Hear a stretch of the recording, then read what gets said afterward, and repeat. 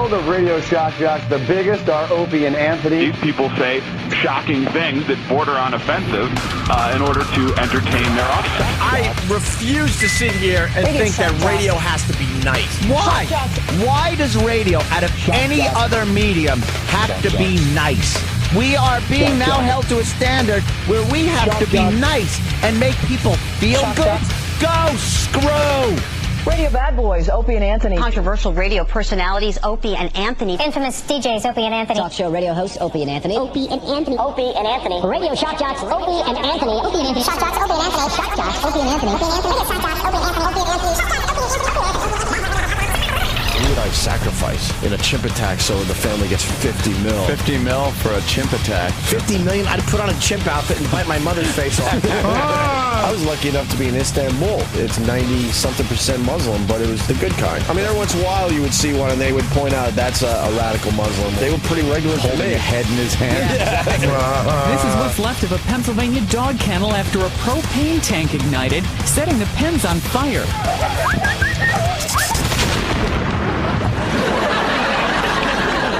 The Opie and Anthony radio show, the most popular show in the history of satellite radio. But enough of this palaver. Let's get the show on the road. Good morning. Hello. It's the Opie and Anthony show. First week, or last week, I should say. Yeah. A little early. Last week at this fine facility. This is it. The final week. Then I think we take a week off and then we start the new joint. That seems to be the schedule, as they say. We're not going to go with the fake suspension this year? No, dude. Keep everyone hanging. Are they going to be back? I guess we'll finally tell people we're going to be on... No, we don't do that gig. No. But I saw the people lining up outside as we pulled up. Yeah, the crowd realizing, it's the last opportunity to see the big show. The big show live. Before we're put into a glass box with the rest of the dummies. Yeah. Oh, God. And they are dumb over there. The glass boxes that are the offices, hallways, studios. Yeah. They think it's futuristic looking. Is this? It's just a lack of privacy and ugh. We joined communist radio in 2 weeks. Mm-hmm. We're just like everybody else. Yup. Glass studio after glass studio after glass studio. Wonderful. Into the radio factory. Yeah. We had our own nice little thing happening here. We felt special here. Mm-hmm. And we were alone. We were kind of out of sight, out of mind kind of a thing. Yes. And now we'll just be one of the little children working in the sweatshop. I hope I get to make Nike sneakers. Yeah. I'm a big sports fan. Please let me make the Nike sneakers. I got it. Do you? Well, that's where we'll be. So, the fans are already lining up. We got, I don't know, we're giving away our office today. Yeah. Or every day this week. Uh-huh. Not too happy with the stuff E-Rock picked. No. We got some old World War II newspapers because, people think Anthony wants to collect them all. Yeah. But he can't bring them all home, so we're giving some of those to the listeners today. Yep. Got a couple Stephen King books over there. Some Ramones, action figures. Oh, well, Sam, you know what? I stand corrected. Sam found the thing to give away today. Wow. Some lucky listener will be walking home with 4 copies of Brocabulary. Well, no, we'll give 4 separate listeners. Why? What if they want to share with friends and family? Then they're going to have to go out and buy it. Yeah. Wow.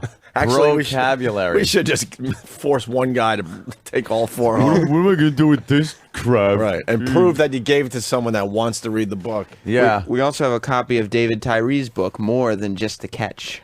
Ah, right. The big catch. Yes. But this is more. Yeah. Did he sign it before he ran out of here? I don't believe it is signed. No. All annoyed. Oh, yeah, he was annoyed. That was one of those franchise interviews. Yeah. And then Major League Baseball XM t-shirt. Wow. Yep. And 2 official XM office phones. I see that. Yeah, look at that. I see that. They're old, crusty phones with earwax in the receiver. Yep. I think, you'll find certain people's face grease and earwax all over the receiver. And if that's not good enough, there's a set of broken headphones over there. Really? That I believe have Danny's name on them. So those were actually used for O&A show prep. By Danny? Yes. Wow. Probably thrown a few times, sure. In extreme anger. That's cool. So that is good. So, somebody would want that. And then an XM microphone flag thing. Oh, look at that. And then you got, I see you got a Chaz Palminteri script over there as well. And then you're opening up the big poster. What's that, Sam? What is this? A big poster of... This actually isn't a bad one. Forgetting Sarah Marshall. Signed by Jason Segel and Russell Brand. Hey, that's pretty cool. That's not bad. Yeah, we got to have a couple things that are worth taking home. Yeah. And, of course, the mystery box. What's in the mystery box? I see that. It's a secret. Oh, it's a mystery. Wow, not what's in it, it's who is it? All right, nice. Wow, people are going to be... pretty excited today, I think. Yeah. When they take to the bleachers, and they just got to stare at that for a while, thinking, ooh, am I going to be one of the lucky few that gets some of the goodies? I got to tell you, the stuff isn't good enough to play Let's Make a Deal. I think we have to just throw this stuff at the listeners. Maybe tomorrow's stuff will be better for a Let's Make a Deal segment. Yeah. This is like we have to kind of force them to take it home. Yeah. They're like our garbage men. Yeah. Maybe we'll throw a couple signatures on there, and then they'll maybe want it. Oh, well. Who the hell knows? Yeah, you should sign the David Tyree book. Yeah, why not? All right, we'll sign the David Tyree book from our famous interview with David Tyree. That we never really did. And now we'll never get another football player on our show ever again. Kids are all a bunch of dopes. There you go. Yeah, what do they have to offer? They're boring, most of them. They don't tell you any intriguing stories. So, yeah, tell us about some of the players. Well, they're all great guys. Oh, yeah, really? What was that? Well, I ran, and then I caught the ball. Yeah. And then I ran some more. Speaking of sports, I know you're a big college basketball fan. You must have been all over the TV all weekend. Some great games, man. I could not believe it. Which one did you like the most? My brackets were upset. They were just, really? I couldn't believe it. Who got knocked out of your brackets? Well, I think Villanova. Were they in? Villanova. Good. All right. Villanova. And what happened to Villanova? Oh, they got taken over by Gustafio. Oh, boy. No, not them. Virginia. Villanova beat Pitt. Pitt, that's the one. No, but you made it sound like Villanova was knocked out. But no, because that's bad. Because I wanted Villanova to be knocked out. Oh, but they... Wow, now I'm confused. I have no idea. No, Villanova, that was an amazing last-second victory by Villanova over Pitt. Isn't it amazing that I even said Villanova, though? Yeah. Because I had no idea that they were even in it. That was probably the game of the weekend. Probably. Wow. So, not bad. See? Not bad, my friend. If only I knew they won against Pitt. And the Huskies, you're pulling for the Huskies, right? Where are they from? Close to New York. Dare I say, bordering New York. Oh, well, that only leaves a couple of states. That's right. New Jersey. Is that your... Are you... Well, the Huskies are from a state that has a turnpike in it, and they like to play college basketball, but they're from Jersey. Oh! Yeah. Bobo. I was laughing at the Bobo all weekend. Well, Bobo's turning Springsteen into a jam band all of a sudden. Yeah. What happened to just getting to the point? I don't know. Springsteen does get to the point with his songs. Pennsylvania? The Huskies? Yeah? Connecticut. Huskies still in it. How was everyone's weekend? I thought that was Yukon. What happened to Yukon? The Huskies. Oh, that's them? Yeah, you gotta have a little like mascot. Now wait a minute. Yukon. Why is it the Huskies? Are they really running with the University of Connecticut being Yukon and then going Yukon like the Yukon up north? The freezing cold Yukon, and the Huskies pull the sleds? When you say Yukon, are you spelling it Y-U-K-O-N? At first, I actually thought they were from the Yukon. Okay. And then I heard University of Connecticut and was like, oh, that makes sense now. Yeah. Because it's silly that a basketball team would be from way up there. Yeah. No, it's U-C-O-N-N. C-O-N-N. Now I get it. Yukon. But the Huskies, the mascot, seems to me to come from the name Yukon, which is the Yukon, because that's where the Huskies kind of pull the sleds. You know what? You finally got me. I really don't know. I wonder. Maybe because it sounds like Yukon, Y-U-K-O-N. Right, that they decided to go with Huskies. They ran with it. Yeah, maybe. They ran with the whole Yukon now I thing. need a little Wikipedia, because now I need to know why they came up with the Huskies. See if that's a fact, Jack. And who else? Who else is in it still? What are we down to? The Final Four? Well, you got Michigan. You got the Elite Eight. North Carolina. They couldn't figure out that 8 one, could they? They got Sweet 16, which is like, that makes sense. Final Four, that makes sense. Elite Eight is stupid. Well, it's stupid. Who has the... Should have been the Great Eight. Who has the home field advantage at the Final Four? That's a very good college basketball question for you, my friend. Home field advantage? Which is crazy, because every year it's kind of like the Super Bowl. They move it around, right? And they're very excited that they have a chance to actually play at home, and that would be Detroit. Michigan. Right. Yeah. Wait, how do you know that? Because they're playing in Detroit. You knew that part? Yeah, I catch dribs and drabs. I'm like a retard. I know not to swallow, like, certain things, but there's still, I got a stomach full of pennies. That's the beauty of the show. We know what we know. Yeah. I know a little college basketball, and I know a little... the one subject I know a lot about, we just can't spend too much time on, and that would be the PGA. Ah, yes. I know that would bore the hell out of everybody, so you just got to go headlines there. Tiger being in it back again and pulling out a victory like that. Dude, Tiger... his third tournament back from reconstructive surgery, hasn't played. He had to take 8 or 9 months off. Yeah. Third tournament out, he wins. They didn't have all the big stars in this tournament, but still, he was down 6 strokes or 5 strokes going into the final round, playing against this youngster, and you could see it in his eyes. This youngster was like, "Oh my God, I'm playing with Tiger Woods." Oh no! Because what people don't understand, you see these guys on the golf course, they don't hang out with each other. No. Like, most golfers never get to really spend time with Tiger Woods unless you're in the final round with him, walking up the fairway, because that you have a chance to win this thing. Yeah. But now you're walking up the first fairway and it's Tiger Woods, and you're a young guy in the PGA, you got to be losing your effing mind. You have to be freaking out. So the headline is very easy. The guy did just completely lose it, blew a huge lead, and Tiger Woods has his first victory in the big comeback. Bit of a choke, huh?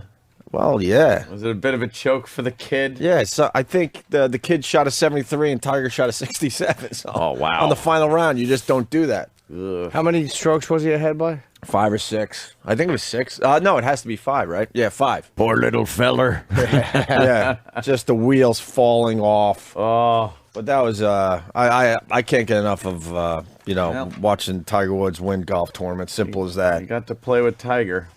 I did? No, he got to play with Tiger, so he could take that home with him. Yeah, that's true. Which is nice.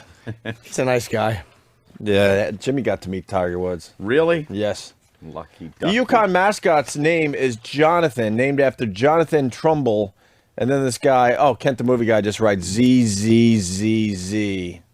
But what does it have to do with a husky? I don't know. We're still trying to figure that out. And Kyle from Michigan, he's right. It's Michigan State, not Michigan. Well, I said Michigan. That's the closest I'm going to get, Pally. Michigan State, whatever. To the rest of the country, it's Michigan. To you guys that are a little more local, Michigan State. That's like Texas and Texas A&M. It's not our fault that you have a million stupid colleges named after the state. Yeah. And you just, the difference is naming one state and naming one not state. USC, UCLA. Like, those things are always like, what? Confuses you? Yeah, very confusing. North Carolina has literally 20 teams. Who keep track? Who wants to? Right. How was everyone's weekend? Weekendy. Yeah? Yeah, I had the family over last night.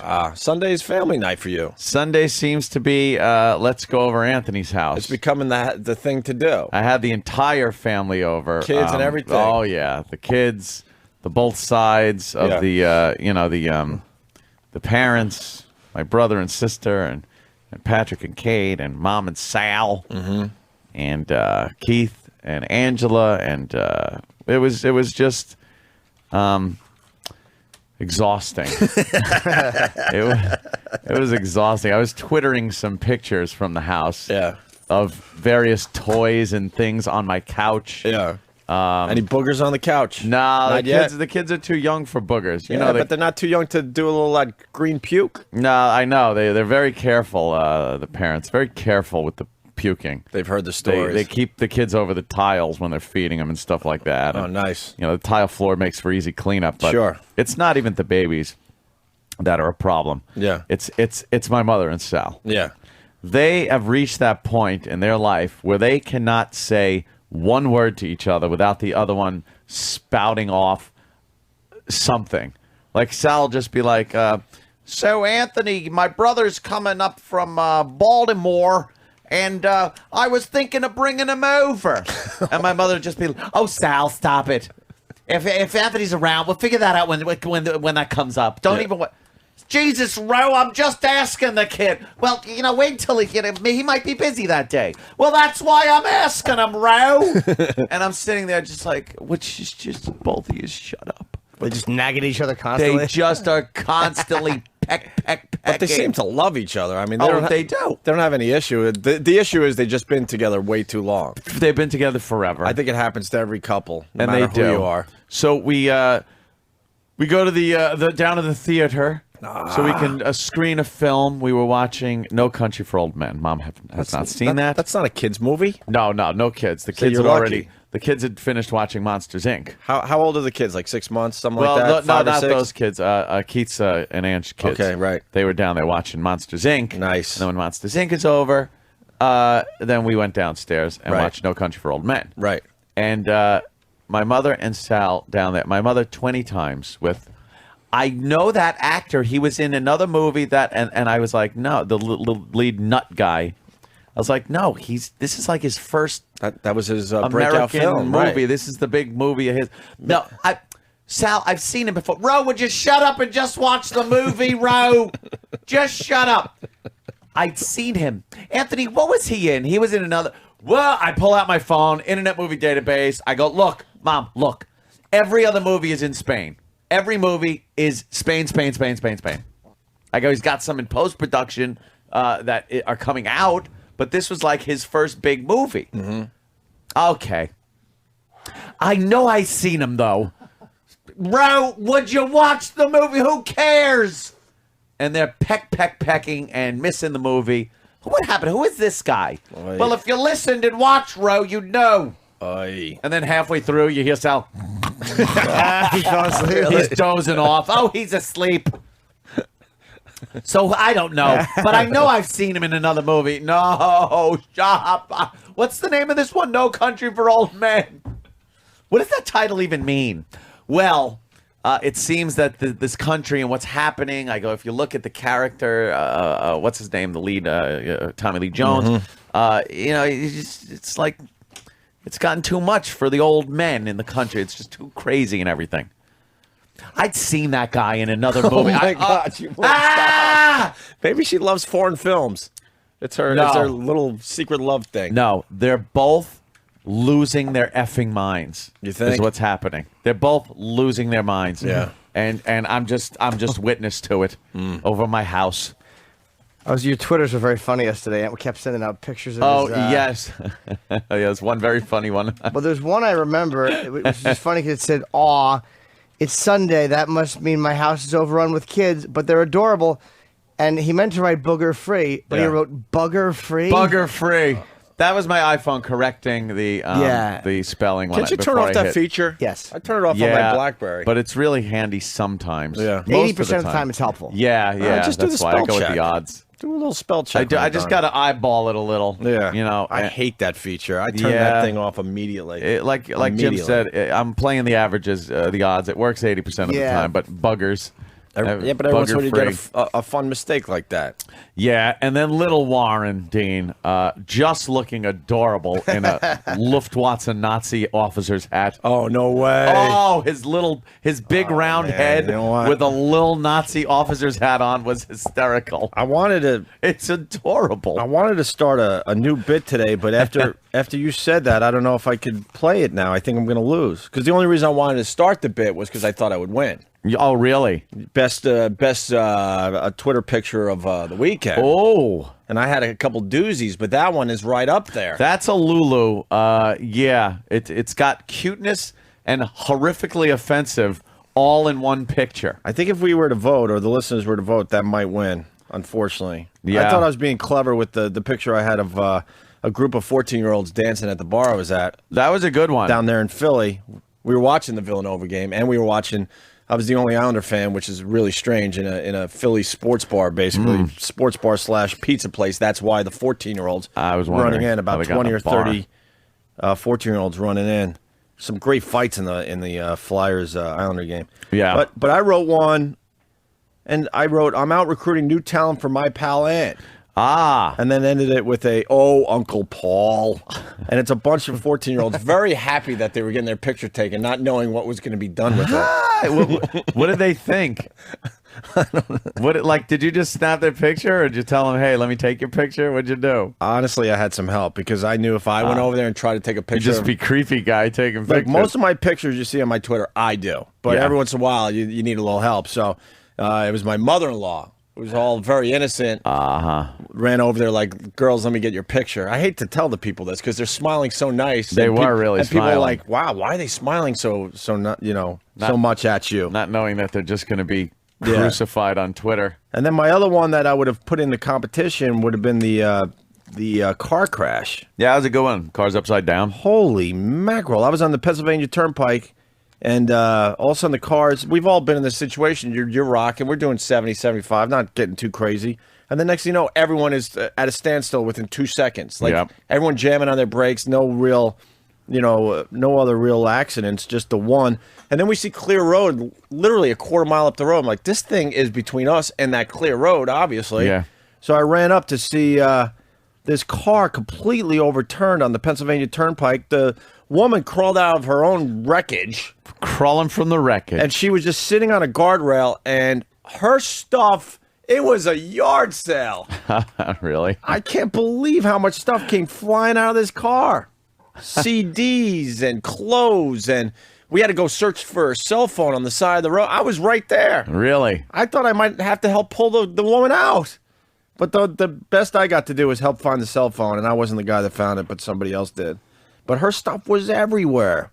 And we were stuck there for well over an hour as this thing was overturned. You see the slide mark from the hood? Yeah. What did she say what happened? Did you get to talk to her or anything? No, I wasn't one of those guys. There was about 5 or 6 around her making sure she was all right. SUV? Everyone's saying SUV. It was more like a little, kind of like a Honda Accord type of vehicle, but it wasn't a Honda Accord. How long were you stuck for? About an hour. Wow. At least an hour. I mean, it was one of those where everyone's out of their cars, just on their cell phones. No shoulder to go? No, because the stuff was, I'm telling you, it was everywhere. Really? And then someone did try to, start the parade. Yeah. One guy's like, you know what, we could sneak past here. Sure. So he gets in his car, and then, this dope that decided he has to block the traffic going the other way. I guess he was, I don't even know if he was an official, person, starts yelling, no. And ruined it for everybody. Say, shut up. Because we could have got by that. I'm moving. I got things to do. Wait, why did the guy block it the other way? Yeah, you know how they I'm do. looking for your He picture. He stopped in the left lane on the other side of the median. Right. To get out and help. Right. They do that all the time. They don't care that it's going to inconvenience everybody. Yeah. So they bad enough with rubberneckers, and now you got a truck stopping on the the traffic going the other direction. So just a complete nightmare. But I don't know. I think the kid with the hat might win. Best picture of the weekend. Yeah, the kid with the hat as was far as adorable. Twitter pictures Warren, go. yeah, it's an adorable shot. Adorably offensive. There he is. Look. Oh my god, that is a very cute picture. Look at that little round face with the little Nazi hat on. I got to tell you, I think you win. I'm going to give you the victory because that is so offensive. Yeah, every white supremacy site in the country would be honored to have that. That's going to be on how many sites? Yeah, is that Jimmy gonna goes, this thing will make the rounds. That'll ruin the kid's political career, no matter what he does in the future. Was this you? Thunk. Uh-oh. That picture... Who the fuck is Warren Dean? That was Tweety, you assholes. I think that picture's going to make it to CNN or something. Yeah. That was he's a fan of the era. Yeah, I see Sal has no problem with it as he's holding the kid. Yeah. Well, at least Sal's eyes aren't in it. The kid is adorable, man. Aw, isn't he? Yeah, he's very cute. Little cute baby fist. Oh, Sal's eyes are in it. Oh, well. Oh, boy. What are they going to do? He's retired. What are they going to do to him yeah, now? come on. Leave him alone. Although they might think he's one of the guys they're still searching for. Yeah. I love when they drag those guys out of Queens every once in a while. Yeah. What? I was just a soldier. Just living his new life for the last 50 years, thinking he's safe, and they pull him out of some kind of home in Queens to face his crimes. Yep, flying off to Israel to be shot. But there you go. Yeah, so I had that going for the weekend, and wow. That was just, like I said, exhausting. I can imagine. Wait till they get a little older and they're running all over your house. Yeah. You only got about 6 more months before that is going to start happening. Yeah, and my house is anything but baby-proof. Right. I don't have to baby-proof anything. There's crushed glass on the floor. Yes, I do. I sprinkled crushed glass. I put marbles on the stairs. All kinds of just things to make it fun. You should do that just once, and then guess what? They're not coming over every Sunday They won't anymore. come over. Because, those, little children to parents, they don't care who you are. They'll never come over again if they think it's not a safe environment. Then I threw the old, the Duraflame in the fireplace. Yeah. And apparently Warren loves fire. Oh, that's good. So he's constantly crawling over toward the fireplace. Perfect. I thought it would be I thought that would be funny, one of those old gags where someone gets too high and you're watching the kid and then they come back and they notice that in the crib is a Duraflame log. Where's my baby? Oh, no, man. That's like with the turkey. Yeah. When the mother came home and the babysitter had cooked the turkey and the mother's horrified. She goes up to check the kid and looks in the crib and there was a little turkey in the crib. She goes, but where's the baby? And she smelled like something cooking. Oh, man. Oops. The old switcheroo. Is that an old wives' tale? Yeah. Some chick was stoned and cooked the baby and put the turkey to sleep. Was it the same cook time? Yeah, really. Gotta eat. It's got to be tender. What's up with the mustache on this Oh, woman my on God. TV? Wow. I know it's a visual, and I apologize, but what's this story? That woman had a mustache. I don't even think the mustache is the story, but it should be. Yeah. That was horrific. There's actually a good clip floating around. I think it's on break this morning. I would have pulled it, but it didn't really work for the air so well. Yeah. It was like the New Zealand version of Good Morning America, whatever. And so they were interviewing some lady who had an obvious mustache. And then they go back to the anchor, and he's having a tough time not bringing it up. Oh. And then I guess they have their version of instant feedback. So he's like, I'm just going to read some things that are coming in from the audience. And he goes, wow, this one just says mustache. Mustache. Can we see her? Yeah, I can pull it up. Mustache. Very funny.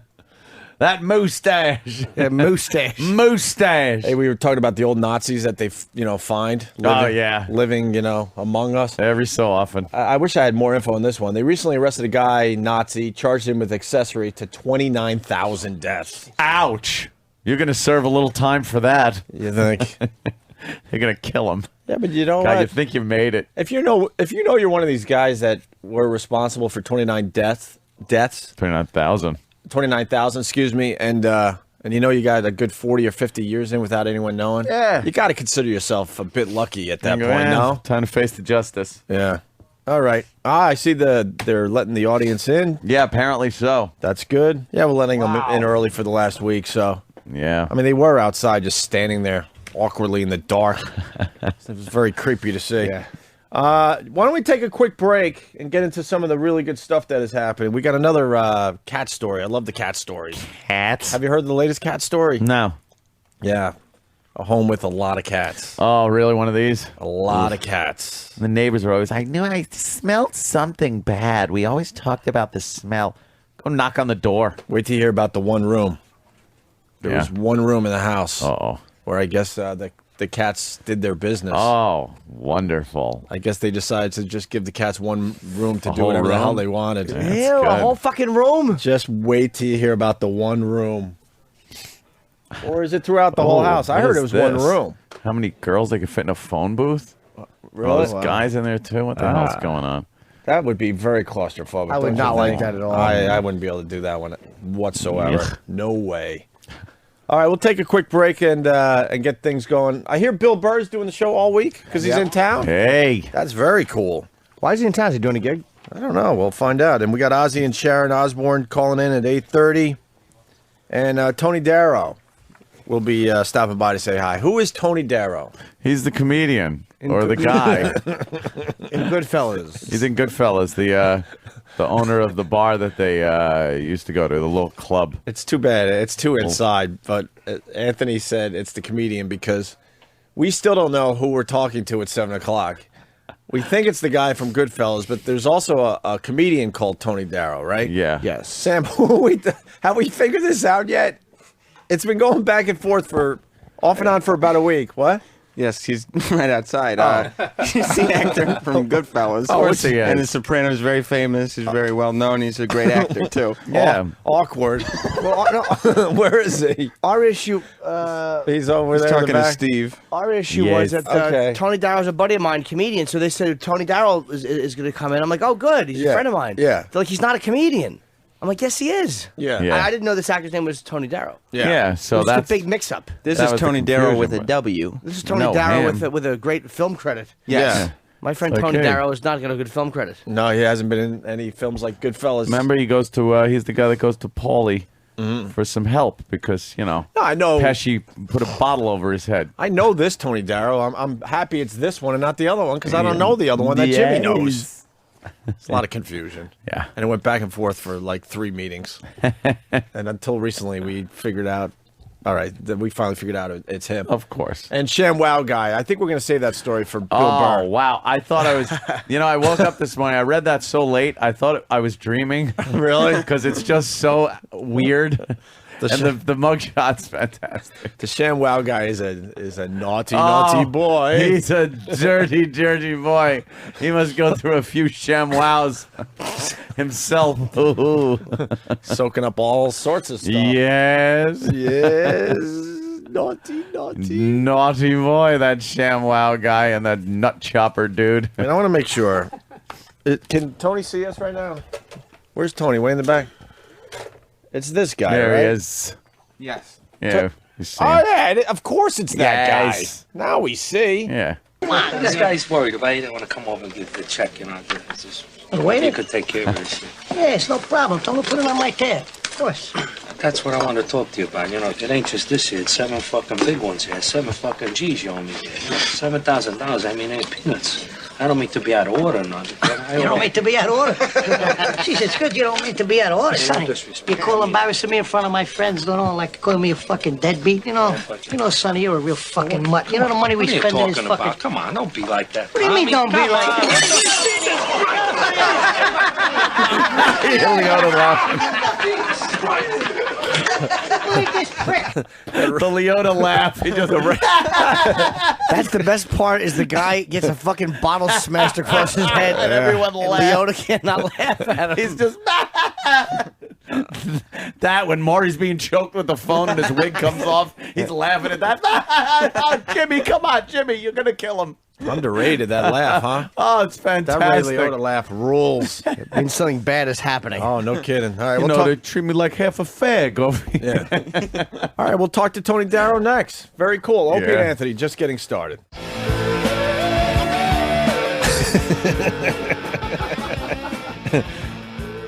What's up? Should we play one more time? At the rehab. Oof. At the rehab. Yikes. You're checking out the Opie and Anthony show. The crowd is growing. The last Yeah. week we do the show from this facility before we move over to the other joint. Yep. Taking a week off between the two, situations, I guess. Situation. Yeah, a new era will begin after break. Certainly will. Broadcasting from the big building. What is it, like 5 or 6 blocks from here? Yeah. I've only been there a few times. 8 blocks, actually. 8 blocks? Is it 8? Haven't been there lately. Haven't been there in easily a month. Yeah. Easily. Yeah, I haven't been there. Wow. I think you were there. I've been there a few times, but Yeah. not so much lately. Not so much lately. I just can't. Ugh. That's the other side of like trashing everybody. Then you gotta stay away. Yeah. You can't just walk through those hallways and go, "Hey, everybody, hi." Oh yeah, I said something bad about you and you and you. Oh yeah, you. And then you got to share the glass hallways where you can't even sneak by people's offices. Right, no. It's like, let me just sneak past this office. I just got to get past the doorway. Yeah. What are they called? It's glass. What are the Marines called when you're doing the belly walk? Yeah, the low crawl. Whatever the hell that thing is called. You try to do that to get by people's glass offices. They still see you though. Hide behind poster. Try to jump from poster to poster. Right, just to get through the place. Oh, there's gonna be so many awkward hellos. Hey, welcome. How you doing? Yeah. Hey, I know you hate me, and I hate you as well. In the building, huh? Yeah, finally. Yeah. Well, they took a time. Yeah, we got a studio down at the other side of. Hey, what have you been up to since you've told me you wanted to punch me in the face? Yeah, it's great. Good seeing you. Yeah. All right, see you around the hallways. Take it easy. All right. What wanker? What wanker? Let's get Tony Darrow in here. Big star, and he's sitting out there. Where is he? Yeah. Right there. There's Tony Darrow. Come on. I'm not happy that he's a Yankee fan, but I'm not going to be the one to tell him. Why? Huh? What are you talking about? City Field opened up yesterday. Yeah, you can sit wherever you want, Tony. How you doing? Tony Darrow in studio. I like that he's a Yankee fan. Yeah, you got two Yankee fans. You got a Met fan in here. No, you got two Mets fans too. City Field opened yesterday. You see that, Danny? That's cute. Why would they like open up this brand new stadium and let like college baseball be the first game? I think they wanted to give it the old shakedown. Really, just the old kind of test run. give it a little tryout. Yeah, Is that on? Yeah, that's on. Oh yeah. I know why they opened it, because they wanted to get all the kinks out. They were talking about that. Yeah. But it's a baseball field. What kind of kinks? Well, to see how long it takes for the servers, you guys with the baskets to come down. Sure, and all that stuff. All that shit, just to get it out of the way. There you go. Tony knows. Shakedown run. It would be funny if there was a line drive up the middle and it hit second base and it exploded. Like, wow, glad that didn't happen with a big crowd. Now, you said I'm a Yankee fan, but I'm also a New York fan. I'm a Yankee Jet fan, and I'm a Met Giant fan. But you can't do that, Tony. I'm a New York fan. If the Yankees are playing, You're one of those Mets, guys? There's a lot of them I out root there. for the Yankees. See, If the Jets are playing the Giants, I root for the Jets. But I'm not going to, if neither one of my favorites are playing, I'm not going to root for Boston if That's I got exactly. a New York team. I've said that so many times, and people, call me an asshole. They go, "What are you doing?" Well, I heard that before. Too. Well, yeah, you know what's funny? I'm used to that. I'm looking at those kids at the audience out there. Yeah. As I'm walking down 57th Street, I parked on 9th Avenue because they used to live on Columbus and 60th. Okay. So I always park in the same place. Yeah. I saw a couple of your men that work for you waking up all the fucking bums in the street and putting them out there in the audience. Look what they look like. Those are really fucking derelicts. Look at them. There's only one guy with a tie on, and he got lost, so he came up here. We don't know what he only wore that because he's going to hang himself right after this. Yeah. Why is he wearing it? Why are you wearing a tie, sir? Why would the mic work? It's on. I'm going to my job after this, so. What do you do? I'm in medical sales. Oh, I thought you were like undercover FBI. You're going to arrest all them fucking drug dealers out there. He's a medical. You're in pharmaceuticals, huh? Yeah. Bet. Do we have a woman out there? Not yet. No, huh? why would we? Tony, we get one or two. You do? Yeah, one or two women We gotta- show up, but we- for the most part, We got to soften our delivery, so and then Well, maybe anyway, we'll I get just to see want to some say women. it just before we talk about me, that I really admire you two guys, all of you. You guys are great. And Oh, thanks, Tony. thank you, sir. And you're going to be around for a long time. Well, we hope so. Well, Jay Leno calls us the most popular Unknowns? No, you're not really. You the guys most are great. popular show in satellite radio history. I How think so. about that? That's what our friend Jay Leno Well, you said. know, Vinny Pastori with the Wise Guy show. Oh, yeah. I used to host it when he left. I did that a yeah? bunch of times. Yeah, it was a lot of fun. When he left, I What do they didn't even do? know. 3 to 7 in the afternoon, right? Yeah. Yeah. Are they still doing that 3 show? to 7. No, they're off. Are they done? They're done, yeah. I was just talking to Artie Fuqua. He's a black comedian, I know. And he was saying that... How about this? He's a problem, too. Oh, yeah. I Well, love not the guy. anymore. He's not. He's sober. He said that he used to do the Wise Guy show. He goes, "This guy's a fucking ruthless." Like in a good way. He enjoyed actually doing the show. Oh yeah, we chop everybody up. You know, it was so funny because the gentleman, one of your producers, was asking me, all you guys seem to be like started together, and what happened? Well, Frank Vincent and Joe Pesci. Frank used to play drums, and Joe used to play guitar, and they had like a comedy act, and they also sang. And I sang and did comedy, and there was a place called the Montclair in Jackson Heights many fucking years ago. I don't want to say how long ago, because I look like a fucking Adonis, but I'm not that. I'm not a kid. But anyway, so I walk in. I'm the star. I'm headlining, and they're the band playing there. Yeah. So I got charts, I got arrangements, and I open it up, and they look at me. They go, "What the fuck is this?" And I go, "Well, I got to get a rehearsal." There's no rehearsal. We don't know how to fucking read music, right? So I'm singing like, "Si avisa fatta, I'm doing Malafemina, and I sing it in B flat, and they only know it in G. So I'm sounding like Anna Maria Alberghetti trying to sing this fucking song, right? And I wanted to kill the two of them, and then we became good friends. And Vinny Pistori and I hung out. He used to own a bar in White Plains, in New Rochelle, I think, called the Crazy Horse. And he was a lunatic himself in those days, you know? And it was a lot of fun, and we all tried one. Danny Aiello was the MC. Sure. The bouncer at the Improv. And I was doing comedy and singing there, and he used to say, "I'm going to be an actor." I'm going to say, "You're going to be my prick. You can't even talk English." You know? And he made it really big, you know. So we all started together, and we all played on the Improv and Catch a Rising Stars softball team, the Broadway Show League. Oh, wow. Larry David was my shortstop. I managed the teams. What's his name? Ron Carey. Remember Ron Carey, the comedian? Yeah, he was on. He was on Barney Miller. And also he was Dom DeLuise's brother in Fatso. You know, and he was great. And David Brenner and all these guys. And I managed these fucking bunch of lunatics. They used to play ball and then run to the shrink every day. You know, but we all started and at then the same time. What did Scorsese just go around and scoop you all up and go, you know, hey, well, that's a very fuck casting. I'll just grab a bunch of these fucking guys off the street. That's a funny story. I was headlining at the Claridge Hotel in Atlantic City. I started out as a singer. And that when you talked about the little prick, Tony Darrow, the other guy. You know the comedian? Yeah, I know him very well. But I called him up one day because I was rolling. I'm doing this almost 35, 40 years. Singing. I just started the comedy. So I called him up. He was appearing in a little comedy shop, I think it was at the Trop. And here I am. I got my name on top of taxi cabs, and I got marquees out on the highway, you know, billboards. So I called him up. I said, "Not for nothing, kid. You know, I'm doing this a long time. Everybody knows me, and you're using my name." He said, "Well, you know, I don't spell it like you do. I spell it D-A-R-O." I said, "I know, but they're coming in to see me, or they're coming in to see you." I said, "Why don't you change it to Darryl or something?" He said, "No, I don't want." I said, "Well, go and fuck yourself, you little cocksucker." So now they book him on the Wise Guy show, and I'm hosting it. He don't know that I'm hosting it, so he's in the green room. I was waiting. This little bastard comes out. I'm gonna bury him, and I fucking destroyed him. Nice. I chopped them all up. I said, "Good, use my name.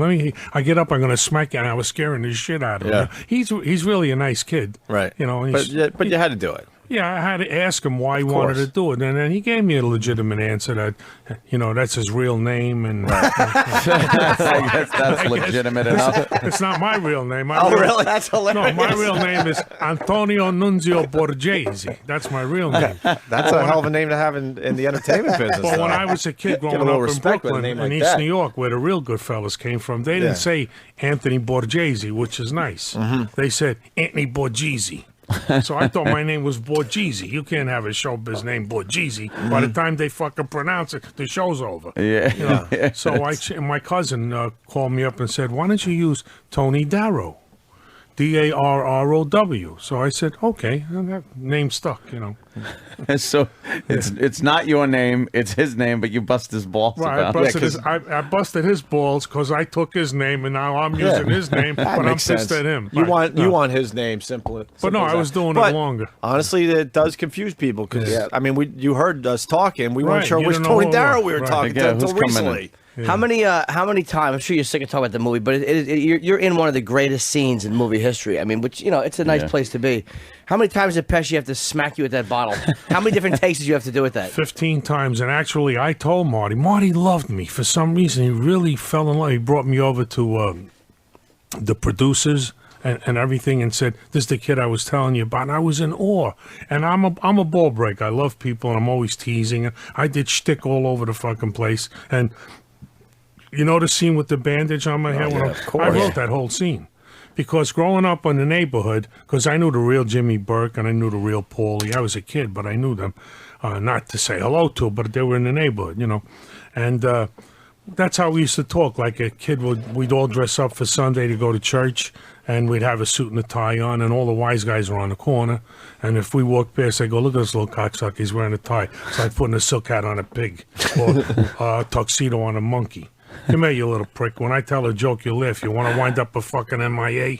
You know, that's how they used to talk. Yeah. He's dressed like a half a fag. What's a half a fag? You're either a fucking fag or no fag. Yeah. So Marty called me in his trailer, and he said, "I want you to put all your street words in there, and I want you to do it." He said, I says, "Yeah, but, you know, Sovino is a little high-strung, and it's his scene. You know, I'm just sitting there answering." He's, "No, I'll take care of that." So I wrote all the fucking words in, you know, about the, well, what do you want me to do? Kill this guy? Well, it wouldn't be a bad idea, you know. Yeah. So gives you a nice now look we after go that in line. And Paulie's to my left, and Ray Liotta's there. So I go, "But, you know, Paulie," and I'm doing, he's going, whoa, what fucking movie are you doing?" Right? So now I'm looking at Scorsese for help. I go, I don't want to say nothing because, you know, it's not my place. It's my second movie. So finally Marty goes over and he whispers in his ear, and he was mad. And that's what Marty wanted him. You notice his face. "Oh, what the fuck you want me to do? What do I know about restaurants?" Yeah. And it worked. Marty's a genius. And the two best directors I ever worked with in my life were Scorsese and Woody Allen, because they hire actors to portray the scene the way they see it, you know, because some people write like, "I meet you guys and I go, oh, it's an honor to be in your presence. I'm overwhelmed by your company." I don't fucking talk like that. No, those words are not even in my vocabulary. So I would say, "Hey guys, I'm so fucking excited to be on your show. I never heard of you guys like you never heard of me." But I said the same fucking thing. Right. So that's why when you see a Woody Allen movie or a Scorsese movie, you go, "Jesus, these guys are so natural, man. Yeah. Where'd they get them?" Yeah, Because they're doing their own words, but they're staying. Like the scene would end with pen. That's the end of the scene. So I'll do whatever the fuck I want, and I'll say, "And then I took the pen and I wrote it." Cut. You know, and that's what you do. As long as it ends the right way, whatever. Right, yeah, you know, and however that's you get how there. they work, and that's why every time. Very smart. I did 6 Woody Allen movies in a row, and the last one he made me. Woody star in. loves you. Yeah, because Woody only uses people he really enjoys. I read an interview with Woody, and he said like one of the problems he has when guys audition, I would have these great actors come in and like, you know, start talking, and we're talking about the role, and then all of a sudden they start reading out of the script. He goes, and then all of a sudden they just went into acting mode, and he goes, it's all of a sudden they're acting. Right. And you know, I shit myself. Let me tell you, I was so fucking scared. The first movie I did was Bullets Over Broadway. Right. And I wanted to meet Woody Allen in the worst way, so when I'm in my trailer, I never saw a script. I said, "Oh my God," and my mouth got like cotton. You could take the fucking saliva out and put it on a table. And the girl was talking, "Oh, Mr. Darrow, you know, my PA, she takes care of me. She goes and gets coffee, and my wardrobe is here and all that shit." And I'm saying, "Well, where's the script?" And she says, "Oh, it's coming." I go, "It's coming."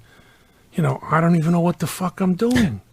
So now I go to makeup, and I know the guy from Law and Order, and he's talking. I'm going, now they hand me a script, and it's like 6 pages long, and I'm going, how the fuck am I going to learn this, right?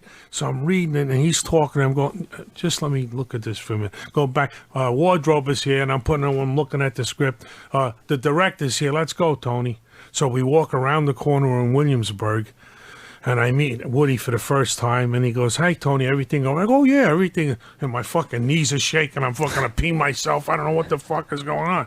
So he said, "All right, you and Tony Sirico, who wants to drive the car?" I said, "Okay, I'll drive." Right? He said, "Now, Chaz is going to be in upstairs. You're going to go in and get him, throw him down the fucking stairs. You know, don't throw him down, but shove him, and then tell him to get in the fucking car, because we're going to take him to see the boss, Joe." whatever the fuck. Yeah, he died now. He's a great actor. Anyway, he says, and you ad-lib it. You ad-lib the whole Just like you fucking are right now. That reminds me of a joke. Good actor, he That died. reminds me of a joke.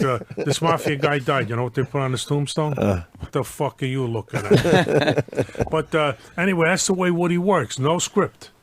He wants you to do... This is the scene. You're going to go get Chaz, go up there and do. You say something to Sirico, he says something to you, go get the guy, put him in a car. That's it. Drive away, scene over.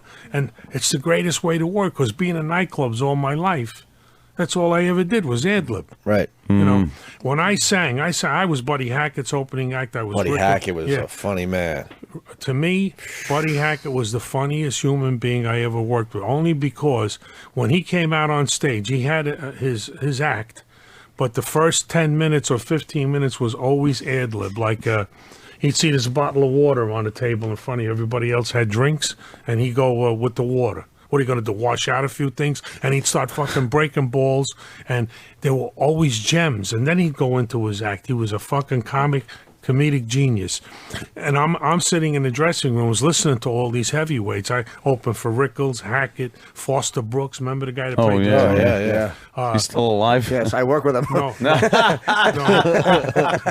passed away. I mean him. We got the young one in studio. I like it. Dom DeLuise. So sitting in those dressing rooms while they're on, listening to the monitors, the comedy keeps coming into your head, After 20, 30 years, you just know every line and every joke. Then I started writing for them, doing little lines in between, you know? Yeah. And so now I'm breaking balls. I started doing comedy. How long have you actually been doing stand-up?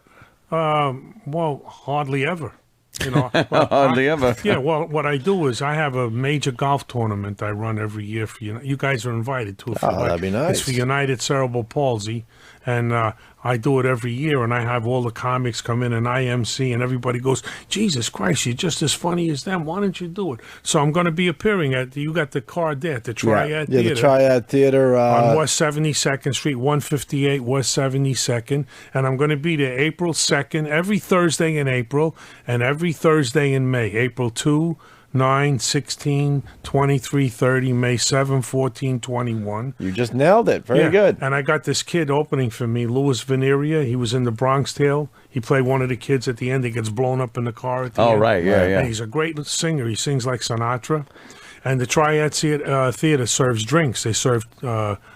it's a beautiful theater. It's got a balcony, great stage, great sound and lights, and like all the guys are coming down: Vinny Pastori, Tony Sirico, Uncle Junior. Hey, did you know Tony before he was? Tony Sirico was a fucking bona fide tough guy. Before Yes, he was. He was a bad Did you dude. know him before he was an actor, or you met him as an actor? I know Tony for about 35 years, okay. and he is a tough dude, and he struggled like we all did, playing like whatever his name was in the movie. Hey, Tony, go get the car. Yeah, boss. And then all of a sudden he got lucky, and he capitalized on it. He's got his own cologne out now. He's a great dude, and we all have fun. Like all I do is pick up the phone. Hey, Anthony, I'm appearing here. Can you come? I'll be there. When they call me for something, I'm there. He has St. Jude's Hospital is his thing. So I go to his thing, and we all always help each other. One hand washes the other. And when I do my golf tournament, or like I'm appearing now, they're all going to show up. Yeah. If you notice on the card, Jimmy Gandolfini gave me a quote. Woody Allen gave me a quote. Jackie Mason, who I opened for him too. I was his first opening act. He's coming to see me. He lives right up the street here. I see him wandering around this neighborhood all the time. And I just finished. Seriously, it looks like he's just kind of wandering these days. I just Still finished a funny major man. motion picture with him called One Angry Man. I don't know if you remember 12 Angry Men with Henry Fonda. Yeah, of course. Well, it's about a jury thing. Well, he did. He wrote this movie called One Angry Man. He gets called for jury duty, and he don't want to go, so he tries to fuck up all the questions, and they put him on anyway. Of course. So now we're all sequestered in this sequestered jury room, trying to figure out if the guy's guilty or not. And he brings in massage chairs. He brings in a microwave, refrigerators, deli sandwiches. He's got to take a piss every 10 minutes, and we want to get the fuck out of here. And for like 2 days, he let us. We got locked in here for 3 weeks, and we want to kill him. But he's so cute and so funny, And it was an honor and a pleasure to work with him. Yeah, you know? no kidding. Yeah. A That's legend. ballsy. I like the fact too that you just start to stand up and you already got a theater book. It's fucking that is balls. Like, I'm having to start. I'm going to do a 2-week run in the fucking theater. I am a funny bastard. I'll tell you that. What I do is I do jokes. I do stock jokes, but I got a great delivery, and I'm cute. I know I'm cute. Yeah, no, I really am. You know, like I remember appearing in Vegas many years ago at the Stardust Hotel in the lounge in the 70s when that was the place to work. And I sang and did comedy. And how that happened was my agent, when I was with the William Morris office, Lee Solomon, in those days, he was the king. He thought he was the star. He booked all the big names. So I'm opening for Hackett, and Hackett used to complain that I'm too funny. You got to tell him to stop the jokes. You know how the headliners are. They don't want you doing this. They got to approve your songs and all that shit. So Lee used to call him and say, Tony, you know, Hackett loves you, but you got to stop doing the jokes. Rickles, same thing. Foster. I said, I can't. This is what I do. I'd be singing whatever, feelings, nothing, and I go, excuse me, so am I keeping you up? You want a fucking blanket and a pillow? You know, did you come here for revenge? Are you having a good time? Well, tell your fucking face about it, because you're scaring the shit out of me. And then I go back, feelings, nothing more. You know, I just fucking do. I was a loose cannon. So I said, well, then you got to put me somewhere where I don't have anybody in front of me or behind me. So they put me in the Stardust Lounge, and I used to do an hour and 10 minutes twice a night.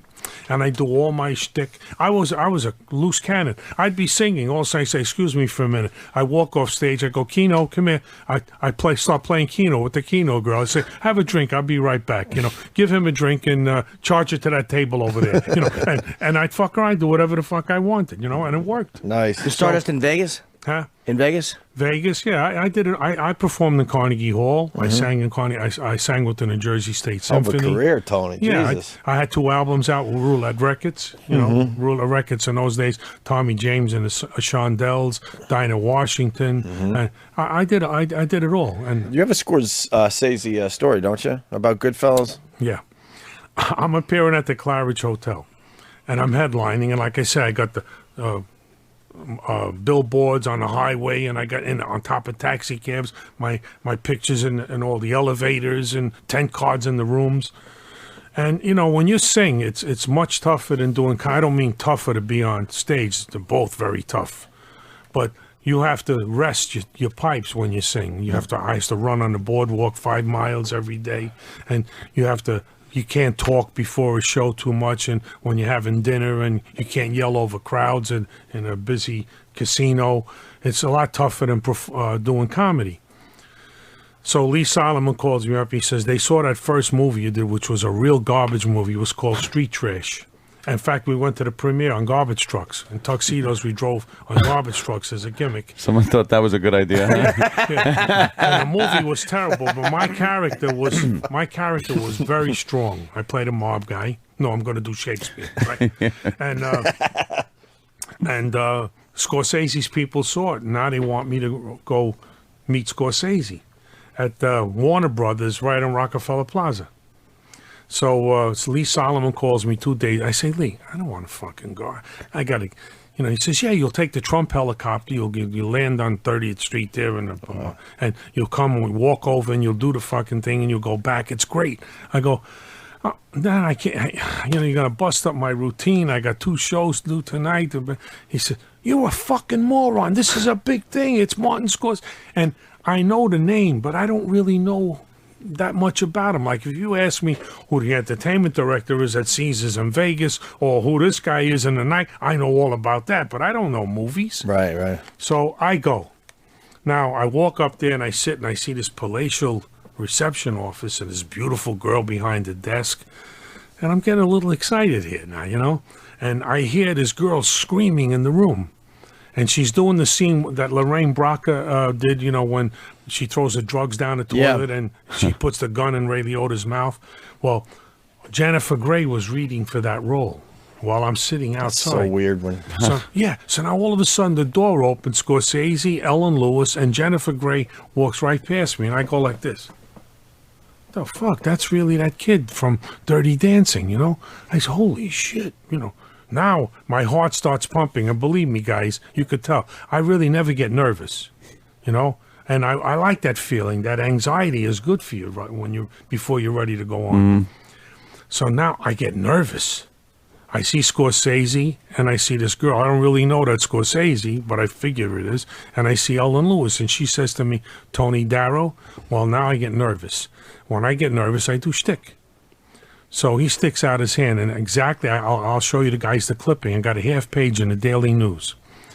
Because I called my publicist up right away. He says, this really happened? I said, yeah. He says, no bullshit, because you'll get in trouble. I said, everything I tell you is the truth. So he sticks his hand out, and I go like this. I slap his hand. He says, don't give me that fucking hand, you cocksucker. Just like that. I don't get this role. You and this fucking broad are going out the window. You know where the fuck I had to come from for this role? And he stopped. And he stared at me. And my heart went in my balls. I said, oh, you stupid bastard. You blew this. It bombed. Right. I said, this is not nightclubs. You know, I thought, nightclub, you do that. Right? So he went like this. Jesus Christ, this is what I'm looking for. He said, everybody comes in and they can't fucking talk, blah, blah, blah, blah, blah. You tell them to read, and all of a sudden they turn green, He says, come on in my office. And he sits next to me. He don't sit behind his desk. So I go, well, what are we going to read? He said, no, we don't have to read. He said, what have you done before? I said, what more have I done before? Nothing. I did that one garbage movie. He said, all right, you're going to be Sonny Bamboo. At that time, it was Sonny Bamboo from the Bamboo Lounge. Yeah. But later on, he beefed about using his nickname, Sonny, the real Sonny. So we had to change it to Sonny Buns. But it's very funny. I grew up in that neighborhood, and the Bamboo Lounge was on Rockaway Parkway. And 20 years before the movie, I played his nightclub, and now I wind up playing the guy. How hated is Henry Hill now? Is he He's really a fucking rat cocksucker. Yeah. He really is, because I grew up in that neighborhood. Look, let me just say this to you. I'm not a tough guy, but I know their code.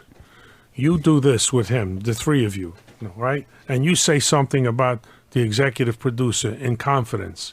Then all of a sudden you get up and you walk out and you go, you know what those two guys said about you? You're a fucking rat. You're no good.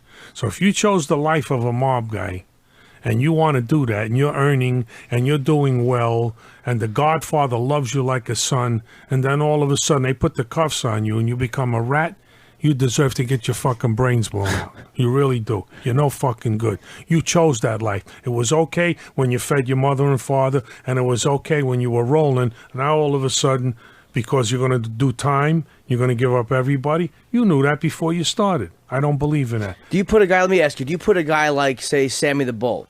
Do you put a guy like that, or even in that category, like a guy who was... I certainly do. Even though he said, what I remember... Well, he said that John was going to kill him, so that's why he ratted. Oh, that's just what his story is. Yeah, okay. So, because I'm a fucking, I'm a child molester, I'm going to fuck your daughter? It's the same fucking thing.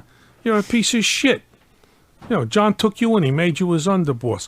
I'm not saying that all of this is right, mob shit. I'm just talking about in general. Look. That's an honest answer. I like it. Of course. Yeah, I like you it know a what lot, I'm saying? actually. In other words, he took you in, he made you his underboss. Now, you heard he was going to kill you? Why? Did he tell you that? You heard. That's like, I remember when I was a kid, they said I was so drunk I didn't know what I was doing. Did you ever get that drunk, really, that you didn't know what you were doing? Did well, Jimmy did. I've been in and out of blackouts, but I always have some in kind my of... neighborhood, nobody ever really got that drunk, and they go, so you didn't know what you were doing, so you ratted on me. So then you don't fucking drink. How is Henry Hill still walking around, though? Because he still shows up places, and I think Chuck Zito yelled at him somewhere. Like, he still shows up places. Well, you know what it is? I'll tell you what it is. It's not like the FBI or the police where they have computers and they got this that they could track people. These are street guys who do things their own way, and they've been doing it for many years. If someone says something, hey, I saw him over here, but by that time it's too late. So he's getting away with murder is what he is. You think at some point we might meet his... it's too late now. Nobody gives a shit. Most of those guys are dead anyway. Yeah. Jimmy Burke was, that was Jimmy Conway, right? Jimmy Conway. I knew him. He was much older than me. I didn't say hello to him or hang out with him, but they say that if he was Italian, he would have been a boss. He was a tough guy and a very gentlemanly kind of guy. He was a fucking Mick. Yeah, he gave out a lot of tips, and all the guys loved him. A very tough guy too. Last thing I want to ask you, if it's cool, I want to ask, what was De Niro What do you mean like? last thing? I'm fucking staying here, you cocksucker. Well, no, we have, I know it's 7:20, we got a break. I just wanted what about De Niro? What was he like on set? Because I've only met him once. De Niro's a very helpful, kind man, but he doesn't hang out. In other words, No. the lights go out, cut, and he's in out of his there. trailer. Oh, really? Right. Chaz and I hang out, Parmentary. When we Chaz did does our Analyze- show all the time, yeah, man. When we did Analyze This, Great he's movie. a great guy. Joe Pesci and I hung out a lot, just certain guys don't do certain things, and that's, you got to respect it. But Bobby, Robert De Niro is Oh, you can say Bobby. yeah, he's a very friendly guy. I like when you guys do that. And he's very helpful too. Like, like if the camera's facing my left side and he's sitting on my right and I look at him, so now I only got the side of my face, and he'll say to you, because I just started, at that time, he'll say, turn your chair and face the camera more so you get your whole face in and you can look at me on an angle. He tells you a lot of helpful things. And he don't forget people. Like, I didn't see him when I did Goodfellas. I didn't see him again until I did Analyze This. He walked right up to me and said, hey, Tony, how you doing? Everything okay? And I went, fucking man asked me how I'm doing. Like I couldn't believe it, Yeah. It would have been great though if he said, "Turn your chair at a certain angle," and Get you the said, fuck "Mind outta your here." fucking business." Well, that happened. You know how you got a minute? Or we Yeah, got yeah. Oh, Don Rickles. When he first started, he was in this place called Mateo's in California. It's a restaurant. And Sinatra used to come in there all the time.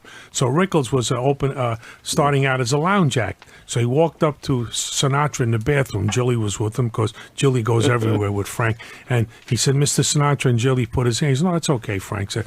Mr. Sinatra, I'm Don Rickles, the comedian. I'm working lounges in Vegas. He said, yeah, I heard of you. He said, everybody's buzzing about how good you are. Could you do me a favor, please? I'm sitting out here with my girlfriend, Cohen.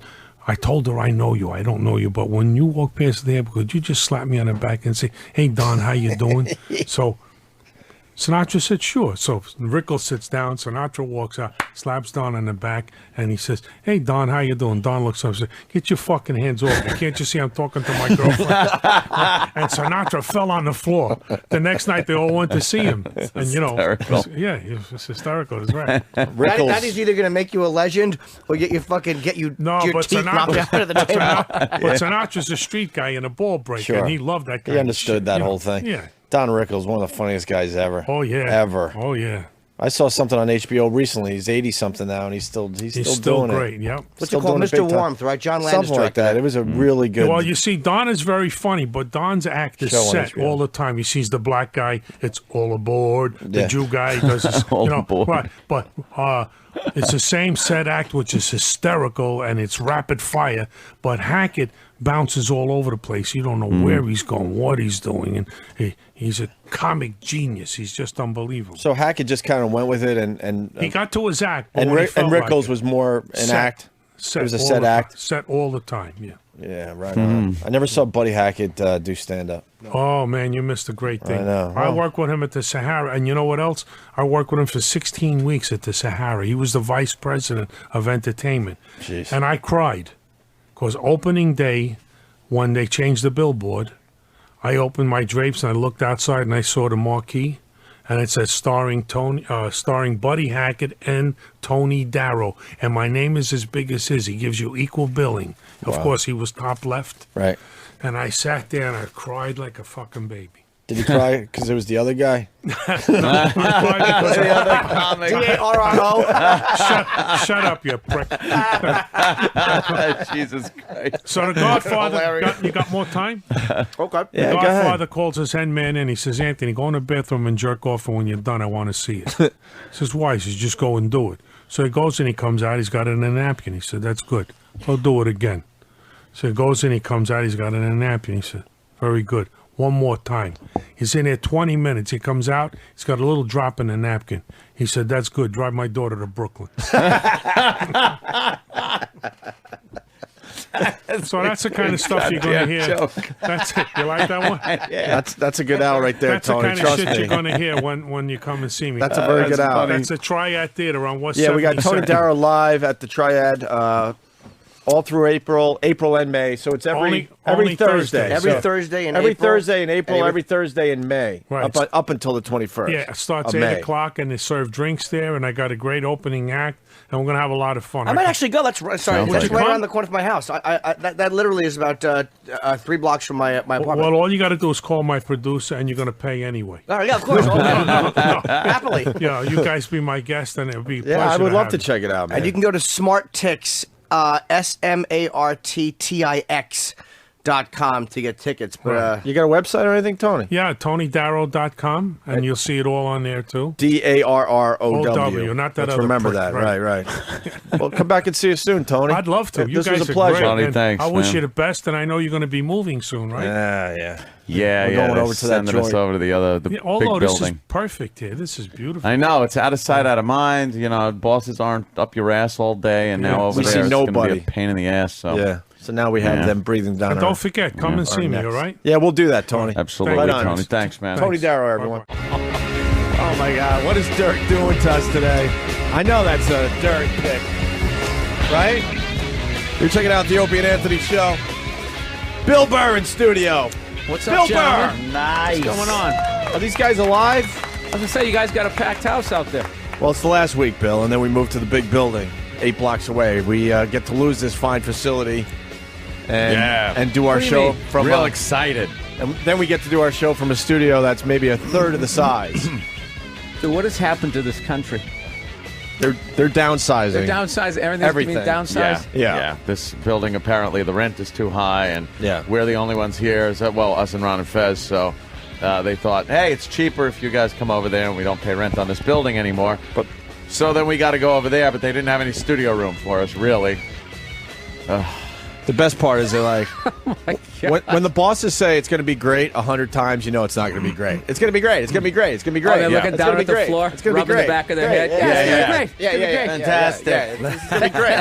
It's going to be good for you guys. Good. Gonna Good, be, good. Good for the show. Great. You know, it's just going to be great to have you in the building. Say great a lot because Guests are going to be just walking through the hallways. You could grab the guests from other shows and interact with them.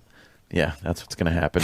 It's not going to be 20 fucking stairs from the boss through the glass studio window. With the and then meetings after the show every day. How many of the come hithers are we going to get after a bit? Yeah. Come hither. Come All here. right, come here. No, you can't do that. Or when there's like some spontaneous shit going on in the studio, they're going to all run over to make sure it stops before there's a problem. Meanwhile, people love hearing problems. That's like part of the show. The part of the show is the fucking problems, you know? And they're going to be like, what's the problem? The problem is you came to fix the problem. Right. Shut up. The new guys don't understand. Fixing the bit. The new guys don't fix don't the bit. The new guys don't understand. Yeah, problems make really good radio. Yeah. Don't worry Really about good. them so much. That's right. Bill, you're playing what? The Trump Marina? Bill, look Trump at that. Marina Saturday. Me and young Joe DeRosa. Ah. Joey's coming in Thursday. Good deal. Yeah, we're starting to let him come in without you, though. I know he's been cheating on me. He's A little actually bit, been a little bit. pretty good. He's Oh been yeah, very I was Joe's actually good. joking with him on the phone. We Yeah. were doing a podcast. I go, "What if you really started doing well on Opie and Anthony?" And I just started getting all weird around you. Like I never addressed it, and I was just you'd be like, "Hey, Bill, how's it going?" Yeah, good. Yeah, good. Hey, Yeah. how's Joe? Imagine we just ask a lot of Joe questions when you're in here. Joe calls you up. I'm tired. Why? Did you have to get and do fucking radio this morning? Yeah, what time did you get up this yeah, morning? yeah. Actually, I did. Oh, that's great. Yeah, That's great. yeah. You sound upset about it. No, I'm not upset. No problem, no problem. You just Yeah, go listen, that do it. Trump Marina gig, something happened. I'm gonna have somebody else come in and open. Yeah, they booked the opener. I couldn't, it was a mix. Yeah. Well, you live in L.A. You move back to the East Coast. What are you doing? Come back here and have fun. Oh my God, dude! You think Come it's home. you think it's Come bad home. here? Come home. You think it's bad here? Yeah. Dude, I drove from my place to the 5, the highway out there, Yeah. as they call them, the 5. The Yeah. 5. The I know, the 10. 5 and the 405. Yeah. Drove over there on a Yes. Sunday. Literally, dude, like maybe a 5-minute drive if there wasn't so much fucking traffic. And I go over there, and there was like 14 open houses. Oh, wow, really? What are they Yeah. selling? You mean for selling a house? There's people trying to dump Dude, it. not only are they dealing with this economy, there was a writer's strike, the director's strike, potentially an actor's strike, and all those. You know, back in the day, they just had movie moguls. We're making this picture. See, Yeah. that's all they did. But now they're all tied in to all this other bullshit, so they don't have any money to make movies and stuff. So Right. thank God I'm a comedian. I can tell you, there's deals to be had, people. You want to rent a mansion? You want to lease one for $4 a month? Wow, just moved to LA. Yeah, yeah, with 360 views. Yeah, oh yeah, that's the move. A lot of people are trying to do out there to keep the house. Plus, the state is broke. Wow, renting it out. Oh, the whole thing's freaking me out. Plus, there's 9 zillion people. I live basically in a city that doesn't have a water supply. It's really freaking me out. So this other conspiracy theory maniac showed me this thing on the internet. This thing's pretty cool, actually. Oh, no. Here we go. It literally can pull like water out of the atmosphere, like 7 gallons a day. It can up to 7 gallons. I'm Of like, humidity? yeah. Wow. Just Humidity, sweaty water. Sweaty water, no, and jet fuel all mixed in there. I'll have a Bic lighter under a coffee cup trying to sterilize it. Right. No, it's Wow, I'd like to see that thing. Liquid air pollution, yeah, so basically. it's like that in $1,300. operation. It's like $1,300 though. Dude, you get that? You get a bread maker. I don't give a fuck. And you got a gun. You're all set. That's it. You're set. How are you gonna get your Set for the protein? Back apocalypse. whatever dictator takes over. You're like, absolutely right. Scientology and whatever the fuck this guy wants to do. I got my water, my Okay, bread. water and bread and your gun, you're fine. You're making it through this. Where's the protein coming from, though, Bill? Huh? I got a problem with your theory. Okay, well, they got this other thing that can actually pull protein out of. No, I got nothing. Dude, there is. I literally sit there. This is why I got to get a dog or something, because I fucking lay awake at night like thinking about this stuff, and I can't figure out every option you try to think of. There's just another dick in your face. There's nothing you can do. They're fucking people hard in this. Yeah, they got this pipe city of ours. in the fucking water into L.A. Yeah, they steal like it. they take it from where? They steal it from the Colorado River, which doesn't reach the ocean anymore. I learned that when I was in Utah. It used to. Yeah, When did that stop? Oh, I don't know. On baby number 7 zillion and 20. Yeah. After what? Where it just ends?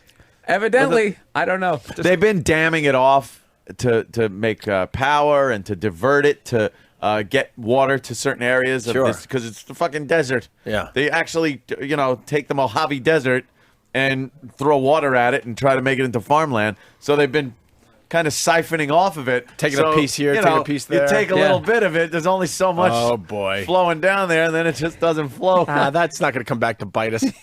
Dude, it's terrifying.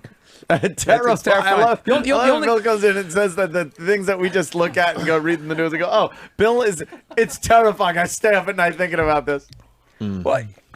No, people, you just get lulled to sleep. Like, I'm still blown away like these car companies are in trouble. It's like, how? How are you in trouble? How can I manage my finances, but you fucking idiots can't do it, and then it affects me? I don't understand it. Yeah, and it was just apparently, it was one mistake with the car companies, because it was before the economy really took a shit that the gas prices went up, and they didn't foresee this and kept building the big SUVs.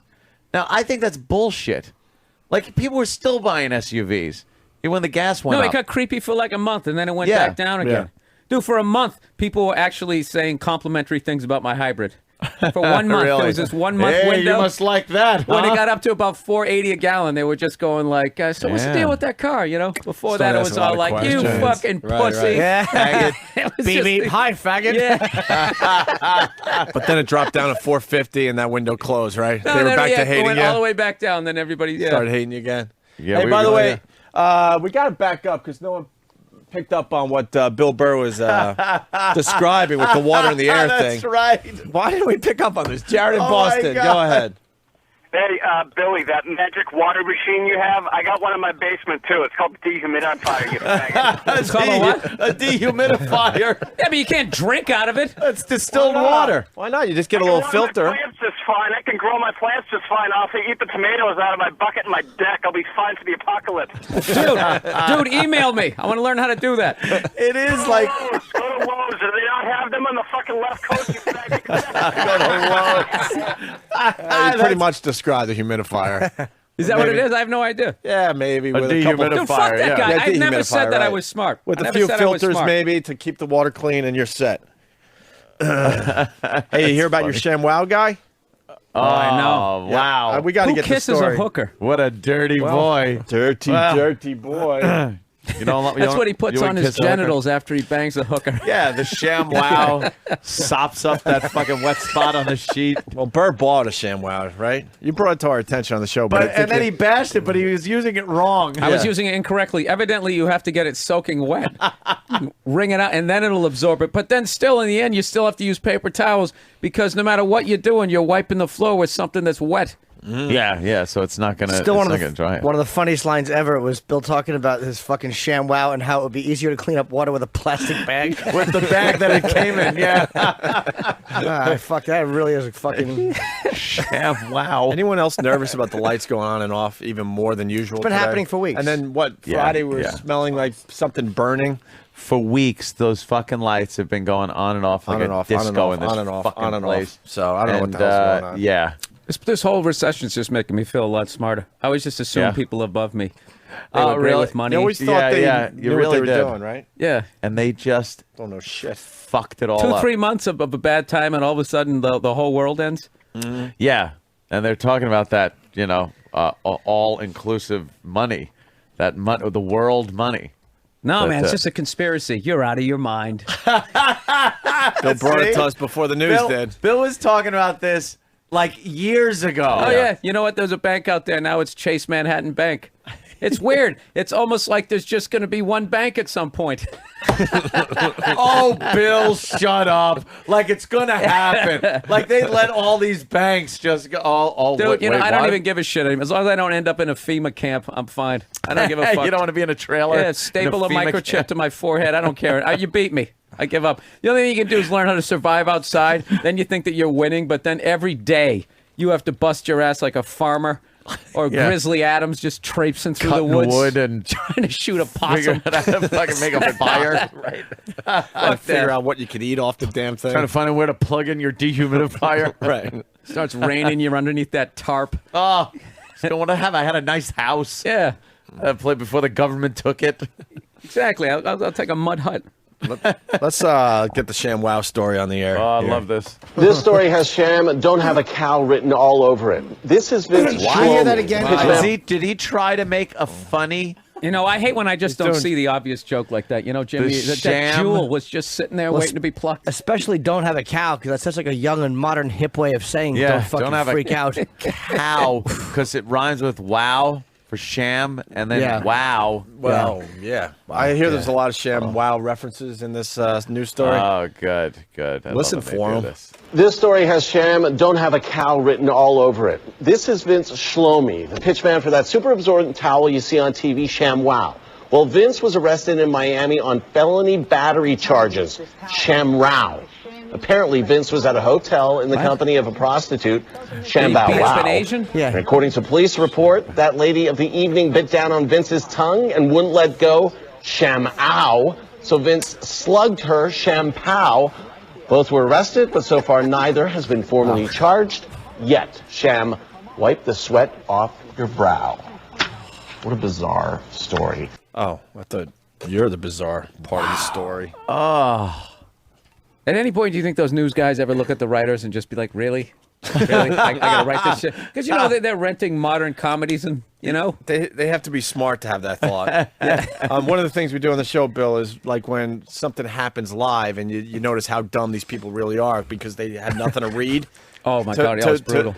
Well, can we play the volleyball one for Bill? I gotta say that Friday? you can't start doing stories like that where you're just doing all those stupid rhyming words. I mean, God forbid some kid breaks his Digger the dog.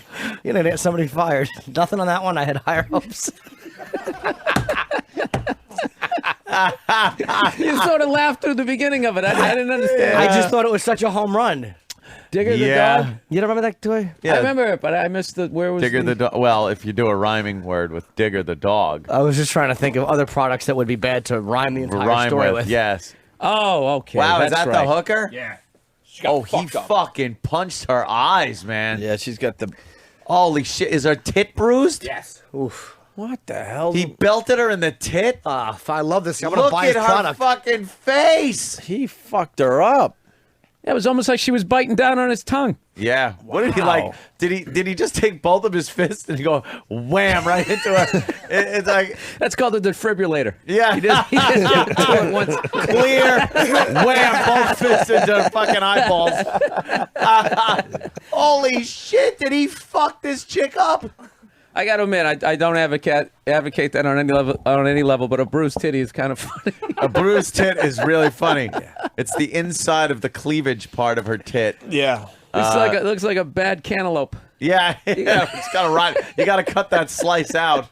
And there's a star over the nipple, so you don't see her nipple. But I like the fact they'll show her bloody black eyes and her fucking bruise, but just make sure the nipple doesn't show. Her eyes are blackened and swollen, and her eyeballs have gotten just burst blood vessels in the whole thing. That picture's called "Bad Day at the Office." Wow. Her arm is bruised too. Was that as bad as Dicker the dog there? That's a tough one to get to.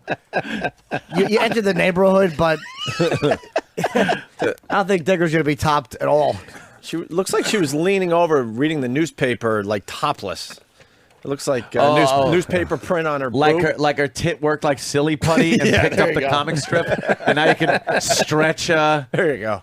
I guess I had to explain a little Bailey better is than on I her did. tit. Her right arm has a bruise too. If you can see, that's obviously where he grabbed her to probably get her off. Oh, the goon hand. He fucking gave her the goon hand. Gave her the goon hand, and then he probably gave her the arm. goon hand with his left hand, and then like punched her in the eye, and maybe that his arm hit her tit. Well, let's break this down here, like a little Law and Order here. Something you're sitting there, you got your head cocked to the side, you know. Yeah. Better to make this whore's night, right? You're gonna give her a little special Gonna treat. give her a little fucking little kiss. Like Richard Gere. Yeah. It's special. Oh, I thought that was just a cold sore, but that's where he built her she's in got the mouth. stitches in there. Yeah, she got fucked up. He probably wanted to kiss, and she probably didn't, and he probably jammed his tongue in her mouth, being forceful, and she probably kept trying to stop him. Bit it. And then she fucking bit it, because hookers don't like to kiss. So she probably got annoyed that he kept jamming his tongue in her Jim, mouth. so let me ask you this. When you look at the cute forensic picture. evidence, what do you think the first hit was? To the titty? The arm. I bet you the first thing he probably did was grab her arm, and that bruise on the tit might be from his hand. He may have just grabbed her tit and squeezed and pushed. Because if your tongue is being bitten, there's no way you're gonna punch her in the eye. You can't. She's right there. And then That was probably when he backed off. He probably grabbed. I think he still had her arm and popped her in that eye. Yeah, in maybe. her left eye. It's right if we're looking. Because that's like the one that really got the brunt of it. I think he just nailed her right in the bridge of her nose. It just bruised up both eyes. It's bruising up and it is cut, but the Bill's broken onto blood something. vessels. But the broken blood vessels are completely too. He Fucking gave her eyes the are old hit. Marsha Brady. Yeah. Oh, the nose. Yeah, right in the nose. And then he had a belter in the mouth too. Jeez, what the hell? All right. Wow, this guy's got a fucking like. He's got an anger problem. Really, a huge anger problem. He's got some kind of. Well, you don't know what happened though. I mean, it's whatever happens, dude. You don't spend $1,000 on a prostitute and then just fucking punch her. Now, I'm not saying he's right, but something obviously happened because you don't take a girl upstairs to fuck her and then just fucking whack her for no reason. What if other whores are going to come out of the woodwork? Oh, okay. Matt on Long Face. Island has something we didn't pick up on. Matt, go ahead. Yeah, he gave her the slap chop. He did a little slap chop. The slap chop to her boob. Yeah. Very nice, Matt. Yeah, but that's how they're reporting it in the headlines too. Really? That he actually slap chopped her? Yeah. This print article says ShamWow guy in slap, chop bust. Yeah. Wow. He was really fucked up. His mugshot, he looks fucked up. Yeah. Come on, man. If was he like 46? He's still single. He's still in shape. He's a psycho. Yeah. 44. Yeah, there you go.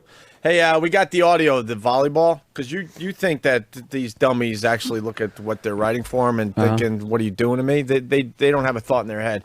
This proves it. We would like playing these from time to time. You're gonna see this girl. She's being interviewed for some volleyball competition, Burr. Okay. And watch what happens to her, and then watch how the newsmen handle it, or the news people, whatever. Executive Director of the TDC for just a minute. What She's was your answer to the fantastic, trivia by the question? way. Oh, it's Tanzania. Well, no, it's not. But we got some nice parting gifts for you. Thanks so much for playing our game today. Now, joining us is Nikki Allen, who's going to talk a little bit about what's starting today. Nikki? Yep. Well, starting today, we have a collegiate challenge. It's open to any college. Any college. Nikki has fainted, I'm afraid. Let's go back to the studio for a couple moments. Okay. Well, thank you very much, Wayne. We hope that Nikki is doing all right. We'll check back in with you. You see Wayne taking her top off? Full day forecast. Yeah, he's right here. He's moving in. There he is. Gosh, we're going to say a prayer there. Wayne's Oh, shut up. Gosh. I think that she said we can see her off. Well, the temperature will be dropping too this evening, so it just segues into his cheesy, his ham-handed segue. They just don't have improv If you skills. noticed the cloud, not a cloud in the sky there down at the beach. Yeah, very Such a big bright. stupid head got out of the way. Did you see her face? Though? She just went, that's clunk. Yeah, clunked. Face you make before you pass out. Very funny. And she started rocking like the inner ear part just went shutting down breakers in your balance section of your brain. We got to shut everything down. We got to go for a hard reboot of the brain. Look, she's wobbling. Yeah, she's got, and then boy, does she look dopey. Look at the other guy with his hands in his pockets. He doesn't even try to help. He watches her fall and doesn't move a muscle to help. Well, doesn't even take his hands out of his pockets. Yeah, how come Eddie Trunk isn't helping that poor girl? Lucky for her. You couldn't get luckier than fucking being in the sand when that happens. Yeah, true. Couldn't be a better place. Not much of a problem. No. And the guy doesn't even help her really. He just, hey, I don't hold thank on to God the they mic. weren't standing by the water. She would have drowned. Yeah. And I want to know what this guy's awful Tanzania joke was in the beginning. Yeah, And the snotty reporter's like, "Oh, thanks for playing our game." Yeah, playing our Go game. fuck yourself. He was still walking off his bomb with his hands in his pockets. She sure makes a dumb He face. gave her the date rape drug. He didn't know it was going to kick in that quickly. He was hoping to get the interview out of the way first. Yeah. That's why that psycho didn't help. He's like, oh, God, it's on camera, too. Yeah, boy. Gotta Maybe they'll rethink. think she was just nervous about the interview. Fantastic. Absolutely. People look really stupid right before that. Oh, crowd is definitely getting. Oh, my goodness. Yeah, we got some good stuff to give away today, too. We're giving away our office, Bill. All this Oh, stuff you has are? been sitting in our office for, some cases, 3 years, 4 Yeah. years. Yeah, It's the you see crap that so we've been given over the years Right. that it wasn't worthy of taking home. No. Yeah. So you know can it's see. good. Yes. Yeah. I have a very good thing to give away. Yeah. A signed copy of my first headshot. Yeah, that is That'll be really brutal. I'll show Bill. Cause Have I ever it- seen that one? That's not the Clockwork Orange, is it? No, up his old hat by then, Bill. Oh. No. Let me Here's see. This was 1992. Look at this. He looks like I'm a going to buy street this if this is punk. going to look the way I think it Oh, is. it's free. Let me Oh see. my Let me God. see. Look at it. You look like a badass, though. Yeah, you look like a boxer. He does. He got that Sergeant Carter haircut. Yeah. I don't know, Jimmy. You're a good-looking fella You there. look like you could have played a Not bully. saying you're not still adorable. Yeah, yeah. He could have played a Could've played bully. a bully. Could have. It was one of those teen angst movies. Yeah, one of Yeah. those punks in Bronx Tale. Throwing the Molotov cocktail. The brim of his hat catching on fire. Yeah. That's a good one, Jim. You really Yeah. going to give that away? You know. No, sure, I don't. why not? What am I going to do with it? I got a couple at home. Yeah. Hey, we were talking about reporters. The reporters get pwned with fake names. What's this about? There was some local news channel, and I guess they do birthdays and anniversaries on the air. So I guess all you got to do is just send them your name and what it's for, and then they read it on the air. So I guess some smartass at the station decided to put like almost every fake name that Bart Simpson has used. When he prank calls Moe's or something. Oh, really? So and they start reading them, and it's just nonstop, and it just goes on forever and ever. Hey, it's time for birthdays. Let's take a look right now. We have Cindy Swanson. Happy 50th to my sister in Atumwa from your family in Novinger. They love you. And happy first birthday to Corbin Williams from your mom, dad, and Bailey. Scott Phelps, happy 32nd birthday. We love you. Love Holly, Mom, Tammy Vaughn, Joshy, and Libby. Lou Bricken, happy. I hope your big party goes smooth. Love, Beth. And let's see, Gabe Asher, happy birthday, Gabe, from your mom, dad, sister, and your brother. Dixie Normus, happy 48th birthday Dixie to you. Normus. And Emerson Biggins, you'll always be my girl. Happy birthday to you as well. Craven Moorhead, happy 21st birthday. That's been a while for me. You came a long way. Anita Lay, happy birthday to my sweet little girl, Anita. Mike Hunt. Happy birthday to my hubby Mike. Anita, hooray. Happy birthday, Anita, from your favorite son-in-law. And Lena Jansen, happy 90th birthday. Wow. And here we go. I forgot. We got some anniversaries here. Donna and Harry Mo Lester made this anniversary be our best. Let's see here. Mike and Julia Hawk, 23 years ago on this day. I found you love, Julia. Esther and Emma Royds. We love you too from the kids. Amy and Willie B. Hardigan. Happy anniversary, Mom and Dad. Love, Joseph. Bill and May Ann Nays. Happy anniversary to Bill and May Ann Nays. And, of course, we look forward to celebrating birthdays and anniversaries with you. How did he not get it? Come on. Where is that? Dude, when I saw it and I was like, no way. I'm like, this has to be, but it's not. It's completely not fake. It's real news. It's real news from like where? I gotta figure out what Retardville. Yeah, where did he learn that broadcasting voice? Like, if you have no personality, just every other word, make it really high. We got birthday here. Hey. Emma Jolly. Emma Roy. That's the best one. Astor and Emma Royds. Wait, what are their names? Astor and Emma Royds. And Emma-roids. Asteroids and Emma-roids. I didn't even get that. Fantastic. And Emma-roids. Asteroids. It's on break.com? Yeah, sure. Yeah, you can check it out on break.com. Give them a plug today. Oh, I didn't get the first one. I thought he was trying to disguise sure. Asteroids. Yeah. He was pulling some doubles on that one. Goddamn funny shit. I had never heard of something that was like Willie B. Hardigan. Willie B. Hardigan. Gotta add that one to the old repertoire. Astor and Emma Royds, I'm going to laugh at all fucking morning. Fucking great one, man. Well, we got Bill Burr in studio today. We should take a quick break. Let's not forget, Bill Burr's at the Trump Marina, Atlantic City, on April 4th. How do they get tickets, Bill? BillBurr.com. We'll have all the info. Yep. Let's just go with that. The early show's sold out, That's so Bill has awesome. a second show on that Saturday. Yes. Yeah. It's a great venue, too, man. It's like a big comedy. It's like 500, 600 seats. It's a great place for a show. You know what? We got to get into what they're banning out of Connecticut school. Oh, It continues. nice This is tease. something we get into all the time. We're raising a generation of wimps at this point. And it's this Connecticut school, wait till you hear what they're banning now. Yeah. And then, cat lady. Oh, Uncle Paul. We got another lady with a lot of cats they found in Jersey, but this one is a real one of She the best died, ever. And they were eating her face. There were cats in there. And by the way, that news station, KTVO in North Missouri. Oh, If wow. it was So KUNT would have been appropriate. See? Still with the joke. You know what? Craven Moorhead. That one gets me all the time, too. Willie B. Harding. Fucking A. That will never be not funny. No, it doesn't matter how old you fantastic. get. Those fake names will always. They should even fell for the Mike Hunt. Yeah, Mike Hunt. I mean, you never saw Porky, so you didn't see that. Come Mike on. Hawk, too, was added in there. Astor and Emma Royds.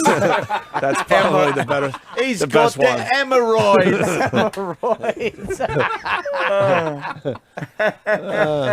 All right, we're going to continue with Bill Burr with some good stuff on the way. But first, why not? One more time. Dirk and Steve put this together, talking about Bobo Springsteen. They did a little something with Bobo here. Everyone loves Springsteen. And everyone loves Bobo. Except for God, maybe. What could be better than Bobo singing like Springsteen? Club Soda Kenny, he's tall, he's from New Jersey, he drives down the turnpike, he used to be a cop. Introducing Bobo Sings the Boss. Improvised Springsteen songs about ordinary people from the great state of New Jersey. Eastside Dave, he lives in Jersey, he's got a kid. He's from Holman, New Jersey. He's big. He eats. Could there possibly be anything less impressive? Travis, he loves 24, and he also has 2 pets, and his wife loves the Montreal Canadiens. He really sucks, doesn't he? Sam, he's driven down through the New Jersey Turnpike, but his afro is so big that he can only drive a convertible. Whoa, whoa, whoa. We get it. You're from New Jersey. Now shut up. Bobo Sings the Boss will forever tarnish your treasured memories of Jersey's finest export, next to refined petroleum and garbage. To you from Asbury Park. Bobo Sings the Boss. Now available. Nobody cares. It's the Opie and Anthony Show. Bill Burr in studio. Bill's going to be doing the radio show all week. We're pumping up his gig at the Trump Arena for April 4th. BillBurr.com for tickets. One of the shows sold out. Yes, second show still has tickets available. Not for long, my friend. Not for long. Well, once they find out the new star of the show, Joe DeRosa's on there. Well, you know. I'm opening for Joe. This is where the jealousy begins. Yeah, Joe's, he's all right, man. We should have had him on the show years ago. We're such idiots. But he's finally doing the show from time to time. I was just looking at our little sheet. Fucking Clapton 64 today. Jesus. What the Doesn't that hell? freak you out? Yes, it does. Yeah, that freaks me out. I saw Elton John's 60th birthday. I was just like, yeah. Good Lord. Fruit. Just. I bet his ass looks like that prostitute's titty. Oh, shit. His rectum looks like a rye. Yeah, I was going to say. There it is. Yeah, you get a little older, and these guys start hitting 60, and you start thinking to yourself, I guess 60's not that old.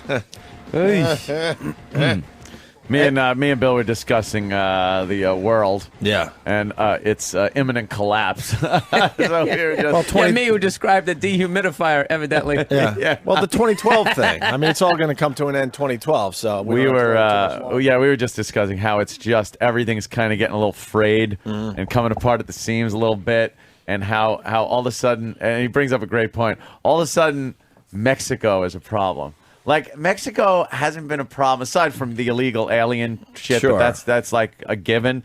But now there's other problems. They're like, well, a lot of these tourist resorts, you can't go down there. They're not very safe anymore. They're saying things like that. And the drug cartels, they have weapons that the army down in Mexico can't even... And all of a sudden, somebody eating a bacon, egg, and cheese suddenly has an opinion on what we should do in Mexico. Yeah. I guarantee you, at some point, we're going to have to go down. We're going to have to take it over. Yeah. Is what we're going to have to do. So then with Canada's help... Yeah. We will then have to take over Mexico but it won't be taking over. It'll be helping them. Yeah. We'll be supporting them with our troops to get the liberation. drug cartels and liberate them from their lazy, corrupt fucking culture that they have. What's in it for us, though? Us? No. All the water we estate. can shit out immediately. Diarrhea dumps for everybody, for every American. Well, it's just this consolidation thing where everything is consolidated into the euro, and the Amero will be The North American Union. Yeah. We're going to have to try to babysit them, and we'll need Canada's. I don't know what the hell. Mexico's the worst fucking thing because it's just this fucking. It's a lot of real estate that is just shit, piss poor broke that they don't know how to fucking. That's what they're building all those FEMA camps for. How to do anything. That's what they got all the FEMA camps for. How could a country that borders the United States like that be so full of fucking just dog shit? There's more poverty down there. But it just sucks. And we're gonna have. You're right. They're bringing it up now for some reason. I'm in Bill's camp now. We can't take it anymore. We just have to go down there, and we have to solve their problems. Yeah, we have to solve Mexico's problem. Why don't we just kick the shit out anybody who's in this country if they're doing the drugs? Get those guys out. Why do we got to go into their... Well, they haven't said that yet, but eventually we got to get to the root of this problem. Hillary Clinton did blame... God, she's a looker. America. She's just a gorgeous woman. She stands in the background with that look on her face. Hot. Still pissed about the election. Oh, still pissed about our fucking husband getting blowjobs of interns. And her fucking thigh ankles. Her legs are actually upside down.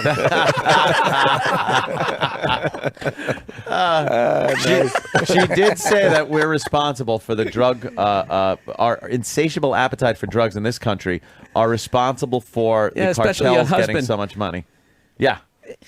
For the cartels getting the money, and the weapons are coming from the United States, they're saying. So that's a way to, undermine our Second Amendment. And then we got to, eventually you're right. They're going to be like, well, you need our help? So we'll come down there, send our guys down there. And do we have the worst neighbor in the world?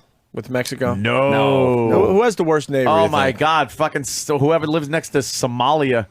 Or Afghanistan. Yeah, Afghanistan. It's a You good take question. a hike up there in the mountains, they hang you upside down and like skin you alive. Like Yeah. they still do stuff from like the Middle Ages. It looks like when they're walking into the Forbidden Zone in the Planet of the Apes, Yeah. and there's just those hanging upside down. It's like, oh, fucking- great. Yeah. How about we Forbidden turn Zone. around now? But there's always one dummy in your group. No, we got to see what's what's out there. What's over that Do we next really? fucking hill? Oh, speaking of that, do you guys watch that show, Arrested Abroad?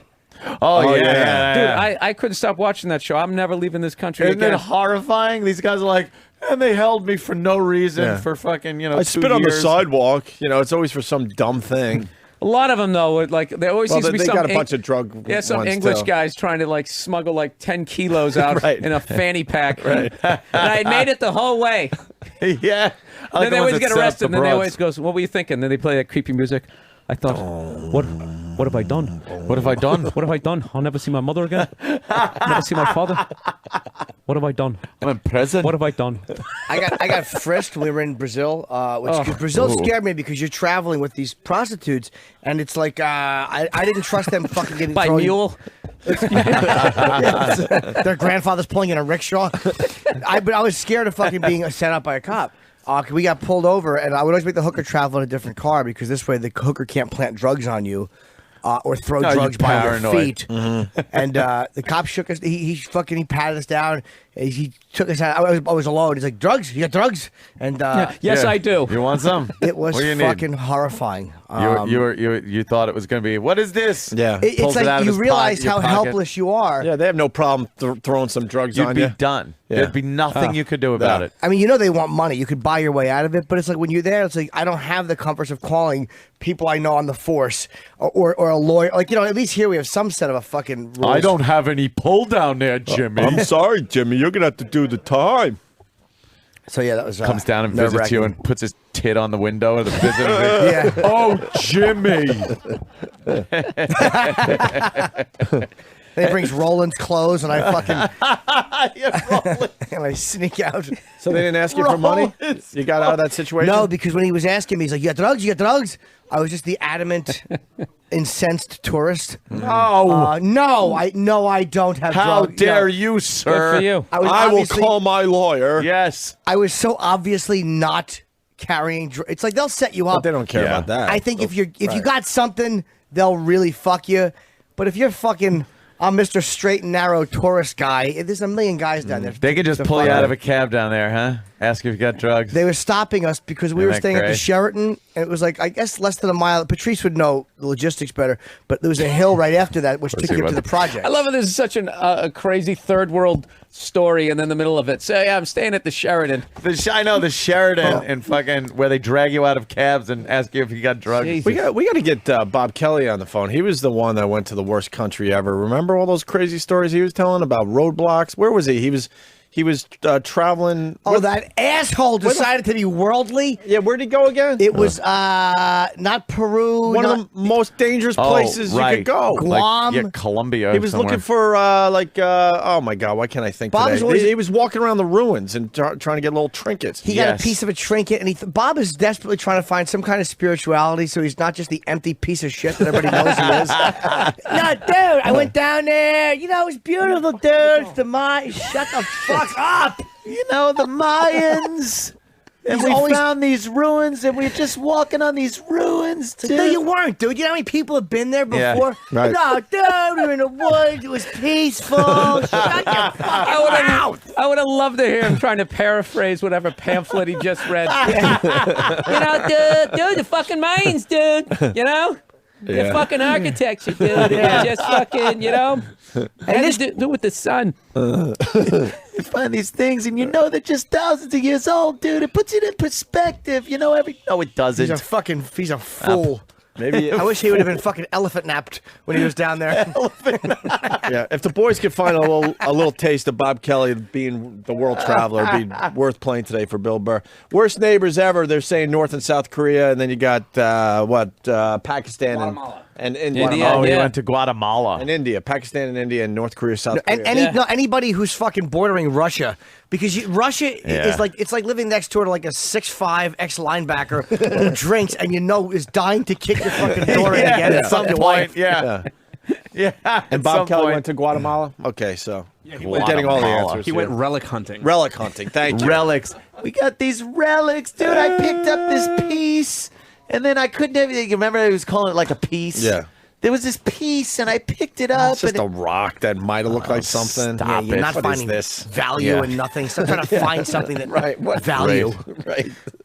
One of the conquistadors. And I was like, what You did I fucking done? idiot. We have to trash everything on the What show. have I done? What have I done? We have to trash everything. It might have been a really cool experience for the Dude, guy. no. No, it Dude, wasn't. fuck that. When Yeah. you're gonna get like abducted in this roadblocks. Yeah, you don't need that. He was on one of his fucking I'm going to try to be a spiritual guy treks. Yeah. And he fucking just hopped on a plane with some idiot friend of his who he thinks is spiritual, who isn't, who's probably just not a piece of shit like he is.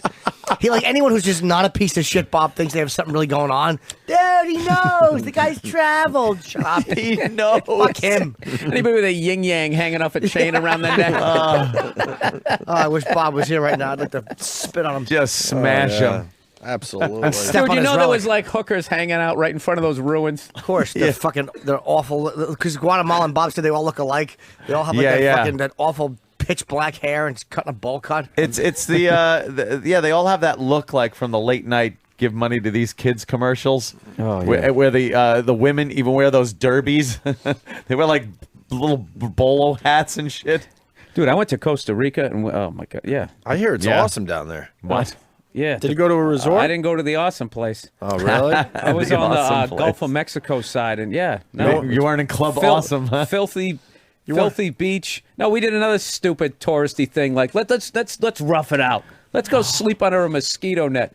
Right? We literally did that, dude. Our bug spray is like I don't know it's like an appetizer for them. Like their bugs down there were just laughing at it. They laughed at Lick it, it right? off. It's like barbecue sauce. They just got their insect hand on my forehead as I'm trying to spray them. Dude, literally. How did they get in if you're under the mosquito fucking thing? Because it doesn't fucking work. Really? It doesn't work. And we had army ants took over our bungalow. And we're like, there's like a whole, like literally Tom and Jerry, like a line of 1,000,000 of them. Soldier ants running back, telling the little ants what to do. Discovery Channel shit. And we go to these expatriates who are living in a fucking treehouse. I swear to God. And I'm like, well, there's ants on it. And they're like, yeah, there's nothing you can do. I mean, they're going to be in there for probably about 9 hours. What they do, they clean your cabin. Any sort of morsel or whatever. Great. They eat everything. They eat all bugs. They fucking leave. It's like I'm just saying. I'm stuttering because when Bill said that. They don't. You just get out of there, and when you come back, do they bite you? Do they go after you at all? Oh yeah, no. I walked up and I was wearing my stupid "I'm an American tourist" sandals, and I'm standing there. And right as the guy said, "Hey, don't stand too close," one of them bit me on my toe. It feels like a bee sting, but it stops really quick. Yeah. And then I'm like, great. Did it swell up? I got bit by an insect. Yeah, that's in not a gonna third be good. world country. Yeah, in the middle of nowhere. I probably already have fucking malaria. Yeah, But one of them fucking delirious and fever. Right. One of them bit you and you felt it. Like, you know how many there's 1,000,000 of them marching. That's got to suck if they crawl on you. Oh, they kill when you. you're sleeping and shit. Oh yeah. Those stupid red ants will do a job. No, on they you. got this thing down there. As I was on my zip line tour. I want to at the do northern that. part of the rainforest. How are the zip lines? It was actually pretty cool. I would love to do a Saw a zip line. three-toed sloth. What's a zip line? From tree to tree, It's my the friend. gayest way. It's gay Tarzan. How to get from one tree to another. You hold on, and they have you in a harness, and you go zipping down a line. You go basically, zipping down this line, Jimmy. Do they take you over like a cavern or? I mean, like. It was literally you were like 100 feet in the air, and then so the tree cool, went like another 200 feet in the air. That part was amazing. But they had like these bullet that. ants. Things were like What the 3 hell's a inches bullet long. ant? It's this ant that has this fucking stinger on the end of it. Get a outta wasp. here. Why are you there? Because I'm an idiot. Like, I went down there because I wanted to, you watch the Travel Channel. They don't show Yeah, the watch roadblocks and the military coups. You just show up. They don't tell you that Dole and Chiquita Banana own most of the land down there, and the peasants pick it for nothing. Oh, yeah. And then you show up with your snorkel and your brochure. Yeah. Hey, how's it going, everybody? And they just want you dead. Yeah, they all got machetes. Gonna rob Everybody's got you. a fucking machete down there. Yeah, it's brutal. You point. You stick out Just go to Busch Gardens. Telling the same experience. You're like me. You stick out like an American tourist, Oh, yeah. big time. We can't hide. I got to wear a kilt and have a bagpipe to try to play it off. Right. That's why there's The green alligator. the Epcot Center down there in Disney. You go around the little lake in the middle. Oh, And yeah, you you're visit done. the different countries. You're done. Then you pop out of Mexico, the other end, and you're hammered drunk Nothing from wrong with drinking that. in all the other different countries. I admire Bill trying to sleep under the mosquito fucking netting. Yeah, I want to know more about that. And there I am in fake Morocco. Yeah. Not a worry in the world. I went to Morocco. Disneyland recently. I had a great time. I went there kicking and screaming, going, "This is going to be terrible. I don't want to go to this shit." I was the happiest oh my place on god, earth. it was awesome. That Pirates of the Caribbean ride. Oh, yo ho, yo ho! I didn't have a Life of me. I didn't have a problem in the world. Right? The song, yo ho, yo, and they're all animatronics chasing each other around. Yeah, no oh, it's so roadblocks, happy. no pirates. No. Like I'm on a cruise ship right outside of Somalia. You're fine, right? What about the bullet ants? I want to hear more about Oh, bullet Let's ants. get a bullet ant. ants. Can you get Did you one see of those them? up on the screen there, Dave? Yeah, no, there was Danny, there was one like right on the tree. Oh, fuck. It'd be funny that. if this guy was just lying to me and they don't exist. No, they do. I've seen specials on. They're fucking awful. They're, But they're aggressive too. he went to tell his story about how somebody stole some shit or something in his two guys stole from his hut or whatever. Yeah. His bungalow. Yeah. So they buried the guy up to his neck. Wow. And they put a bullet in. Wow. Oh, Wait, a bullet ant? just yeah, the they know. name. They call it a bullet ant. He said Bullet because if you ant. get stung by it, it feels like he got shot. Fuck, really? So wait, they Yeah. weren't trying to kill the guy. They were punishing him. I got to tell you, after this guy did that dehumidifier thing, all my confidence went through the floor of anything that I know. Bill, are they punishing the guy or trying to kill him? Like, would they bury him up? No, to they the- were trying to find out who took. And then they kill him. I don't know. I don't think they killed him. They used one bullet ant to fucking get that info. Yeah. Hey, Bill, what about... That's a good picture. Is this... Yeah, geez, there you go. It's a little pixelated. Who took that? Yeah. Someone with an iPhone? It's like a sketch. That's what- how the bullet ant sees.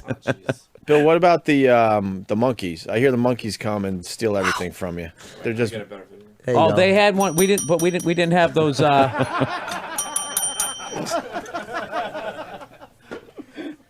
By the way, you missed the bullet ant stinger. Oh, okay. Now Damn I it. got that. I missed that for Oh, a second. right. Yeah, it's Yeah. fucking... But I hear they come right into wherever you're staying. And No, just- Yeah. all that jungle shit is really interesting, but it's also yeah. They had like those those poisonous frogs and shit, and they're just hopping around out there. Those bright blue things. and you're like, oh, look at the pretty frog. You know Yeah. if something is a weird color like that, that it's Stay away. fucking poisonous. Yeah, Those yeah. snakes that are like they got the red bands around them and black and stuff like Yeah, that. the gay Coral rainbow snake. Yeah, yeah. Slithering You by. know, if it just looks at you, you're dead. Yeah. Oh, look at these ants. They're like wasps without the wings. Ah, Basically, yeah. horrifying. You should take some like ecstasy and go down there and start playing with all the colorful Yeah, that's it. poisonous frogs and stuff. What are these? Are these the stick dick natives? Do they have the sticks on their wieners? Penis gourds. Penis gourds? Mm-hmm. I'd love to wear a penis gourd.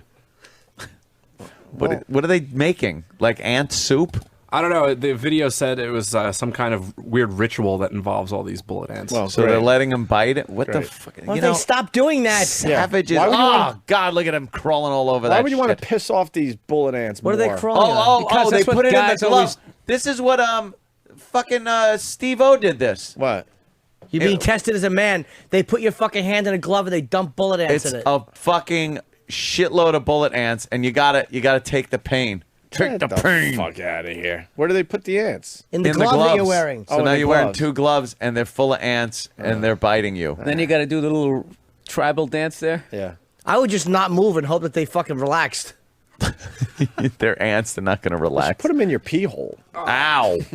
Why don't you just start squishing them?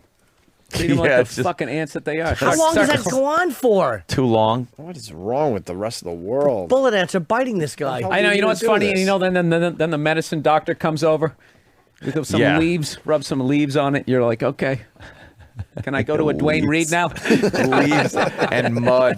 Pack it in mud with horse urine. Thank you for the local Look at flex. his hands are all They're black. black. What Yeah. the fuck is the deal?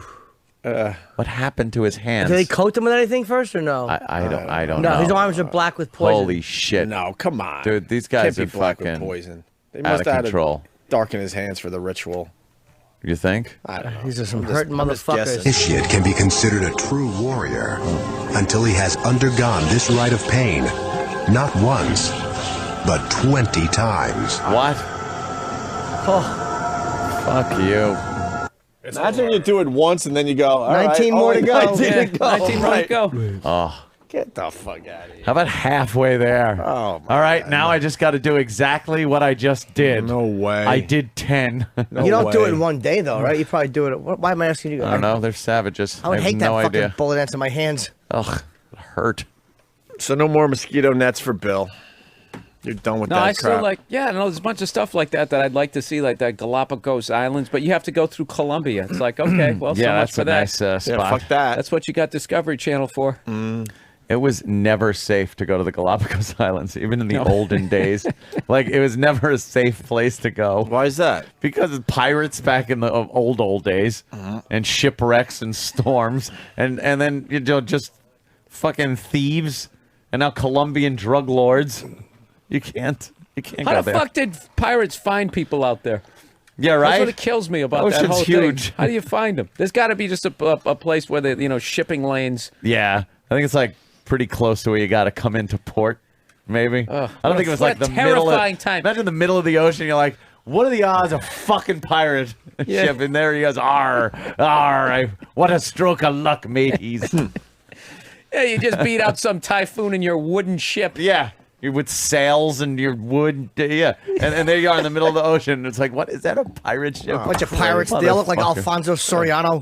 The fucking Yankees. I got to deal with pirates. Oh. Great. All right, fire the cannons at him. Let's see if this works. Yeah. Ancient technology. Still happening today. Those Somalian pirates Yeah, are the like Somali pirates with their fucking little holding the world hostage. I think that boats. should have been one of the keys that the stock market was going to go down once pirates came back. Pirates That making a comeback. Yeah. The world economy might be in trouble. Yeah. Yeah. And it's not even that they call them pirates is insulting to pirates. They're like these fucking emaciated Africans with rocket launchers on a little Zodiac fucking speedboat, just flying up to a giant tanker and going, "Give that to me." They're shipjacking, basically. Yeah, Exactly. Yeah. And then they go, "Yeah, okay." And then a couple of like cruise ships have done the old zigzag move and gotten away from them, where they just gun it and they're faster. No, that's going to be the future. Yeah. Once they put that cap Waterworld. on the $250,000 a year or more, you got to pay 90% tax. That's Yeah, it. That's yeah. when we all become pirates. Yeah, because the upper class, the rich people, they'll just leave, dump their money somewhere and leave, and then you'll be stuck with lower class and a taxed middle class and I'm going to be coming up through the floor in about 2012 with like a hat with like bells on it, doing corporate gigs. Court jester. Hey, we got one more thing on the bullet ant before we move on. Mike in Newark. Mikey. Hey, what's up, guys? Hey, man. Mike. Hey, I've seen a few different specials on like that pain scale, and they said that the bullet ant is like far and away like the worst thing that you can have happen to you in terms of getting bitten or anything. It's like they said it's like getting shot. That's why they call it a bullet ant. Yeah, it's not a marshmallow ant. Let's get a bullet ant to bite E-Rock. Yeah, I wasn't trying to be a dick to that guy. would be Just great. remember that the guy on the zip line tour. Yeah. The old zip line tour. And then they take out the machete, Opie, and then they hack up a fucking pineapple for you. You know, Little at fresh any point, pineapple this for guy could everybody. just snap. A fucking water Take a head buffalo. off. he I'll hacks. take my head off, and no one's gonna know. And you're all stuck in the woods with this animal. You would rot there, and they would never find it. It would be like, where did Bill Burr go? Oh, we I don't wouldn't know. rot. I'd be on the jungle floor about 3 minutes before I'd be devoured. Like God knows what they got down there. All of a sudden, the leaves would just start moving, and something would just come up. So they come out and just start eating you instantly. You're and I right. would still be half alive. My big stupid head going. "Arr, arr." like the grizzly man.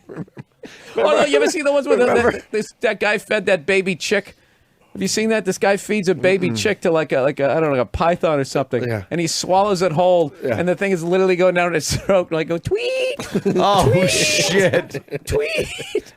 It's all muffled. Oh my god! No, it was one of the. I lost a part of my soul when I watched that. Yeah, that's pretty bad. You don't like to see anything happen to those little chicks. Yeah. Tweet. Remember our grizzly man trying to flap his little wings in there. Remember our grizzly man discussions? Oh that yeah, fucking animal. That fucking lunatic. He was just stupid. If you've never seen Grizzly Man, pick it up. It is an amazing idiot movie. hanging out with grizzly bears and treating them like they're people. The biggest idiot ever. Oh, listen. there it is. All right, hold on. Oh my god. Oh, that's horrible. It's in the mouth of the python. The head's still out of. It's just going. Hey, hey, hey, hey, hey, hey, hey, hey, hey. Uh-oh. Is it still tweeting? No, it does. Uh-oh. It's pretty much in the snake now. You can see its head popping out a little bit. Oh, he almost made it out. Oh, he almost made it. Come on, this is the worst. You start rooting for the thing. Come on, man. Come on, make it. Why did I bring Come this on, up? get out. Come on. Open your mouth one more time. You got a shot. His at head this. is hanging out of the snake's mouth. Come on. You can He's do this. trying to get out. You can Come do on, this. baby chick. You Come can on. get it. Right there. Go. Go, fly away. Oh. It's unhinged its jaw. It's hinging it back now. Oh, boy. You can hear it getting squished sound a because little when weaker. it cheeps, when it doesn't. That's a shitty death. Well, yeah, at least it's fast. Jesus. This thing is just... Uh-oh. Oh, look at his little wing is hanging out of its side of its mouth. Why doesn't he just bite it? What a dick. Oh, it's still tweeting. No, you wait. It's like all the way down in his stomach. The amazing... Oh, no, look. Oh, there he goes. It's gone now. It's totally going down its Wait, throat. listen. Still chirping. I hear the chirping. That's it saying, is that acid? Yes, is that stomach acid? Imagine if your food yelped all the way down. That would blow. Oh, yeah, you wouldn't eat as much. Wow, look at that thing. You could see its beak like... Oh my God! It's halfway still down, chirping. and it's still And chirping. the muscles are just pushing it down the snake's body. This is horrific. Where do we find this one, Danny? YouTube. YouTube actually put that on? It's a Yeah. little violent for YouTube. It's called Snake Eats Bird Alive. Oh, God forbid you put a boob on YouTube. But, Yeah, don't put a titty on there. Yeah, but this that'll is that'll disturb acceptable. the children. Right. Yeah, no, there's some bad ones. That's with the horrific. snakes. Did you ever see the one with the goat? No. Yeah, He's still chirping.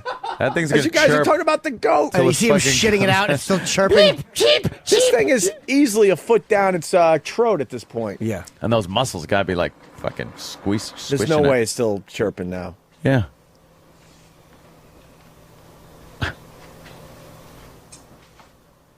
It comes out full grown.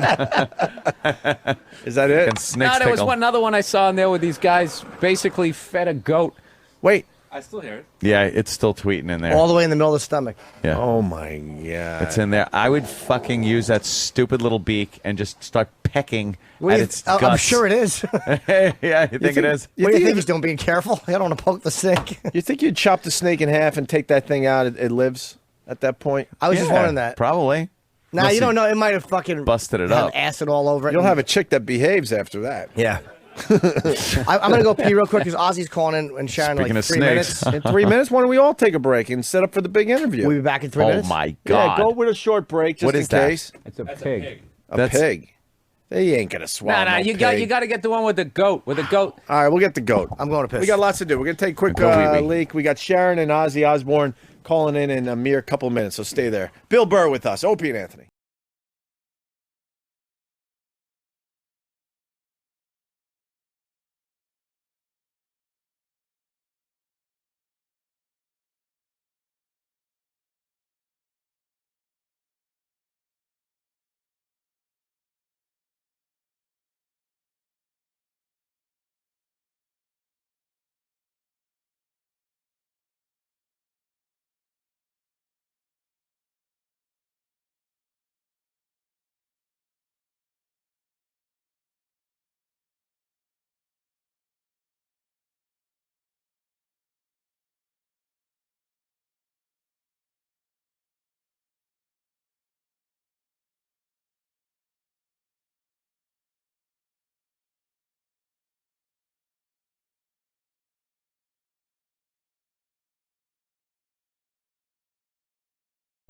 in that tourist mentality. I gotta do it. I gotta do it. I'm on vacation. I want to take it all in. Not like I can't hold a fucking monkey in Vegas.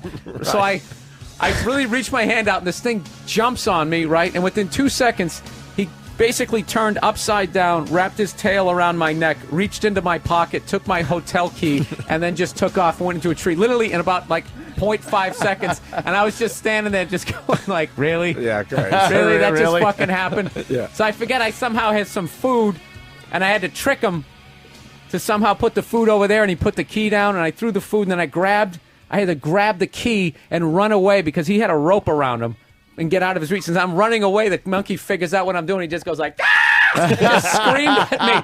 I was fucking freaking. I thought this thing was going to jump on my back, claw my eyes out. He realized you pulled one over on him. He was fucking pissed. He was fucking pissed. And then, like the sadistic fuck I am, when I got outside of that rope, I was like taunting him. Like, yeah, of motherfucker. course. That's right. Look Got what the I key, got. fucking monkey. Even though he faked me out. Of course he He did. basically mugged me, and I got my key back. Yeah, you left with exactly what you had when you got there. Yeah. So wow, you won. You beat Well, the monkey. because I felt so stupid. I felt so. I should have stole something of his. You outfoxed something lower on the evolutionary chart. Yeah, I know. I never, like I said, I'm a moron. I put the food up and the turtle went for it and I fucking sucker punched him. Yeah, take that, you fucking turtle. Bill, you do any of those excursions where you're doing the excursion and you realize we would never allow this in America? We've done that break on our show where you go to these crazy places and they allow you to do the most insane stuff. One guy called and he said, like, he was in a foreign country at a zoo, and like our petting zoo where you just put a quarter in the machine, get some nice little oats for the animals. There's one, I forgot where they were, but you could buy goats and throw them down into the pits. Holy and watch shit! Watch the alligators get. Yeah, them, watch shit? the alligators and the animals devour. Like Jesus Christ! Thunderdome. I've just seen stuff like, you know, the public bus goes by and there's like 80 people hanging on the outside of it. It's like a baby on the hood. Right. It's like, yeah, I don't think you can get away with that. Boy, that might be a problem. That company's insurance must be through the roof to allow that. I love the excursions at the resorts. Insurance down there is it's on you. Yeah, Well, yeah, what the fuck were exactly. you hanging off the back of the bus for? There's always some shit on the pamphlet when you go to the resort that says, you know, we are not involved with the recreation down at the beach, like the jet ski rentals and things like that, and the parasailing and stuff like that. It's like, hey, you're on your own here. Oh, yeah. Because That's why everyone you thinks could- it's part of the resort. It's like, what? No, they wouldn't let anything happen. There's a reason. There's those Berlin walls around the resort. Yeah. I went to the Dominican Republic, and that's what I did. We got on the bus, like, hey, welcome. And then they just drive 90 miles an hour, blowing by some of the most unbelievable poverty you've ever seen in your life. People chasing chickens and shit in tin shacks. You're like, oh, my God, what the fuck's going on? Then all of a sudden, you're just in this bar pool next to some guy from Wisconsin. Hey, how's it going, right? And then there's like these 10-foot walls around you. And all the locals who work there are trying to smile, but you can feel it. You can feel the resentment. You're like, you know what? Because they're If going I- back to those shanty towns after their shift is over. Exactly. And you start feeling this vibe like, man, if I get a little too drunk late at night, if I get too close to that wall with my little umbrella drink, I'm going to get yanked right up and Pulled over the wall, and you're done. My picture's going to be on CNN. That one of me cutting into a birthday cake. People just crying like, he was such a great guy. If you have any information. You make a great point, though. The ride from the airport to the resort is unbelievable. Atlantis is one of those when you're driving from in the Bahamas when you drive from the airport. What Bill to the didn't point out, though, the Paradise bus driver will always try to get your eyes to look at the water, so you don't look to the right at the shanty town. Yeah. Yeah. Look at how beautiful the water Yeah, look is. at this. One of these beaches, beautiful water, and then you look to the other way, and it's like, oh. Over here are the children who sewed together the hoodie that you're wearing. They're not That's too why it bitter. only costs $19.99. Right. They're not too bitter. You might not want to wear that around them. It reminds them of their horrible lives. So, do the kids, do they resent you down there, or are they happy you're there because you're the only thing bringing money in? There's a vibe. love-hate thing. Yeah, they're not really They getting- sort of understand that that's bringing money in, but they don't get to see They're it. not getting the money. Because most of these islands are so corrupt. That was the Costa Rica thing when I went down Yeah. there and I was getting dirty looks. I was sitting there going, okay, Spanish-American War? Nope, that wasn't them. I'm running through all our little conflict. Grenada? Yeah. Nah, that wasn't it. And then it ended, I think it was the banana shit where it's just like Dole and Chiquita own a bunch of land down there and the peasants have to pick the bananas. They don't make shit for money. And like I said, then you come showing up all full of bananas. Yeah, and all yeah. healthy looking. I'll have a banana daiquiri. Yeah. That's what they want to those hear. Bananas, That's what they want to hear. Put them in my nice frozen drink, and I'm going to the pool. Hear him in the back. I'll give him a banana daiquiri. What do you do if you don't drink? I don't drink, so what do I do in a resort like that? Wow. I would tough. definitely then like if you're into that sort of Discovery Channel stuff, it's that kind of stuff is really cool. But I'm telling you, like it freaks you. Yeah, I don't fuck with the ocean, man.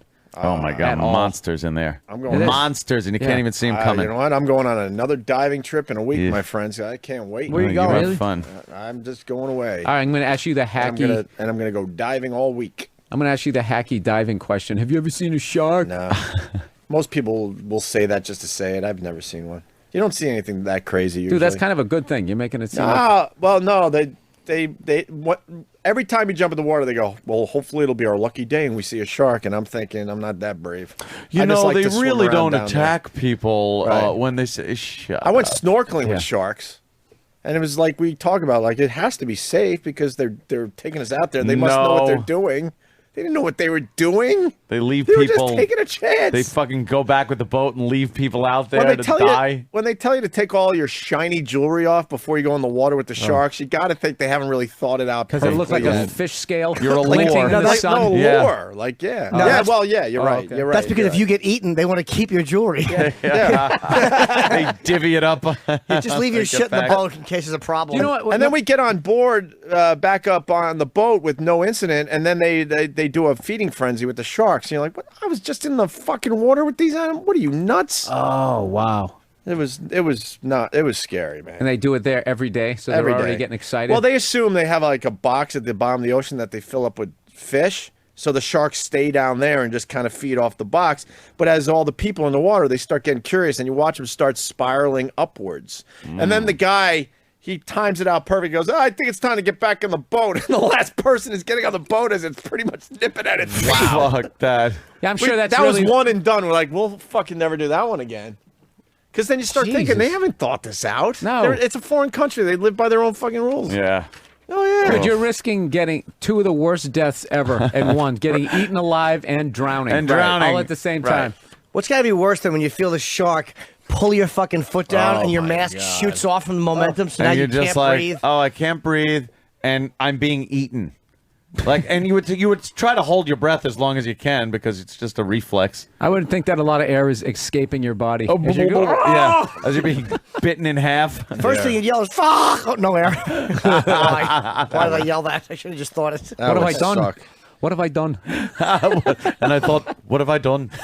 I'll never see me mum. And you think Never see me leg again. What have I done? I mean, like, what have I done? that's gonna make That's a great response to everything. Absolutely. What have I done? What have I done? Hey, did you see the special on that girl in Australian girl who got caught in Indonesia with 10 pounds of pot in Oh, a yeah, boogie the- bag? Fucking La Chapelle, her name was, or Yeah, something. I saw that whole thing. It's Did really- you watch that documentary on it?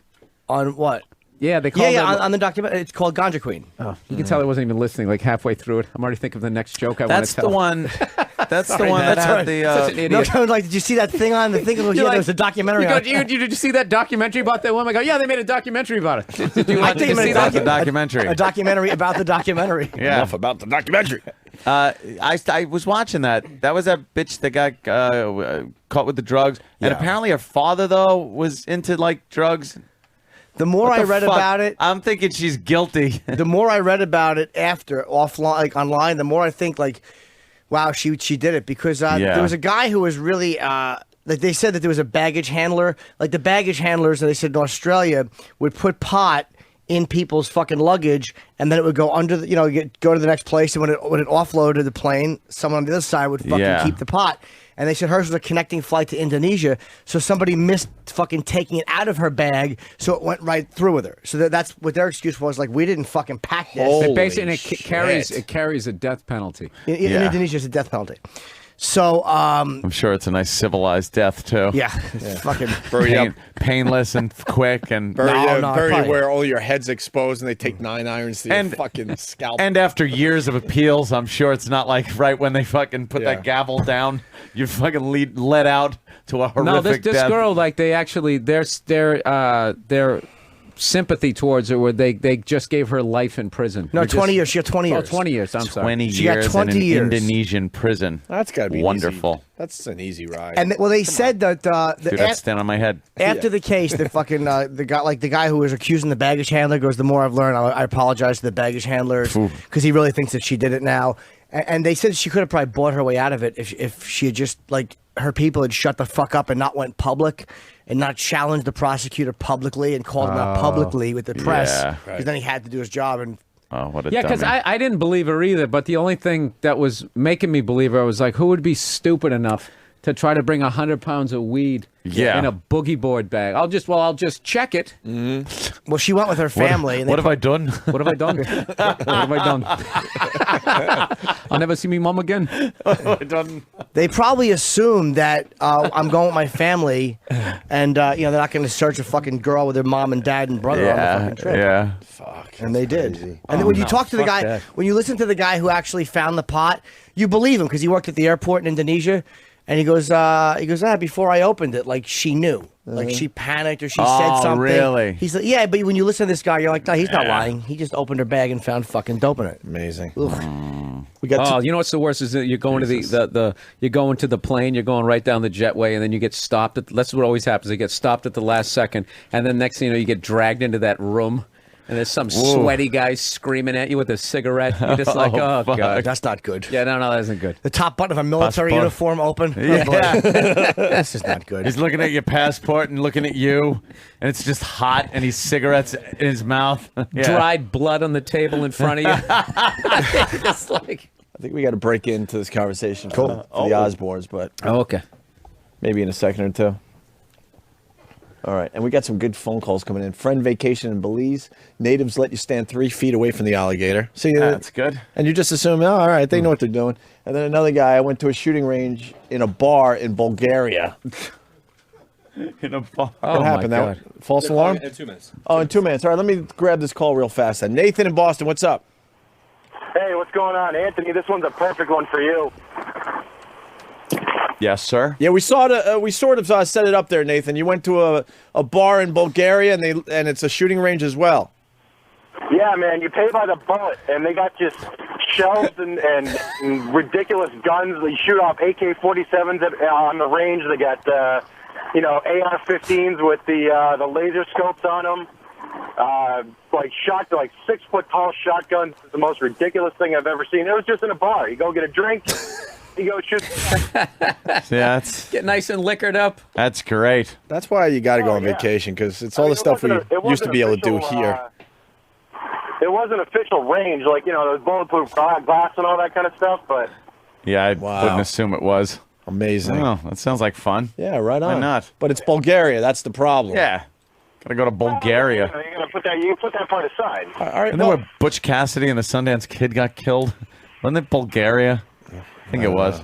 Let me ask Nathan this. Last stand. That was the coolest thing you did. What was the second coolest thing you did in Bulgaria? I bet you there's a drop-off. Huh? The second coolest thing was packing up and leaving. There you go. All right, that's Nathan. Let's say hi to Sean in North Carolina. Sean. Yo. North Carolina's going down, my friend. Going down. Oh, you think so? Go Huskies. I don't know, man. It's going to be a dope game, I think. A dope game. Nice. Everyone's going to be smoking. What do you got on Belize? One of my friends just got back from his honeymoon from Belize, and one of the things they did, during the day was they were able to walk down to the river. These alligators are just, right out of the water, 3 feet away, just throwing food to him, and the natives were laughing at him because he was standing too far away. The guy that was laughing the hardest was a guy that had one hand, and he was laughing at him. He's like, you can get closer, you can get closer. He's like, fuck that, I'm not getting any closer to that. I just can't foresee that at, a crocodile farm in Florida. Yeah, no shit. That's another thing, too, is how cheap life is down there. Yeah. There's always going to be a guy with, a stump looking at you. With his teeth all rotten out. Stump. Still can find something funny. Yeah. Because he doesn't have to pay taxes. No mortgage. Of course. He's enjoying life, even though he has one less hand. Now we're in this weird zone of waiting for the Osbournes. Maury has young teen girls addicted to sex and violence. Really? That's Maury's show today.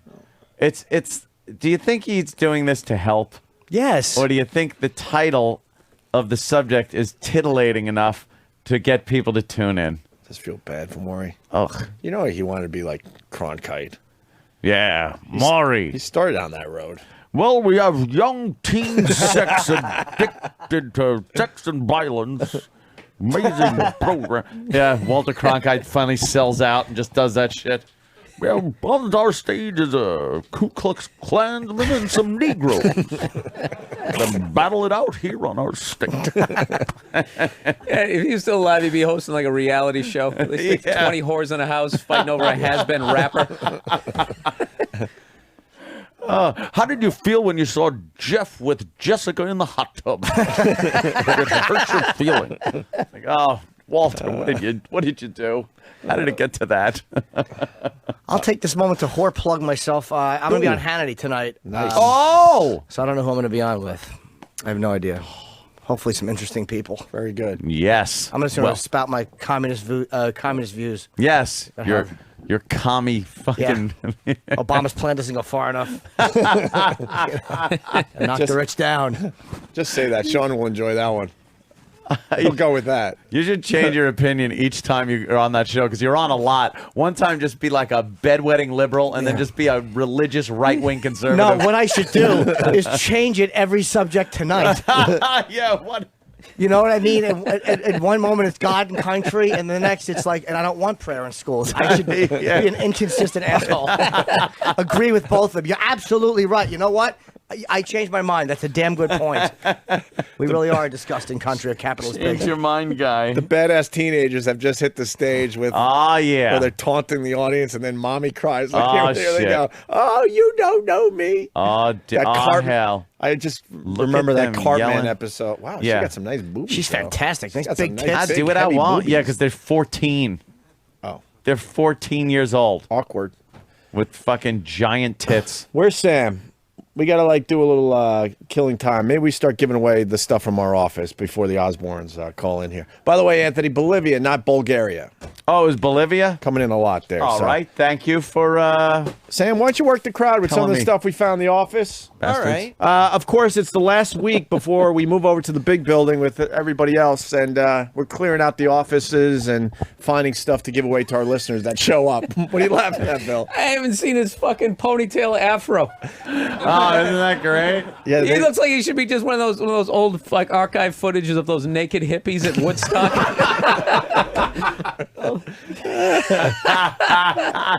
Yeah, the contest continues. I don't know. Thelma Evans hair. Danny and Sam are still. You know what? That deserved a bigger laugh. That's actually perfect. All right, Sam is studying the stuff. What do you want to give away first, Sam? Well, I think it's going to be a package deal. Okay. Straight from the Opie and Anthony office. It's Jim Norton's never-before-used office phone. Wow, it's still in the plastic. Yes. Wow. Hey, with this new stimulus package, this is what the Wheel of Fortune is going to look like in about 3 years. Okay, I got one left. Yeah, that's. Wait, Ed, you're taking that paper after all? Yeah, I want to read about the first photos of Atom Blast. Yeah. Japs installing. Yeah, it's a newspaper, obviously. Oh, we got Ozzy on the line. Hold on, Sam. They were stalling. We'll get back to you in a second. Nuked them. Ozzy, Sharon. Stop stalling. Hey, we got Ozzy and Sharon on the phone. Welcome to the Opie and Anthony Show. There they are. Hi. Hi, Sharon. And Jim Norton, How of are course. you? Good. Where are you guys? You still in the hotel, or are you in the car on your way to Regis? No, we're in the hotel. Say hi to Ozzy. Hi. Hi, Hey, Ozzy. Now you guys are going to do Regis. How hard is it to do Regis and not drop F-bombs? Because you kind of curse a lot, which is I think what people like about you. How hard is it to do that show and just not drop a fuck once in a while? Well, it's easy for Ozzy because he's too busy staring at Kelly. He likes her. I'm going to be doing my staring at Regis. In the same age bracket, I'm getting there quite. Is it obvious how fucking short Regis is when you're sitting next to him? Because I've seen him in person, and he's almost dwarf-like. Is it uncomfortable to kind of pretend that he's not that short when you're sitting next to him? I've never seen him stood up. Oh, he's just on the chair when you walk in? I always sit down. Never met him. Feet dangling. I can't stand up. Oh, wait, is this your first time doing the show? For Ozzy, yeah, he's never done it with Regis. Always, he's been on holiday every time Ozzy's done it. Oh boy, Regis is probably going to be really knowledgeable when it comes to Ozzy and what he's done over the years. So you're in a rock and roll band of some sort. Yeah. Hey, I got to talk about this variety show. Where did you guys get the idea to do a variety show? Something that's kind of been like off the burners for about 30 years or so. Well, it's not a variety show, as you know, a variety show. It comes under the heading for network TV of variety because there's music and it's non-scripted, but it's not a variety show like you've ever seen before. Well, what made you want to do it? Because it's like you guys were like you couldn't make a move a few years ago without everybody knowing every aspect of your personal life. Did you kind of miss being in the spotlight, or were you kind of like relieved to be away from that for a while? Well, Ozzy's never been out of the spotlight. I mean, his entire life has been in the spotlight. But it's not a reality show. It's something very different. And I think that when you get asked by a major network, if you want to do a show, it's very hard to refuse. Yeah, I guess so. I mean, it's amazing when you look at Ozzy's career. He started, what was it, 68 or 69? And I mean, part of it is you being the manager has managed to keep him relevant. It's not easy for an artist to stay relevant through almost 4 decades of all the coming, like the hair bands and grunge and punk rock and all the shit that's come and gone. And you've really managed to keep Ozzy very, very relevant. Well, he's done that with his music, but yes, it is traditionally hard to be relevant in this industry. But I think because, Ozzy is so unique, there's only one Ozzy. Hey, did you hate the I guess being under the microscope for the reality show? Did it get to be kind of irritating after a while? Yeah, we definitely had it with the show. I mean, I'm glad we quit when we quit. It was the right time to do it. Yeah, now everyone's trying to like recreate what you guys did, and they're falling well short. Well short. Everyone else out there is boring as they attempt to do what the Osbournes did. The Kardashians, that show sucks. The family jewels. Yeah, the Hogan family thing, or whatever they're calling it now, because the whole family's broken up because of the attention they got on that reality show. Yeah, none of the other families are funny. Everybody in the Osbournes was hilarious. Horrible, They all right. had funny personalities, and everybody else is a bunch of duds. Yep. Yeah, the thing is they're finding these people that don't have personality, so they're trying to make scenarios up for them to make them interesting, and they're just not. Which family do you think is the most boring family that you've seen on TV? Yeah, that's a good question. Jesus, where do you want to begin? Everyone. The only reality show that was any good was Anna Nicole Smith. Yeah, that was a good one. Absolutely. Because she was just kind of being herself. I mean, obviously. She was a train wreck. We all like watching train wrecks on TV. Exactly, but she was real, She was real, and she was an interesting person. No matter how much of a train wreck, she was very interesting. And you get these people that don't have interesting lives. They've got no personality, and yet they get a reality show. How about the Gene Simmons show? Do you think that had some moments where it was funny? And do you know what? We never, ever watched it. Never saw it. That means they hated it. Yeah, I was trying to get You know what? I was trying to get it to trash somebody. Yeah, who do you think you're talking to? We know how to read between the lines. Hey, you said How dare you? I've been real busy lately. I didn't get a chance to see that one. Oh, is that still on? I've been working a lot at night. Yeah, that's it. You know what? I loved Sharon on Charm School. And then the big reunion show, I'm sure you can't really talk about it, but that was amazing what you did to stick up for Ozzy. I just want to give you props for that. Because you took thank you so much. You took a big chance there. I mean, you really trashed this girl and beat her up right on TV. Yeah, and that show there you did, how much fun was it to yell at those whores? It was, do you know what? It was a really fun show. The girls are all crazy, and but it was a fun show to do. Yeah. And you know who's doing it now? Huh. Ricky Lake. Oh, Ricky's going to be the new madam or whatever the hell you guys are called on that show. Yeah. Hey, yeah. Sharon, didn't you say when you were in one time, like on the Osbournes, you guys didn't do like second takes or third takes? Pretty much what you did is what they caught on film.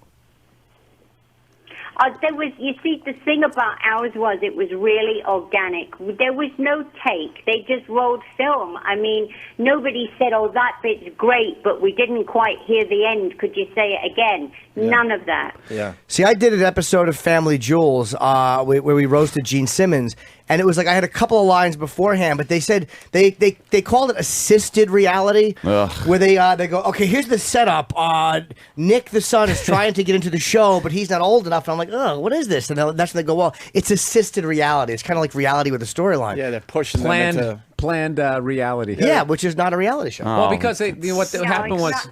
On bad shows, it's not a reality show.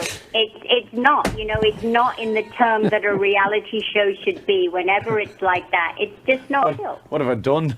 What have I done? Yeah. And what about you had said when you were in too that Ozzy might tour with Sabbath? There's like a 40th, a possible 40th anniversary thing. Is there anything even being spoken about with that? It goes back and forth, and now the guys are touring with Heaven and Hell, and Ozzy's working on a new record. We just got to wait for the time to be right. Yeah, what is Ozzy doing right now? Attacking the minibar? What's his favorite treat in the minibar? Yeah, does he go right for like the snacks in the minibar when you get to the hotel? He goes for the Toblerone to give to me. All right. He's a romantic. Yeah, sure. Talk to him. Yeah, come on, Oz. We didn't know he wasn't saying anything. We figured he left because Early in the day for me. You got to figure. I'm the Prince of Darkness. Of course. Oz, we love you. Yeah. Hey Ozzy, when you see Sharon get really pissed off, like in that thing where she threw the drink on somebody, does it frighten you that you realize you're married to somebody who just doesn't tolerate an ounce of shit from anybody? No, there's one thing about my wife. If you can say whatever you like, you say something about the family, and it's over. Yeah. So she can take the criticism, but if anybody goes after you or the kids, there's a problem. The claws come out. That goes for any reasonable person. I mean, people haven't got any barriers anymore. People just go straight for the balls, Right. Yeah, he's right, man. How is Jack and Kelly? Go straight for the balls. Great. They're good. Are they out with you guys now? Are you guys all doing the Regis together? No, they're in LA doing promotion, and we're here in New York. Do you hate going on the road? I mean, Ozzy, you've been touring for so many years. It's like you get a break for a few months, and then you back out with a new album. And now you're back out with this. Do you just want to take a couple of years and just kind of do nothing? It's like it's not like a job. I've tried that retirement thing, but it sucks. I mean, how can I retire from what I do? It's not a 9-to-5 job. In some respects, it's more than a 9-to-5 job, but I couldn't see myself doing anything different, You went through a bunch of... Okay. What? No, go ahead. I almost interrupted you. No, he lost. We couldn't hear you. Oh, yeah, I know. On the phone, it's kind of hard with the speakerphone. I was saying that Ozzy had gone through so many retirement tours, like I guess from like the mid '80s on, it was like this is it, and I fucking bought it. I went to every one thinking this was the last time I was going to see him, and here it is, 2009, and he's still doing a new album and going back out next year, which is just great. Well, you know what? It's what people do, and it's like I don't get when people say, "Are you going to retire?" It's like when I read an interview by Paul McCartney one time, and I said, "Well, you've got all the money in the world. What are you going to retire?" And he said, "What's all the money in the world is one thing, but it's what I do, Yeah, exactly. I wouldn't mind slowing down the schedule somewhat, but I can't see. I don't want to retire quite yet. Yeah, no, you shouldn't retire. I just mean because the schedule is pretty grueling. I mean, with gigs and with all this other stuff. So. When it all boils down to it, it's a job, It's what I do, and I love it, Yeah. I'm looking forward to. My father works in a factory most of his life, all of his life, and then he went for voluntary retirement, and he died. He had nothing else to do, you know. Right. Yeah, they say a lot of old people get like really depressed when they quit working because they just kind of feel like valueless and like there's nothing Happens going all on. the time. No purpose. Yeah, All you're the just sitting time. around waiting to die. What have I The done? thing is, I think somebody put it best when they said, you know, how can you retire from life? Right. Well, what would the next thing be? I mean, obviously, if you're doing music and you're doing TV, I mean, does production have any interest for you at all, or does that hold no interest for you whatsoever? Production means For you, record production. Oh no, I mean, I can't stand being locked in a box with no daylight for days. You know, it's not for me. I want to see Ozzy start like Get out. I want to see Ozzy start like a country music career, Sharon. Get out of here. Yeah, that would wash.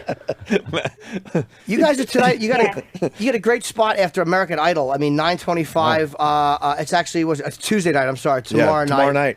And it's on Fox. And they don't know when the other ones are going to air. No, because I think they're too scared. They want to wait and see if this one's accepted by the public first. Okay. Right. I'll see if people like it or if it gets some and then kind they'll- of. and then they'll figure out where to put the thing. Are you surprised? Go on. Are you surprised because Rosie O'Donnell did and Rosie you think would be the perfect one to have like even though this is not a variety show, but this kind of show, and hers did not do well at all. Does that bode well for you, or do you think that bodes like really badly for you guys? Yeah, because our show is nothing like that at all. I mean, you know, it's... God, you couldn't be further apart. It's like saying, you know, there's no comparison at all. Right. Yeah, there is a confusion out there because Rosie O'Donnell did the basic 70s variety show and it bombed horribly. They only gave her one. And the Osbournes Reloaded is definitely not a variety. There's a lot going on besides some of the variety show elements. You're doing skits and... No, it doesn't even have any variety show elements. You know, I think people think that we're going to have a door that, you know, oh, let's see who's at the door. Yeah. You know, another celebrity comes walking out. Oh, and let's see, you know, then they break into song and start, you know, that's not what we do. Yeah, it's a variety show. Yeah, there you go. She nailed it. Yeah. So you guys... You know, but that definitely isn't us. So you guys do... You know, it's more pranks on the audience and pranks on each other. It's just really, you know, irreverent fun. Cool. Was there anything that you wanted to do that they said no to? No, not really. They didn't. They were really good, you know, to work with. No, we were, you know, we had, you know, the license to do what we wanted. Mm-hmm. Well, we hope it's a success for you. I know phone interviews are a pain in the ass. I mean, I hate calling it. I mean, I'm on the show every day, and I hate when I'm on the road. I have to call in. There's the delay, and people stepping over each other. But, you know, we appreciate you guys calling in. And Absolutely. We definitely wish you luck with the show. I mean, you know, I'm happy that you're doing something. Anytime you guys are on television, I'm happy. I think it's great that you're part of mainstream America. Well, because they do things very differently. You know, they got you guys got balls, which is refreshing to see. You don't sell out. Thank you. Yeah. Hey, is Jack still climbing mountains? I just need to know. Oh, my God, yes, and he's leaving tomorrow for New Zealand, and then he goes to Dubai, and he's starting again. And he's just an adventurer now, huh? Yeah, he is. He's like bloody Indiana Jones. What a story! What a story that Jack has now. And now he's climbing mountains. And I know they showed it a million times on TV. With you're the nervous parents at the bottom waiting for him to get to the top, and then you met him at the top. I tell you something. They've given us, you know, a schedule of what he's doing on his new show, and I only got to page 1, and I had to throw it away. You didn't want to know. Hey, is that going to be on? Is that going to be on TV somewhere? Yeah, it's coming here. I think it's going to be on the Discovery Channel. Oh, right on. I'm looking forward to that as well.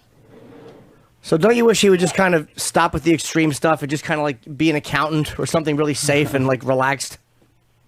Yes, I do, and his dad and I say it every day. Why? You know, it's just... But you know what? Is that how you say it, or are you really like, what the fuck are you doing? I know, it's like you can't take your kids and wrap them in cotton wool. I wish you could, but you can't. Yeah. And Amy, once again, didn't want to be a part of the show. She just doesn't like the public eye. She just kind of likes to hang in the background and live her life quietly. Yeah, she likes to have her freedom to go where she wants, and nobody knows who she is, and she's a regular person. Cool. All right. Well, listen. We good luck today on what time are you guys going to be on? Because we shouldn't promote something that's against the radio show, but I'll watch it. 10 o'clock. Yeah, so they're heading over there. What time are we on, dude?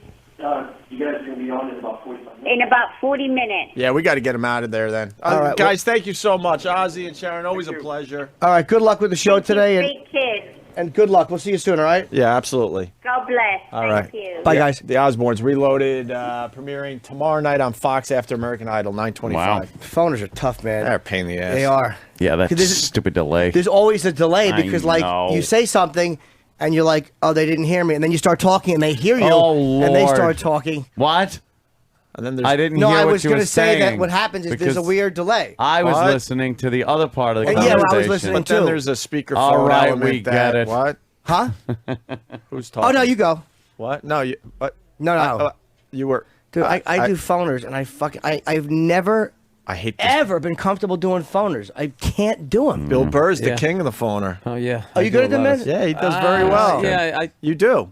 do I? I Yeah, don't you know. do all good right. with the Well, phoners. It's a I tough think spot. well, I've done all right with you guys because you guys know me. So Well, you know we're rolling our eyes and stuff. yeah. Oh, No, dude, I've had some bad dude, another I- conspiracy, huh? I had one radio station I called up, and the thing it was going great. I was killing, and they were like, "Yeah, what was up with that Philly thing?" And something I mentioned the Opie and Anthony show, and the guy goes, "Oh, okay," and he just hung up on me. And I just started Oh, howling, laughing, shit. going like, "Wow, I wonder what they did to that guy's morning show." I could tell it was just one of those guys you guys I know just trashed him up and down. Dude, that's happened to me like 3 times. Either I walk in and you just feel the vibe, like, okay, they have a relationship with the comedy club, so they got to put me on, but they have taken a pounding. Oh, We have fucked it up for you guys when you hit the road. You don't think I know. Dude, there was one down in Philly. I walked in there. I felt like I had fucking like an angel heart. I had killed one of their brothers and stole somebody's heart and put it in there, and I was just starting to piece it back together. What the fuck had happened? Nice. And I literally said that to the lady when I walked out. I go, "Did they have a little back and forth with Opie and Anthony?" Yeah, I think when they were dead. Yeah, I think they did. Yeah, they kind of did. Why were they not? Were they just awkward with you? I was definitely working for the laughs. Wasn't any sort of, hey, we got a comedian. It was just like, yeah, so Bill's here. Evidently, he's going to be at the Yuck Yuck Barn down the street. Let's acknowledge we got a little sponsorship with this club, and you just get your jokes out of the way. So, Bill, what's on your mind today? Oh, great. Oh, like one of those? That's a great opener. And you got, hey, grapefruits are wacky, aren't they? Yeah, great. Alrighty, then. Stephen S. from Bayshore. Hey, please ask Sharon the question all of America wants to ask. Can we expect to finally see Shields and Yarnell on TV again? Shields and Yarnell. they did a little of that variety, huh? People used to make a living off that. Somebody fucked up with this Osborne show because they're kind of pushing it like it's a variety show. Like a variety show. I completely thought it was that kind of variety show. And then when I said, okay, then it has variety show elements, she's like, no, it doesn't even have that. And I'm like, none at all. Well, you better not pick up any magazines because they're kind of selling it like a variety show. So. Yeah, that's never. It's never. I don't know. That's not a good. Wow, look at this financier guy. This guy from 1945. Yeah. He's predicting. He goes, as we see it, the market will rise 50 points in the next 3 years. Oh, nice. 50 points in 3 years. What was it at that point? I don't know. The Dow Industrial was 4. Yeah. It probably was like ridiculous. I can't find it in this stupid paper. I ask shitty interview questions when I'm a fan. No, I am you were awful. good. You were not good. You were The really worst. good. Jimmy, relax. You were good. Get the sports set. Oh, movies. Just a faggot. Movies? Hey, now, Jim, not only did you ask great the questions, you movies. kept having good Or follow-up is it- questions. You want to see a bad interview, you should have let me do it. I would have been like, so, is it cool to be like that Chris Farley I love the character? Chris Farley thing. You asked That a good was one. awesome. What's the worst live family, the most shows. boring family you've seen? That was a good question. Yeah, Yeah, was a but good that's one. the only thing I can think to do, and then it always ends up it's going to get them in trouble. But she was good at making that funny. But once Ozzy said, everybody always goes for your balls, then I wasn't going to ask him what he thought about the guy's hair from Helix. I'm trying to think one of those 80s. But see, look, I'm petering out with the questions. Just talking to you here, Jim. Yeah, well, it beats Yeah, what I was sorry. saying. So, you guys are married. Yeah. Wasn't that bad, man. What are you talking Fucking about? It was horrendous. great. I'm just. I should have a Yeah, fucking... the Charlie Oh. Rose of XM Yeah. Radio. Fucking... Gotta get you a big hard wooden table. Oh, Sit fucking there asshole like I you- am. like you're important. You know what? Sam's going to save this break here. He's Danny gonna- Kaye is at the Astor Theater. Sam's got the Wow. microphone in, and he's going to start giving out this stuff from our Oh, office. you Today's bet. items.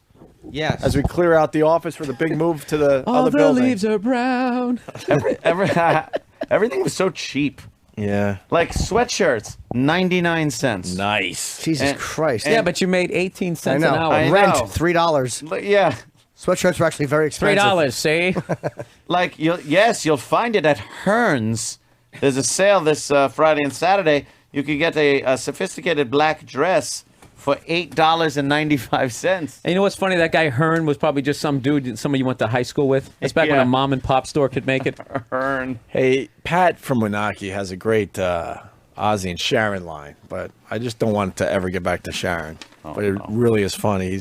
He's playing off the whole, you know, she's a little bit country and he's a little bit rock and roll, but changing the the country. Changing Marie's line. just a little Yeah. bit. We love the Osbournes, That's but funny. Pat from Menaki, that's a pretty good line right there. All right, Sam, what do you want to do? It's up to you, my friend. Well, Where were we?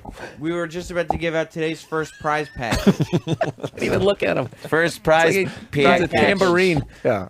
Today's first prize package includes Jim Norton's official unused office phone. Hold on, Sam. I didn't hear oohs from the crowd. You know, when you're Yeah, when it's you're big. when you're mentioning these items, I want to hear some oohs and ahs because this is a big day for you guys. Big day. Yes, so this was given to Jim in October 2004 when we first started here at XM. You'll also receive an XM MLB T-shirt in size XL, never before worn. You're kidding, Sam. No. Oh, listen to the crowd on that one. They like And we're that. giving this stuff away? And now they're in. And a third item in the prize Recession. pack? And finally, Are we calling these office prize packs? yes, Prize pack. the final item in the prize pack is Yeah. Stephen King's novel Lizzie's story, not signed by Stephen King. Wow. That one is actually signed, Sam. Are you sure? Let me see it. Yeah. Yeah. It is signed. Jimmy's right. You just didn't see it. Yeah, dope. I didn't open it. It was 2 pages in. Usually it's the first page in, but it's Yeah. 2 pages Wait. in. See? Yeah, it's right. Yeah, see, it's right there. Oh, yeah. Yeah. It's on the second page. You know how much you could get for a Stephen King autograph book? What does the Wow. autograph say, Jimmy? Howdy, faggot. Steve. It's so odd that Stephen King would write that. Oh, I didn't. Yes, please. All right, Sam, you just So now one lucky winner gets this prize pack. you could just Prize hand it, you could pack. just hand it to someone. Sam's open feet. I want to fucking snap Sam's feet together so they He's point got in the same penguin direction. feet. He really does. He does. He has penguin feet. Fucking, he needs orthotics on his dumb feet. I had a buddy of mine who was in Polio sales, and he braces. had a theory: anybody who stood like that was a fucking moron. So one time he was trying to teach me how to sell this guy, and this guy's sitting there saying all this dumb shit, and as the guy's saying why he doesn't want to buy a health insurance, he hits my elbow and he points down at the ground. I see these stupid wingtip shoes pointing at different poles of the universe. And I was just like, Sam's out there with the audience. A big audience today. Today's first lucky winner is this guy in the green hat. Oh. Yeah! wow, there you go. That's good. Doing great things here on the Opie and Anthony Show. Sam, give another prize pack away before we move on to something else. 2-in-1 break off. That's crazy. All right, the next prize pack is We're out of our minds. Yeah. We're giving it away. who likes teddy bear figurines? Who doesn't is the question, Sam. This prize pack consists of the Killer and Buzzy, which are 2 teddy bears, one with a chainsaw and one with a machete, and a limited edition box set of teddy bears dressed up like the Ramones. Oh, wow. Dude, that is. Ramones! I'm dead. Sam, spread it out. One per customer, because we have a lot of audience members. I own one of those you're teddy right. bears, by the way. Not Yeah. the. I have one with this. With he's in a little tub and his wrist is slashed and his fucking arm is hanging out bleeding. It's actually it's from the teddy bear. It's really a cool little porcelain series. You know what's funny? That background music actually just made me happier. Yeah. Doesn't it? Took me back to a simpler time. Yeah. No job, just a paper route. When you'd Happy. fake being sick and have chicken soup at home and fucking The Price is Right was Oh, on. that was the shit. It always yeah. reminds me of not being where I'm supposed to be. Yeah. You're right. with a. I want to have that on my iPod. Just with the walk down fever. the street listening to that. With the ball bag fever. Yeah. That's your- Oh, yeah, taffy bag. yeah, your little taffy bag. Yeah, fever sack. Your tiny little ball bag stretching out. Mama's sniffing it to make sure you're getting better. And then it would suck when school would let out. Because then it's like, oh, my day's over. And now it's just a regular day. Now I got twice as much work to catch up on. Yeah, it's like now this is what I'm used to. Yeah. Fuck. But you still got to stay in. Yeah, now you have to can't stay go while out. everyone's playing outside. You made that like little negotiation in your Sacrifice. head. Like, fuck. Yeah, but that time Wasn't smart. from like 9 the morning, 9 9 to right up 4 to or noon whatever. before you start seeing Yeah. man, they're at lunch right now, they're at recess. But that first, And it you're was the just greatest. watching TV on the couch with the blanket on you. And then, Nice. And then it has then it has that freak snowstorm. You're like, they're all sledding now. Fuck. What an idiot. Why didn't I check the weather? Well, fucking, it's after it's after school, and your friends are all playing Ring Around the Rosie. 'Cause that's what you do after high school. Bunch of your friends in a circle. Retarded. Oh, the retarded girl's name was Rosie. Yeah. Yeah, well, of course. Right, they put a cock ring around her neck. I like your cock Sam? ring. Oh, you like the cock ring pictures. picture? Yeah. And it did look like the wheel of a ship.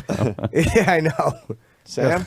Well, the limited edition box set is going to this man in the tie. Why? Just because he has a tie, you give him the best gift? Yes. The fuck's that about, Sam? He looks like a collector of fine things. Again, why'd you give him that? All right. Collector of fine Fine Sam's such a things. dick. And Buzzy is going to this gentleman in the striped hoodie. Yay. And the killer will go to this gentleman with the cat hat and the leather jacket. I like how you're giving this out to the closest people to the door. Yeah. That's pretty much it. So you're really spreading it around the bleachers, aren't you? So if you're coming this week, just sit close to the door and you'll get a prize. We still got lots more stuff, and don't forget about the mystery box. What's in the mystery box? I Well- didn't take a peek. At the end of today's giveaways, Yeah. if any of the fans are unhappy with their prize or prize pack, they're allowed to trade it in for the mystery box, which has mouse shit on top of it. Wow. Oh my God! Look at his feet. What happens when they all traded it? Don't fix them. There you go, yeah, his feet are They're fucked up. crazy. Yeah, you're fucking- You know what? You're gonna get hammer toes. That's what happens. That's what Yeah. happens. You get hammer toes out of that. Yep. Why didn't your parents do What the have I right? done? Why didn't the What have I parents? done? Why didn't your parents do the right thing and get you the And shoes? abort you. Get you the shoes with the bar. There's nothing wrong. I'm still I had a standing up. family member that had the shoes with the bar to straighten that shit out. You need fucking Forrest Gump braces. Yeah. To straighten those feet out. They're process- horrid. You already have his mentality. You know what's funny is he's trying to straighten them out, and that's I as know. close as he can get It's them. not even working. Now his knees There you hurt. go. Yeah. He straightens them out, his fucking ears flop out more. I'm gonna He's get. definitely pulling some fucking ligaments out. I want to get him on a ski slope, man. Just fucking snow plowing the entire shit. day. Jesus, dude. I think Enough that's of the snow plowing. I'm telling you, when your Get some feet speed up. when your feet point out like Little that, ski joke for everybody. Thank you. it means you're in pain of some sort and you're avoiding pain. Like your body's just doing that so it doesn't hurt. So what you need some kind of corrective orthotics, and that will help your feet get straight because you're obviously with your arch or something's all fucked up. Dr. Norton. I'm telling you, because I went to a podiatrist and she made me walk, and she looked at me and she knew what was wrong. She's like, "Okay, you having problems with this one?" I could tell because it Yeah, kicks because you're out a little. fucking limping. Yes, and I kept going, "Ow!" and pointing at my right foot. And she said, "I bet it's the right one." Why don't we then do- I fucked her She's face. a Sharpie. She sure is. Why don't we give Sam like the Kathy Bates thing? Oh, hobble him? Yeah, let's hobble you. We can hobble you. Just to get him back straight. Why? All right, I Sam. don't want to be hobbled. Does it feel weird to stand like that? Yeah, With really feet weird. straight, like I'm All like right, a human. Stand normal, like you don't normally would. You're a bow-legged No. zilch too. He's got like fucking lasso legs. No wonder he wants to open her. Hey, fucking cowboy Sam. You look like one of those plastic cowboys you took off the horse. Yes. You know, And they could never never stand up once you He's took just them off. standing there, he's all fucked up. Hey, He's got Captain Morgan legs. Sam, why don't you give out? It would make me very happy. Could you give out one of the copies of the Bromance book, please? I thought we were giving one person gets all of them. Don't correct Opie. I just want to make sure these people all walk away with something. All right. Unless Exactly. E-Rock So can it's find more shit in our office to give away. No, this What, is explain the To give away Bromance. himself. Yeah. Explain the Bromance book to Bill Burr, please, our guest in studio. This sounds great. well. You're gonna This love is like it's At the almost. Trump Marina Saturday night. Yes, he is. It will Sorry, help you. this Saturday. Yes. It will help you gain a bromance. BillBurr.com. It's called Brocabulary, Yeah. and it's called the New Manifesto of Dude Talk. And it kind of. Why don't you willy-nilly just open it up and give Bill Burr Any an example? page is a treat, so don't even have to I look. love like these kinds Don't of books. just They are kind of fun, right, Bill? Yeah, oh, yeah, my God. Oh. Anytime they're up by the cash register, they're a hoot, Jim, Yeah. as you would say. Impulse buy. Like if I was like, damn, bro, you're a real flirtuoso. That would be like a virtuoso when it comes to flirting, but it's for dudes. I'll tell you, that street slang, it's like I can never unbelievable. quite pick it out. It's amazing. A flirtuoso. This is just like talking like the black guys. And you talk to it's your beautiful. You talk to your bros like this, right? Yeah, right. All right, give us another one there, Sam, please. You could say climaximum overdrive, which is the point just before you come when you start doing her in double time. Oh shit! Oh man, bro. yeah. Fucking shit.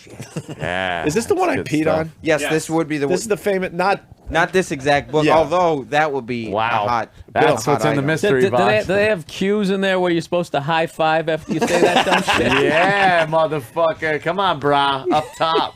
Bill. We had the author on the phone, and while he was still on the phone, I peed on his book. It's mic'd, and all you hear is damn fucking it. piss hitting I a really book. miss doing this show. I got to get that shit in my car. I swear to God. And then, of course, we had to go. Are you hearing this? You hearing this? Being animals. Okay, one more, Sam. Well, you might talk about your stallywhacker. Oh, what's a stallywhacker? Which is a tallywhacker Yeah. that's as big as a stallion's. So it's like you have a really big penis. Holy shit, is that awful? That's a book? Is That's this a the published anti-pussy fucking book? Is that what it is? Yeah. And why is Sam closing the book when this is going so well? What's Sam, wrong there's with some you? big laughs in here. Let's go. We Some got more. some laughs going. The gang's out there enjoying them. And you're a fan of the gang. bromance. We all learned that. Because Yes. his knees are swollen from actually having his feet straight for half a second. Because his feet are broken. Broken.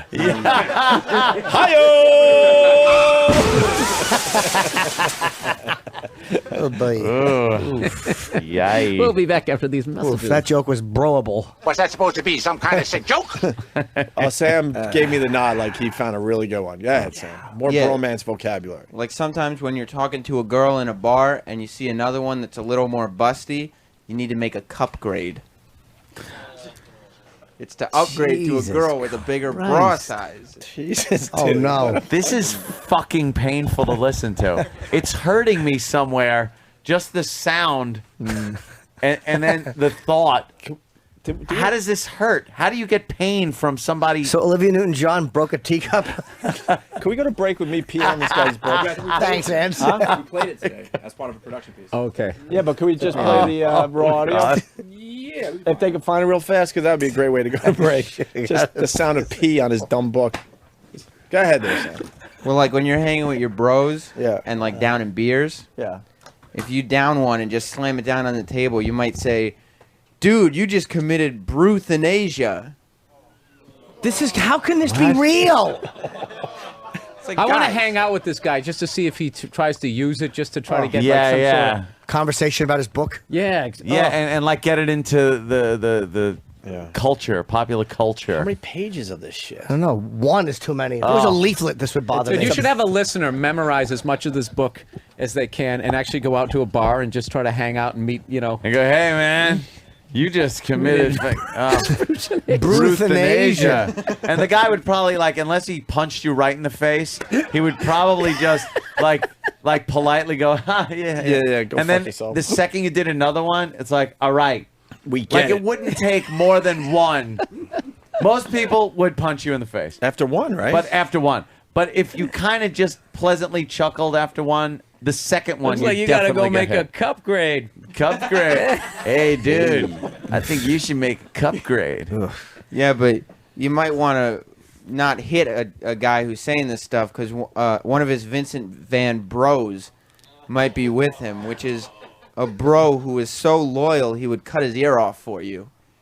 Dude, you're my Vincent Van Bro. I know that's what I want to do after hearing these.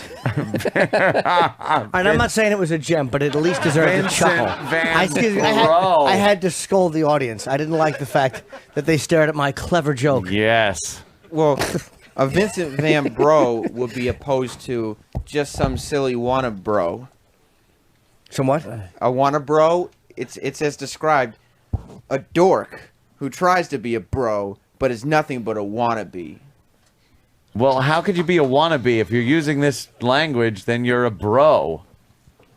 Yeah, but he doesn't know the language. He just probably picked up the book and it just, you know what I mean? Like he doesn't live the bro life. I don't know. He doesn't live the pro lifestyle. You like this stuff, Sam? I do. I do. I don't even know what to believe in anymore. I don't even know. Ass. But you know something? This is a great country that you can actually, make a little bit of money doing that. Yeah. I actually thought that when Ozzy Osbourne's kid is climbing those fucking mountains. Hey, this is a show. Yeah, just climb up there. My ass cracks hanging out. Film it. Well, let's see if T-Square Feet has anything else to say. Thank you for saving me there. I just really T-Square Feet, huh? That is good. Yeah.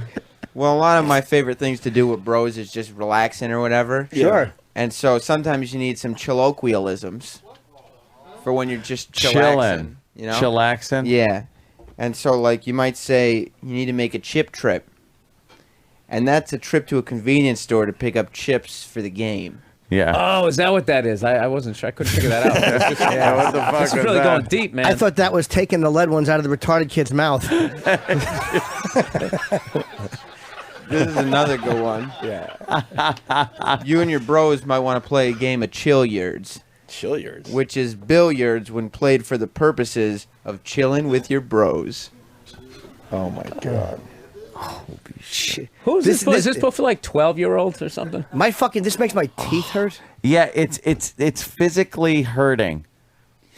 And if you're using this with another guy, I'm sure a bro job is in their future. Those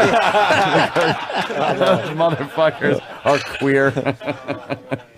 You know, though, yes, some of the audience members today might have come in and gone into cock shock. What is cock shock?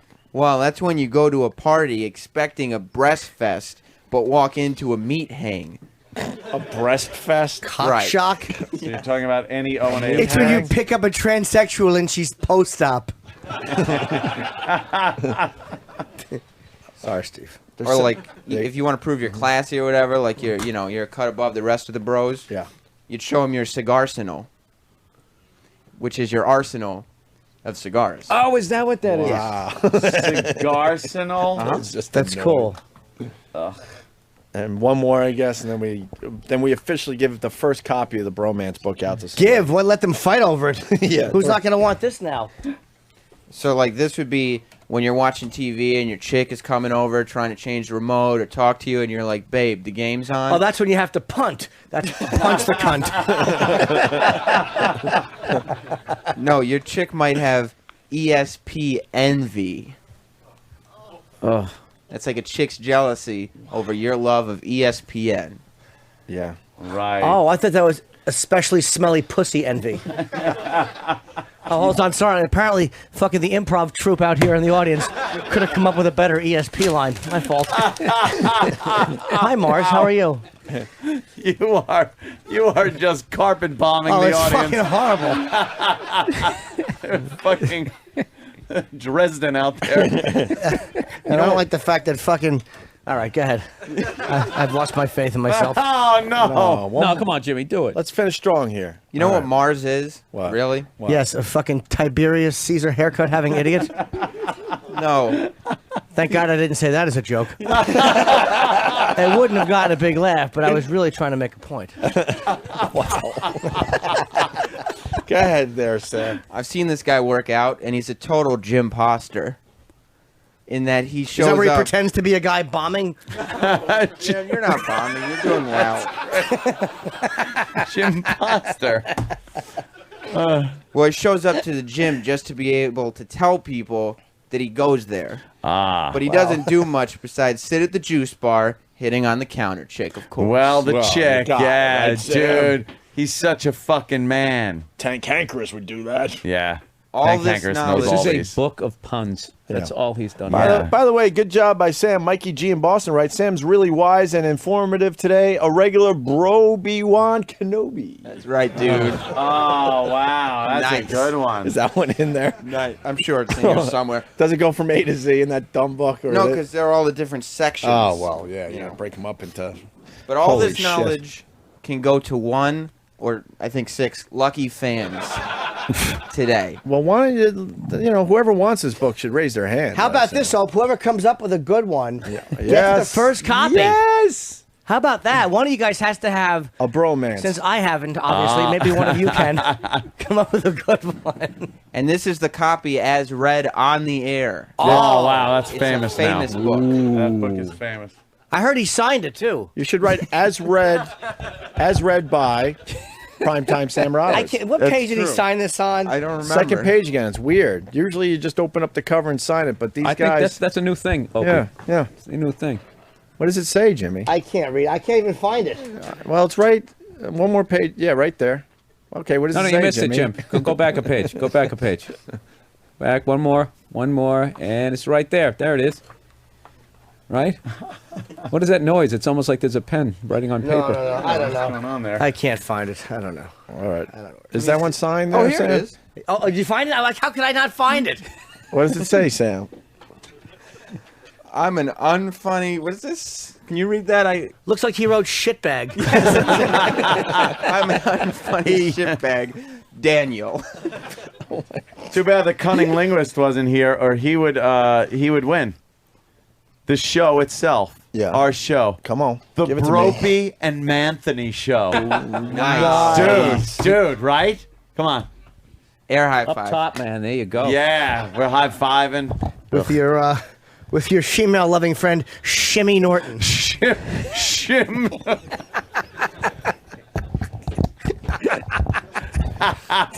Sam? So who wants the vocabulary? Who's got a good brocab word? A brocab. I like that, Sam. Ah. Why is nobody saying anything? Come on, guys. You can't bomb harder than I have. I've set the bar very low. Let's go with a brocab. Let's go. You guys are a bunch of queers. That guy with You the must not glasses hang is out with thinking. bros. The guy in the second row, is he nodding off? He's asleep. That guy is asleep. Look at him. Oh, damn. Oh, we just Nice woke him work. up. Fucking narcoleptic. My word is broner. What? A broner? A broner. That's when you and your friend is wrestling around and your dick gets hard. Yeah. You get him. Accidental though. That's the point. Yeah, because it'd be queer if it was on purpose. The fact that the man's fucking leg rubs your dick and it jumps up makes it fine. All right, we'll give him that one. That was good. A broner. Mr. Broner gets the book. Oh. Yay! This is good. Jimmy's jokes have been made front page of the paper. As Ed holds up the Wait, let me see. atom bomb picture. Atom bomb from Hiroshima pictures. Yeah. Oh, I was hoping it was the ad in the corner. No. Hey, what other old newspapers we are giving away today after the break? Yeah, we got Anthony decided to keep one of them after all. No, you could take this one. Really? I just wanted to thumb through All it. right. The good old days. What do you got? A whole stack of World War II era newspapers. One headline says 2 Nazi armies yield in the South. Yeah, I don't like those papers. Oh, this one you're not. Total German surrender. Wow. Oh boy, don't let Anthony Hell see that happened one. there, huh? Soviets fight Czech Nazis. God damn no. the Reds. And no Jap war for 2 front vets. Jimmy just went and got another bromance book. Wow. Yeah, I'm going to keep one for myself. I don't blame you. All right, we're going to take a break. Bill Burr playing Trump Marina this Saturday. BillBurr.com for tickets. The first show sold out. We're going to push and get that second show sold out for Bill Burr. Thank you. He's going to be doing the show all week. But just push Joe DeRosa, the new star of the Opie and Anthony show. Well, he'll be in Thursday. jealous. We were There hoping we he would go. be here today, but we have to wait till Thursday for Joe to come in. The bromance author was on the show, and well, this is what happened to the guy in the end. Check it out. How long was it till your bros told you, all right, enough with the fucking puns? Yeah. I'm wondering when you're going to tell me that. No. Yeah, they Brian from St. Louis, Melissa Lessridge. I don't know why. It's definitely to be taken in small doses. Keep it by the toilet. Read it, one entry at a time. Yeah. Run out of toilet paper. That's good shiterature. That's true. Shiterature. That's the book you put by the bowl, right? 217 pieces of... where are you actually? Are you a New Yorker? Yeah. Oh, Jesus. Oh, no. What did he say? Keep it by the what? And I forgot. By the shitter. Oh. Or the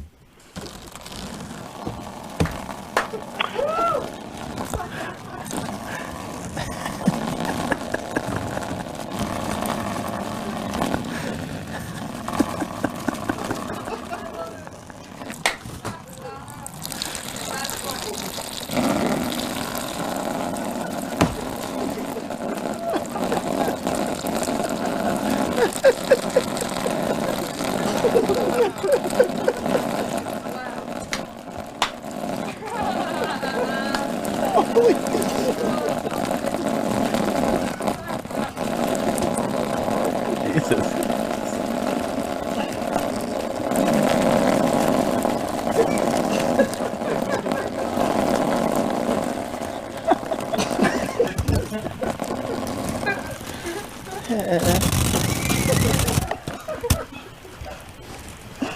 Wait for it.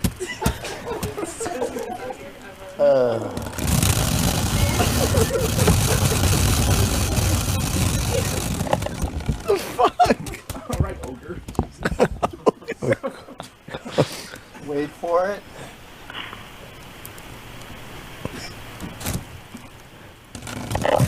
Of course.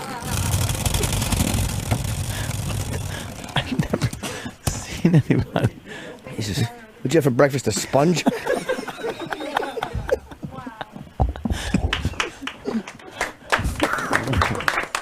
Wow. Oh, God. Maybe that's got to be changed.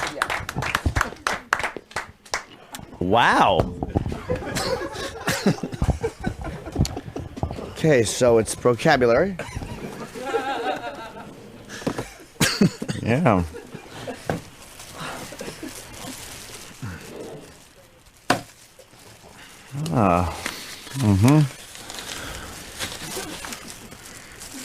Is he gone? It's known as the urinal book. No, still hanging. Sorry for the interruption. No problem. Oh!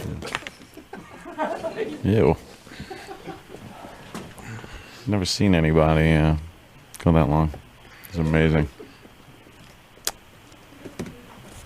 Mm-hmm.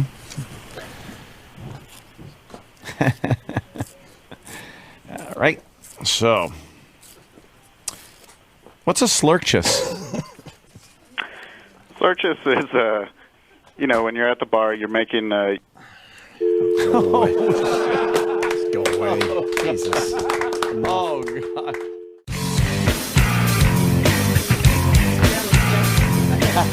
We're actually, are we on? Yeah, we're on. We're actually watching one of our listeners on Tyra. Look at she put a hole in the wall. This woman on Tyra is obese, morbidly, disgustingly obese. She's, and they showed her eating. Yeah, she's not trying to lose weight. She was eating this giant breakfast of bacon and and eggs. And she was drinking a whole thing of chocolate milk out of a gallon milk container. It's amazing how angry that makes you when you watch it. Like Yeah. everybody watches it and just goes, "Fucking die." They showed her showering, and she was taking the little handheld shower head thing and getting it into the folds. She looks like a Hummel. Yeah. She is Humpty Dumpty shaped. Yeah, she's awful. She's actually worse than Humpty Dumpty. Yeah. Her little fat arms hanging down. They don't even reach her knees. She's a freak. She's a freak show. She could be in a slideshow. There's something funny about her sitting down, like none of her body moves, just but her arms. Yeah. Little arms sort of move. Yeah. She looks Oh. like a fucking snowman. I want to see her walk around more. It'd be like what would happen if Earth could talk. That's what it would look like. It would have little Earth arms. Oh, what a fucking behemoth. She's a fucking disaster. Do you think you Jesus. could give her a liver shot and actually knock her out? Do you think it's No, just... not at all. No, it'd be impossible to get through. Jesus. I'd love to trip her down the steps. How great would it be? She's probably 750, 800 pounds. How great would it be to watch her going down like 70 fucking concrete steps? Oh, fantastic.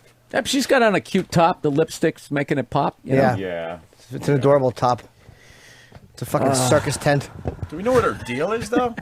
Yeah, she's a fat pig. No, but she eats a lot. No, I know that, but she was on the internet and she had a collar around her neck like she's some kind of like sex slave or something else was going yeah? on. No, that was how they get her through the Midtown Tunnel. That's right, fatty. I'm talking about you. That was connected to a tugboat. They just dragged her across the river. What a disaster. She's awful. She looks like matter from a neutron star.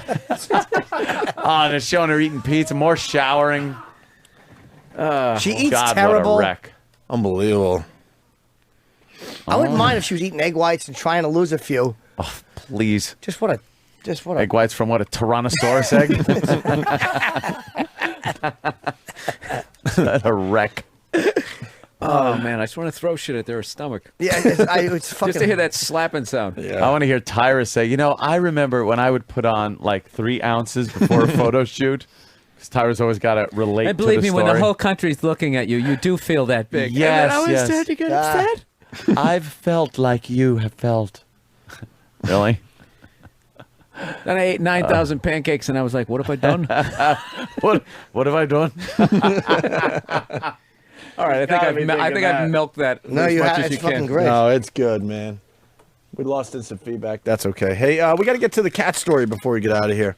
Let's not forget Bill Burr at the Trump Marina this Saturday. 2 shows. The first one is sold out. Oh, I'll be at Bananas Friday. So if you live in Poughkeepsie, only Friday. I'm doing 2 shows Friday, and that's it. And then I'm on Hannity tonight. I always hear Jimmy's name when I'm out on the road. If you guys want to be proud of him. Hannity, nice. Oh, I hope there's a buzz. There's a buzz out there. That Jimmy Little bit. Norton and his new hour of comedy. A little bit, He's little killing bit. him. All right, here's the cat story. We've heard these stories over the years, but they're saying this is one of the best ones ever. Finding a lot of cats in some lady's house in, I think, Jersey. Yeah. These are the lucky ones. They're among the 24 cats rescued from the horror of what these pictures show.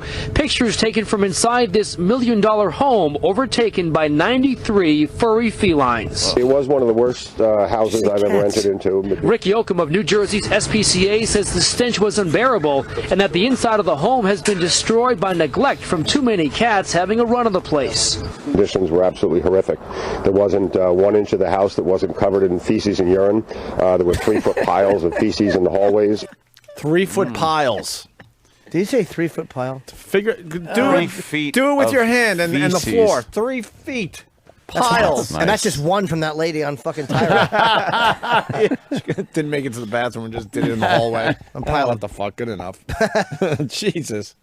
She was pretty clean for a fat fuck. Yeah, she was keeping they all hose her down like that. keeping everything clean. That's fantastic. When does it get to the point where you got to go, wow, I think I might have a problem with my cats? Like, how do you live among that?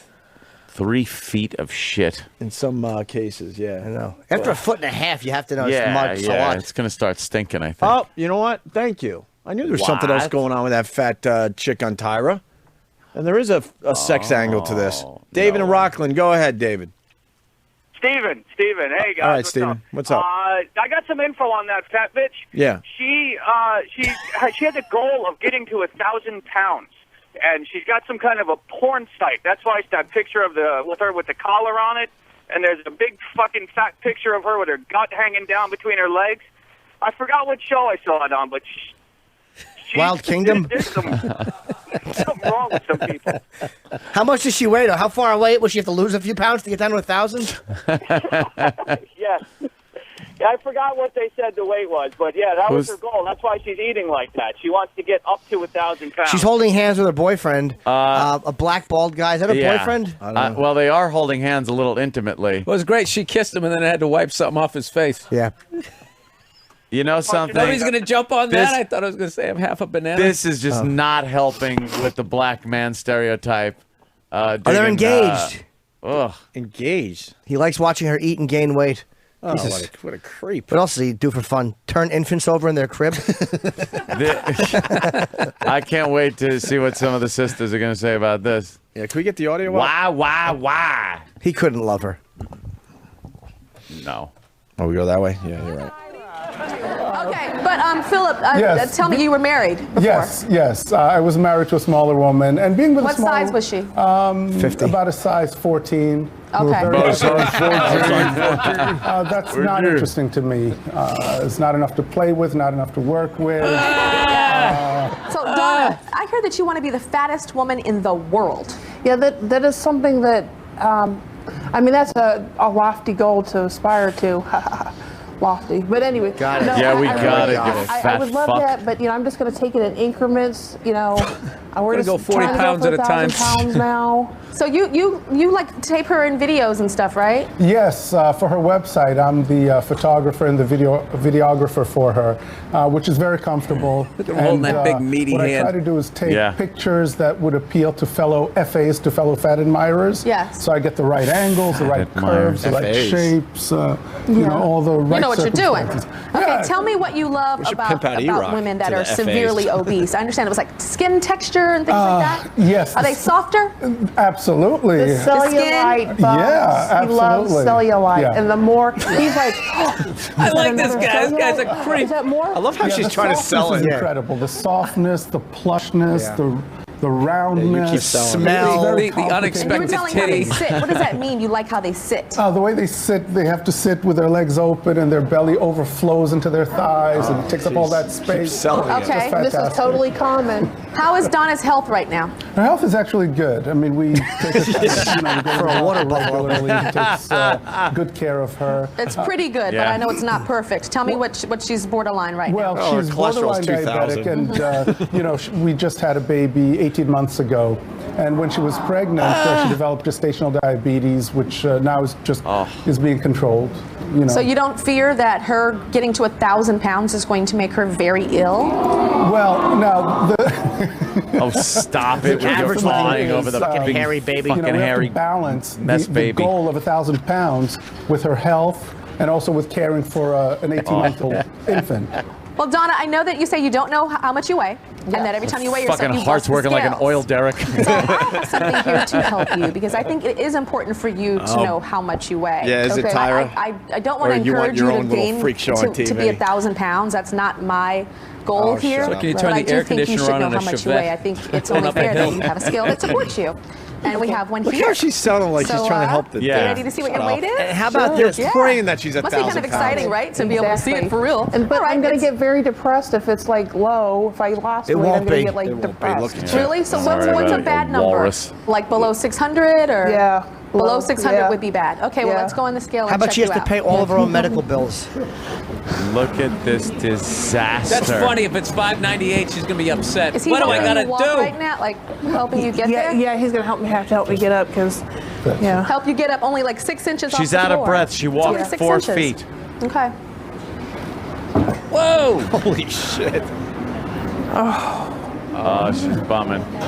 Please cry because you're That's not. horrible. Okay, it's bouncing around 513 or so. Oh, you got a You're long way about to go. 513 She's pounds. gotta Probably double without her the clothes, you're fucking probably around weight. 511. What a failure. She can't even gain weight. Yeah, horrible. loser. Yeah. Loser. That is horrible. Eat Tell your, me, tell eat your me baby. what you're feeling right now. That's like almost 100 pounds less than you can sit down and know you're probably What have I- sleepy right now. It's totally what have I depression. done? What have I done? I skipped breakfast. I lost 100 pounds. What have I done? Maybe we should have done it at the end of the show so I'm not down. You're really sad. Yeah.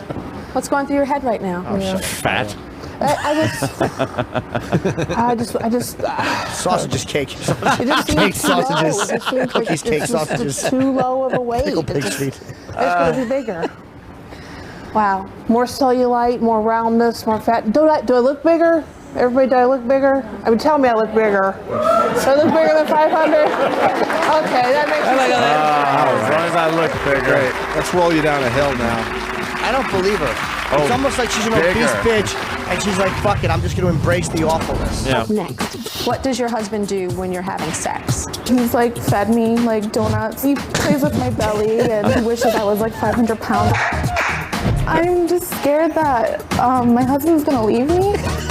She has a pretty face. Anna says that she has struggled with her weight her entire life, and she gets no support from anybody. From in her anything. family. Hey, your daughter's hurting a little bit. Why do you say the things that you say? I'm doing it for her own good.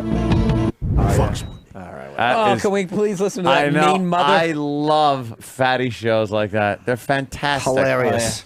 You just want to punch them in the head. And some guy emailed me. He's like, he runs some fat website. Yeah, like, that and he- fucking guy who just wants publicity. And I'm not going to mention the website, but it's like, I got your email, and you're like, I want to challenge you. Like, the jokes you make about fat people, I can make about... It's like, dude, I'm not interested. I don't care about what you used to be or what you are. It's irrelevant to me. I'll continue to make fun of it. Make fun of everything. So too bad if you don't like it. Just fucking live your own life. I want to throw lunch meat at the stomach, and I just want to hear that sound. That Just- smack, smack salami, That hard fucking salami. smack sound. Smack, smack, smack, smack. I want to put an infield fucking tarp over her. Oh,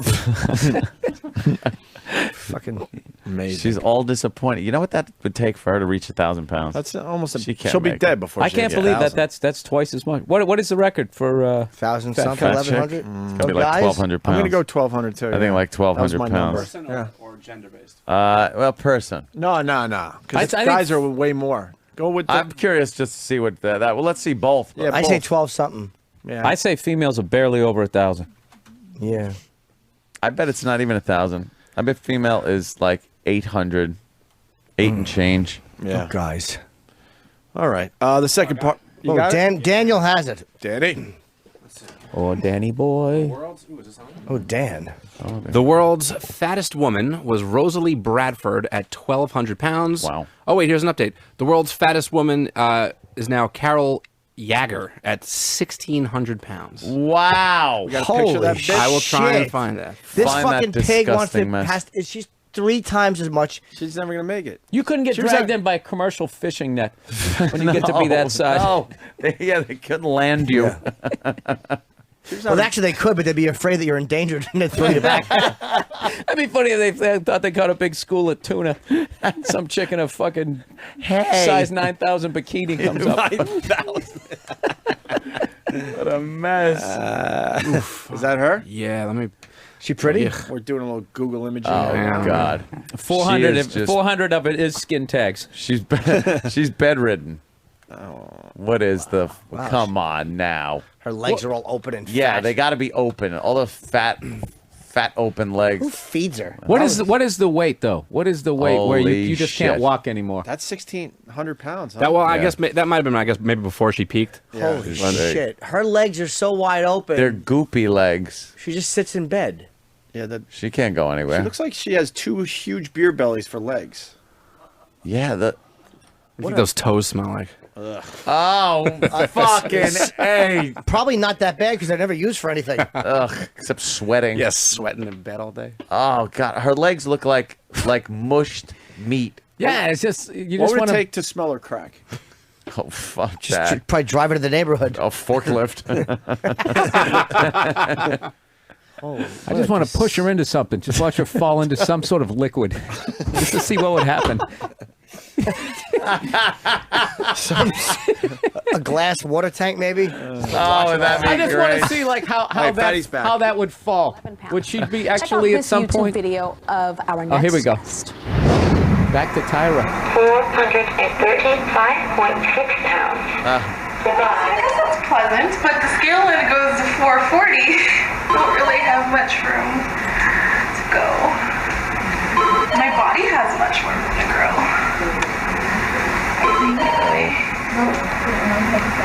Belly's definitely gotten bigger. Hips are big. I love it. Oh, my butt got really big. Guess we should eat some more ice cream. So Is this the Jessica new is angle with to us go? right now. She's a She said that she flatso. couldn't have been prouder of her Horrible. size. She's a flatso. in that video. Look at her. She When got you look no at that video, tits. When you look at it now, what do you see when you look at that video? That sounds like broman talk. Broman. Yeah, I was doing I don't some know. I broman guess talk. I look at that now and I feel, Fat? that's not me. Like, I feel like I'm leading a double life. Like You are. I'm afraid to Two people. gain and to lose weight. What does that mean? So you say double life. So there's a life I'm that you eating put on the enough for internet that two. you Yeah, you love, dummy. you're- the extra pounds, Make the you're jokes, happy, will you, Tyra? You're celebrating Have it. some fun with this. Bring What's the the other part jokes. of the life? I'm married to a man named Mark, and Oh, he's Mark's a the problem. feeder. And He's a feeder. he would like to see me be at least like 500 pounds or more. I mean, these are things he's told me. What if this is a new way, And I the just don't perfect really crime feel to kill your comfortable wife? with it. No, you look Also, good. You'll have don't another feel cupcake. You comfortable. Would you like to lose weight? I mean, I would like to. I mean, I'm really not that comfortable. I mean, I'm in that video I was 435. I'm 420 now. I mean, Hey. it's just hard. There you go. There you go. She's lost 15 pounds. She blew her nose. But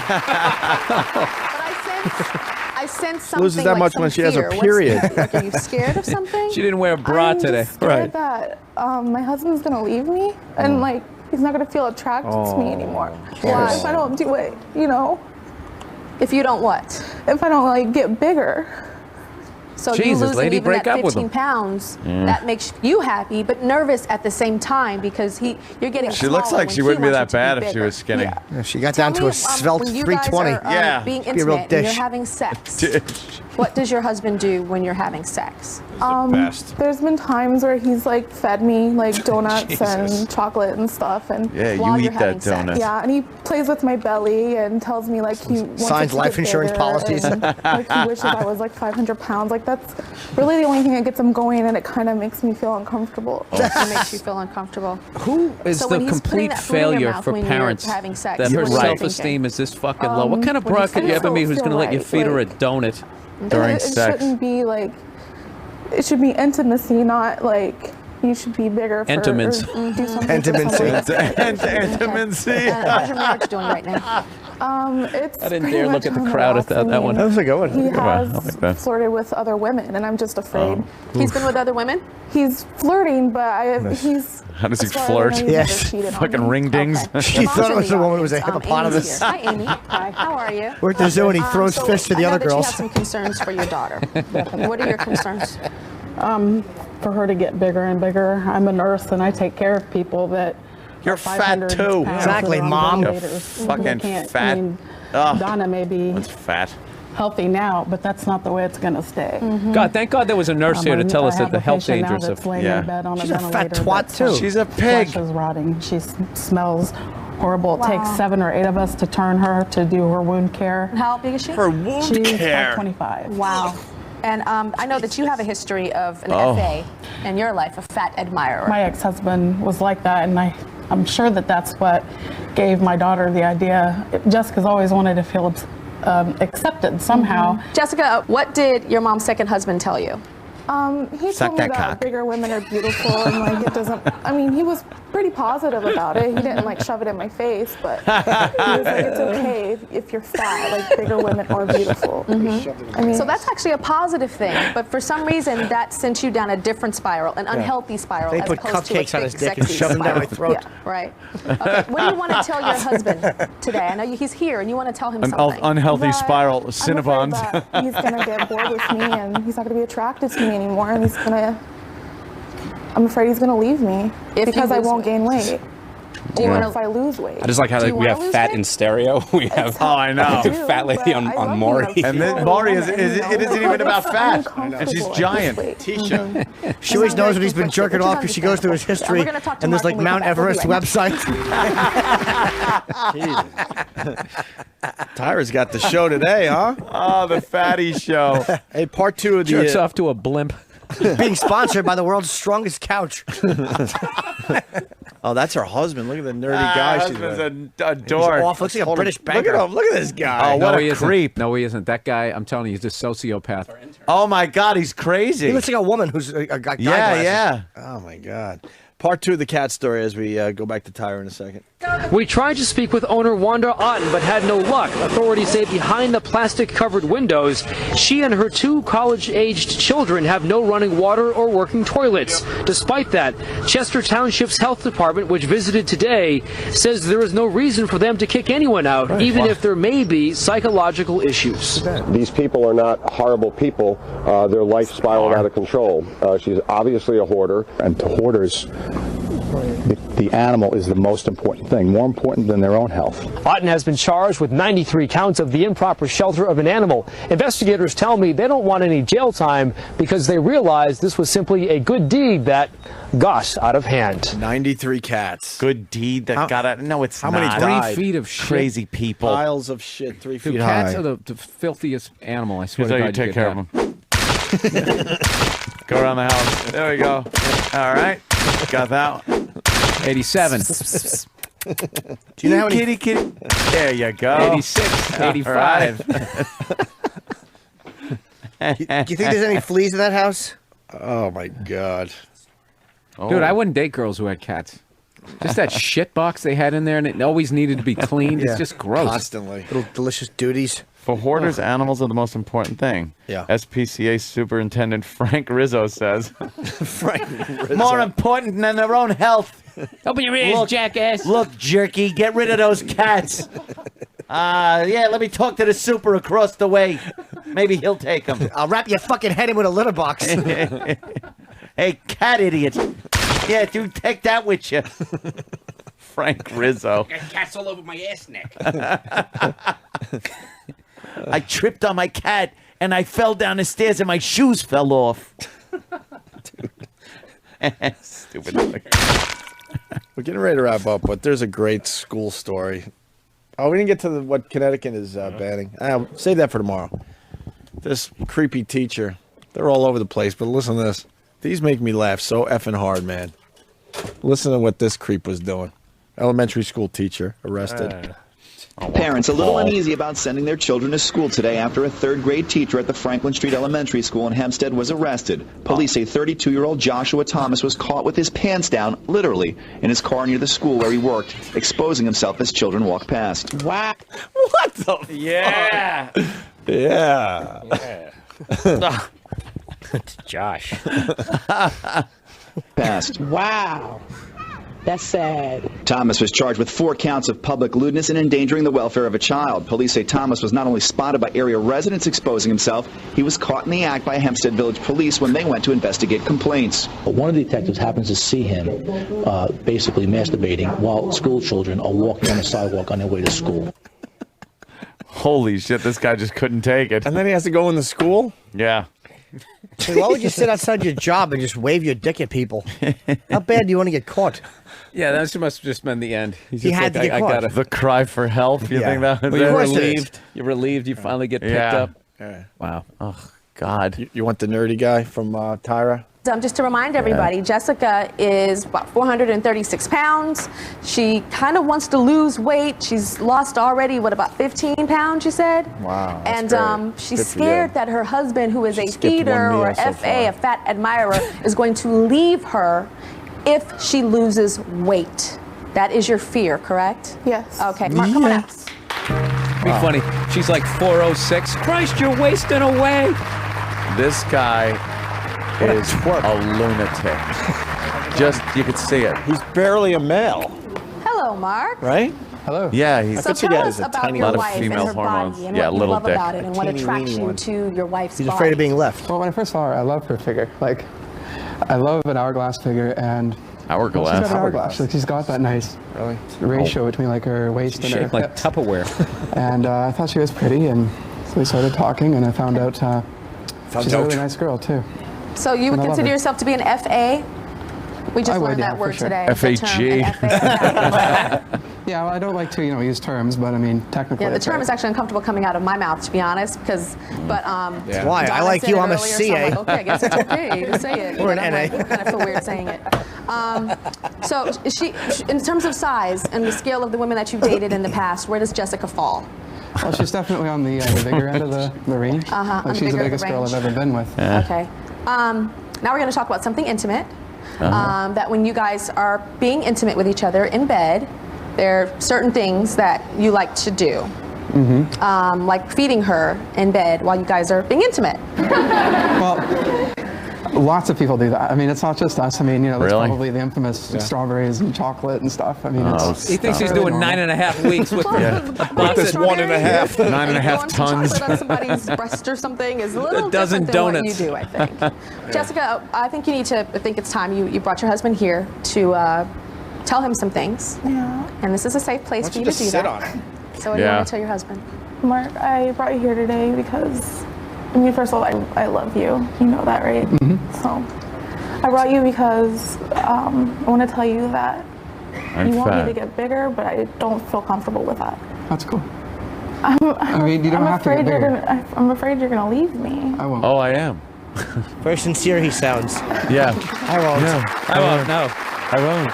He's gonna beat her like the elephant man when you get home. Okay. Tell him what else. Tell him about being fed, how that makes you feel when he feeds you. I just don't feel it's right. You know, like I don't think I have to be All right. bigger than I am won't to do it. satisfy your needs I for love a her. curvier woman. You know, I love you. And you don't. Then But Mark, let's be honest here. You did fine. tell her that you would prefer her to be 500 pounds Shut or up. more. Shut up, skinny. But I mean, it's not necessary, you know. This is great. He's a terrible guest. Yeah, He's just like, fine, no problem. Non-confrontational. Now she's going to make a confrontation. Yeah. Turning a little red, which is understandable. A little, There's like 8 cameras on you in the studio. And Well, and I don't usually talk at about this part of my life either, so it's. Got it. I Oh, understand. really? I totally understand. That's why he came on the show. Other people do behind your back. Men that are feeders. And crowds it's do behind a your lot of wife's back. fantasy as well. So fantasy is enough to be the arousement. So I feel like his fantasy is getting in the way with our real life, though. One thing, Mark, that you told our producers is that you have to be honest. If she did lose a lot of weight, you might not be as attracted to her. Well, it's possible. Like, if she got like skinny and down to like a size 12, I might not find her as physically attractive. But I mean, even if she lost 100 pounds, I mean, I'd still find her hot. So what's your number that you're the most comfortable with her being? I don't like to put a number on things. But you said 200 is too skinny? Well, like. You just put a number on it. This guy's a lying What sack I mean of is, shit. If she got like really, really skinny, I don't think I'd like that. But as far as like an actual number, I'm not like, oh, you have to weigh this much, you know, for me to be attracted to you. All right, Mark. I don't know. What a So we'll, fucking creep this guy is. Guy really is. Right now. a Joining us is a creep. woman who weighed over 300. Ghoul. What a fucking creep. He's a ghoul. No, that's okay. that's all right. That's okay. Yeah, That's okay. fine. Yes. I don't have any whiskers. He'll just eat in front of her. Yeah, he doesn't have to shave that fucking guy. He knows she's weak. He'll eat in front of her and she'll fucking eat. That's all he'll do. Yeah. As soon as they get home. Yeah, of course. It goes back to Oh, his you're on way. a diet. Yeah. He can't have any. She's easy. She's so fucking, Yeah. you know, her self-esteem is in the shitter. So She's at least nice, though. I mean, the other one should just be executed. yeah, trying real hard. Let's bring Sam in here for the grand finale. Give away Sam. the rest of the stuff from our office today. We'll do this again throughout the week. Come on, old penguin feet. It's our last week here before There he moving to goes. the big building. He's in the office holding an egg between his ankles.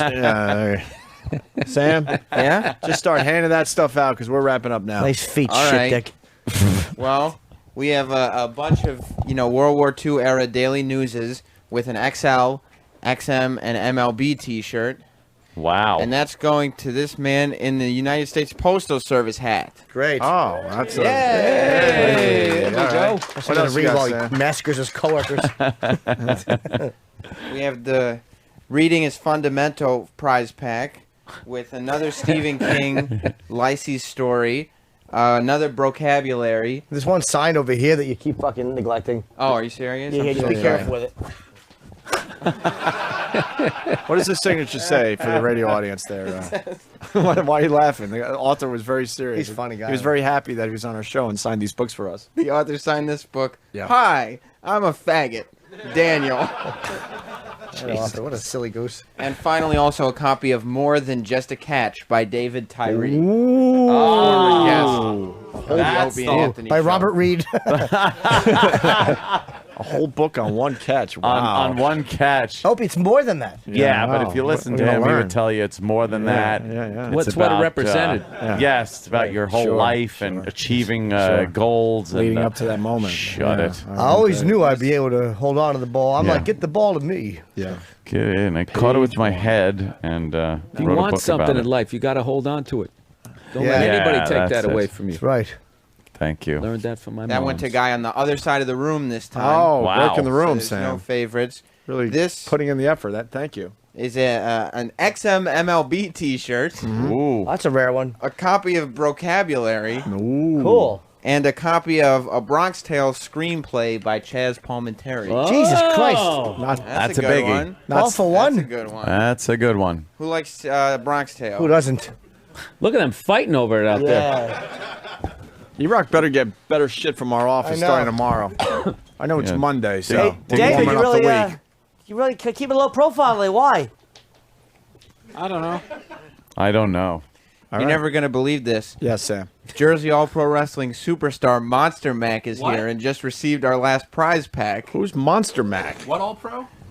Jersey All-Pro Wrestling. and he's a wrestler, and he lives in Jersey and wrestles. The Monster Mac? Yes, the Monster Oh, Mac. what's up? Also a member of the New York State Wrestling Federation. Very good. Now, this prize pack contains a copy of Brocabulary. Okay. Unofficial vocabulary. Unofficial XM mic flag. Nice. So you could play XM broadcaster at home. It's a fun game to play with your family, your friends. Yes. And the papers from Ant's old replay machine. Wow. So you can see where the different buttons were. Oh, man. For the different sound effects. That's Jesus, huge. I would like to have Real something show like that. memorabilia. That is huge. That must go to a faithful listener. There, Who's a faithful listener? Someone that is hardcore. This guy right here getting pointed at. All right, there you go. No one raised their hand. I know. Someone Sam had to make got it look pointed at. Sam had to make it look good for radio. How much of this shit is even going to make it beyond the lobby when these guys walk out? We're going to be walking over it outside. Oh, the mystery box. Well, we'll get to that in a moment, but this we is want to get the fuck out of here, Sam. Let's Get go. to my car in a moment, Yeah. you dummy. This is the Office Super Pack, which is a used office phone of Anthony's Uh-oh. and a broken set of headphones used by Danny to do Opie and Anthony's show prep. I never used that. And as exciting as this is, it's almost as exciting as this man in the sky blue hoodie. Yes. God damn, Gets What a these wonderful, prizes. wonderful lucky man. Finally, There's only the one last- prize left, guys. One prize left. It's an XM MLB T-shirt, size extra large, and a signed "Forgetting Sarah Marshall" poster. I don't there we see go. anyone. No, huh? There's someone in the back with the New York Giants hat on. This is exciting. Wow. Now- A thrill a minute. Yeah, but now we get the grand finale. This is what brings it all together, right, Sam? That's it. All right. Show them how it's done. Before we say goodbye, is there anybody who doesn't want the prize they were given? Well, just one person, please. Yeah, they're all holding their hands up. Who would like to trade in? This man in the striped hoodie is going to trade in his Buzzy teddy bear with a chainsaw figurine Wow, it's crazy. for the mystery box. Sir, if you would go ahead and Wait, take what- the mystery box. Tell- Wait. hold Are you on. sure you want to do this? No, but I'm gonna do it. Watch out for the mouse poop on top. You could actually get a I'm disease scared from that that. there's nothing. And hantavirus. Yeah, whatever the fuck. Here in New York. There's a lot of mouse poo Yeah, on the let's top. open He's up got the such box. a little face. He's got a big, long head. And And here comes the big reaction to Looks what's like in the Like a young, mystery awful box. Nick Nolte. It looks like an out-of-shape superhero. Sorry. Why? What is it? Gary Busey. This is a collection of random books that guests sent us that we didn't take. Really? Yes, and they're all yours. What's your name, sir? Mike. Wait, what kind of books though, Sam? You gotta like Give us an example. Yeah. Well, Sam. So these are the books we did not want to talk about on our show. one is Holy Headshot, which is a celebration of America's undiscovered talent. A hilarious book of headshots from people that didn't make it in La La Land. Oh my Wow. Can I see that actually? That's probably heartbreaking. This book. A bunch of people who had dreams and this scumbag's capitalized. on it. Yeah. What other books we? It's a picture of the wall at the Comedy Store. What other books did we say no to? know. It's not necessarily not the truth. The autobiography of Jamie Presley. Oh, we said no to Jamie Presley's book. To her book, not to her. Not to her, because she probably would have been the one coming in. Yeah. A copy of Mad Magazine parodying the Chronicles of Narnia. Wow. So that should give you a laugh. That's funny. Hey, don't bend the corners on that. That's Yeah, worth something. come on. This book is called The Poor Are Not Trying.net. Jesus, I just found LeVar Burton's headshot. Oh, God. It's a fucking black guy with no shirt and a scarf and an afro. That book is actually interesting. Yeah, it is. We do have our friend Ben Mesrick's book in here, Rigged. 4 copies of it. Yeah, we talked to him though. Yeah, I know, but he We just was had a good some guest, leftovers, but we sure. had some leftovers. Come on, get a good one. Anything else worth mentioning? Yeah. Dating makes you want to die, but you have to do it anyway. Getting through the absurdity of dating with your soul intact. Oh, we should have taken that guess. That would have been warm, Yeah. warm and fuzzy. So, I mean, that's just some of the fun. that He's our just friend shaking his here is head. gonna get. Reading all these books. So Congratulations, sir. You get to carry that. Yeah. He said one's fine. We're basically using our listeners to dump our shit in a dumpster somewhere. Help them move out. Right, just take out the garbage for us. Fuck the radio show you're watching. All right, we're getting out of here for today. Bill Burr, Trump Marina, Saturday night. Yep, that's it. Tickets available for the second show. The first one sold out nice. BillBurr.com for ticket info. And you're going to be doing the whole week with us, which is awesome. Absolutely. We'll see what Bill's been up to tomorrow. We'll get involved. Yeah, More of my we'll get into- asinine conspiracy theories. Yeah, we didn't do any conspiracy. Well, that's because that guy just Obama completely deception? shut me down.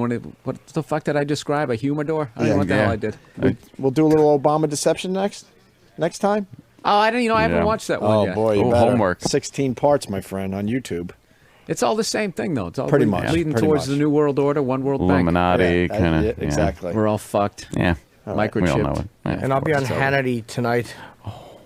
And is Combs there anymore or no? I'm doing something for Combs on his Fox on like the strategy room where I read his hate mail or some shit.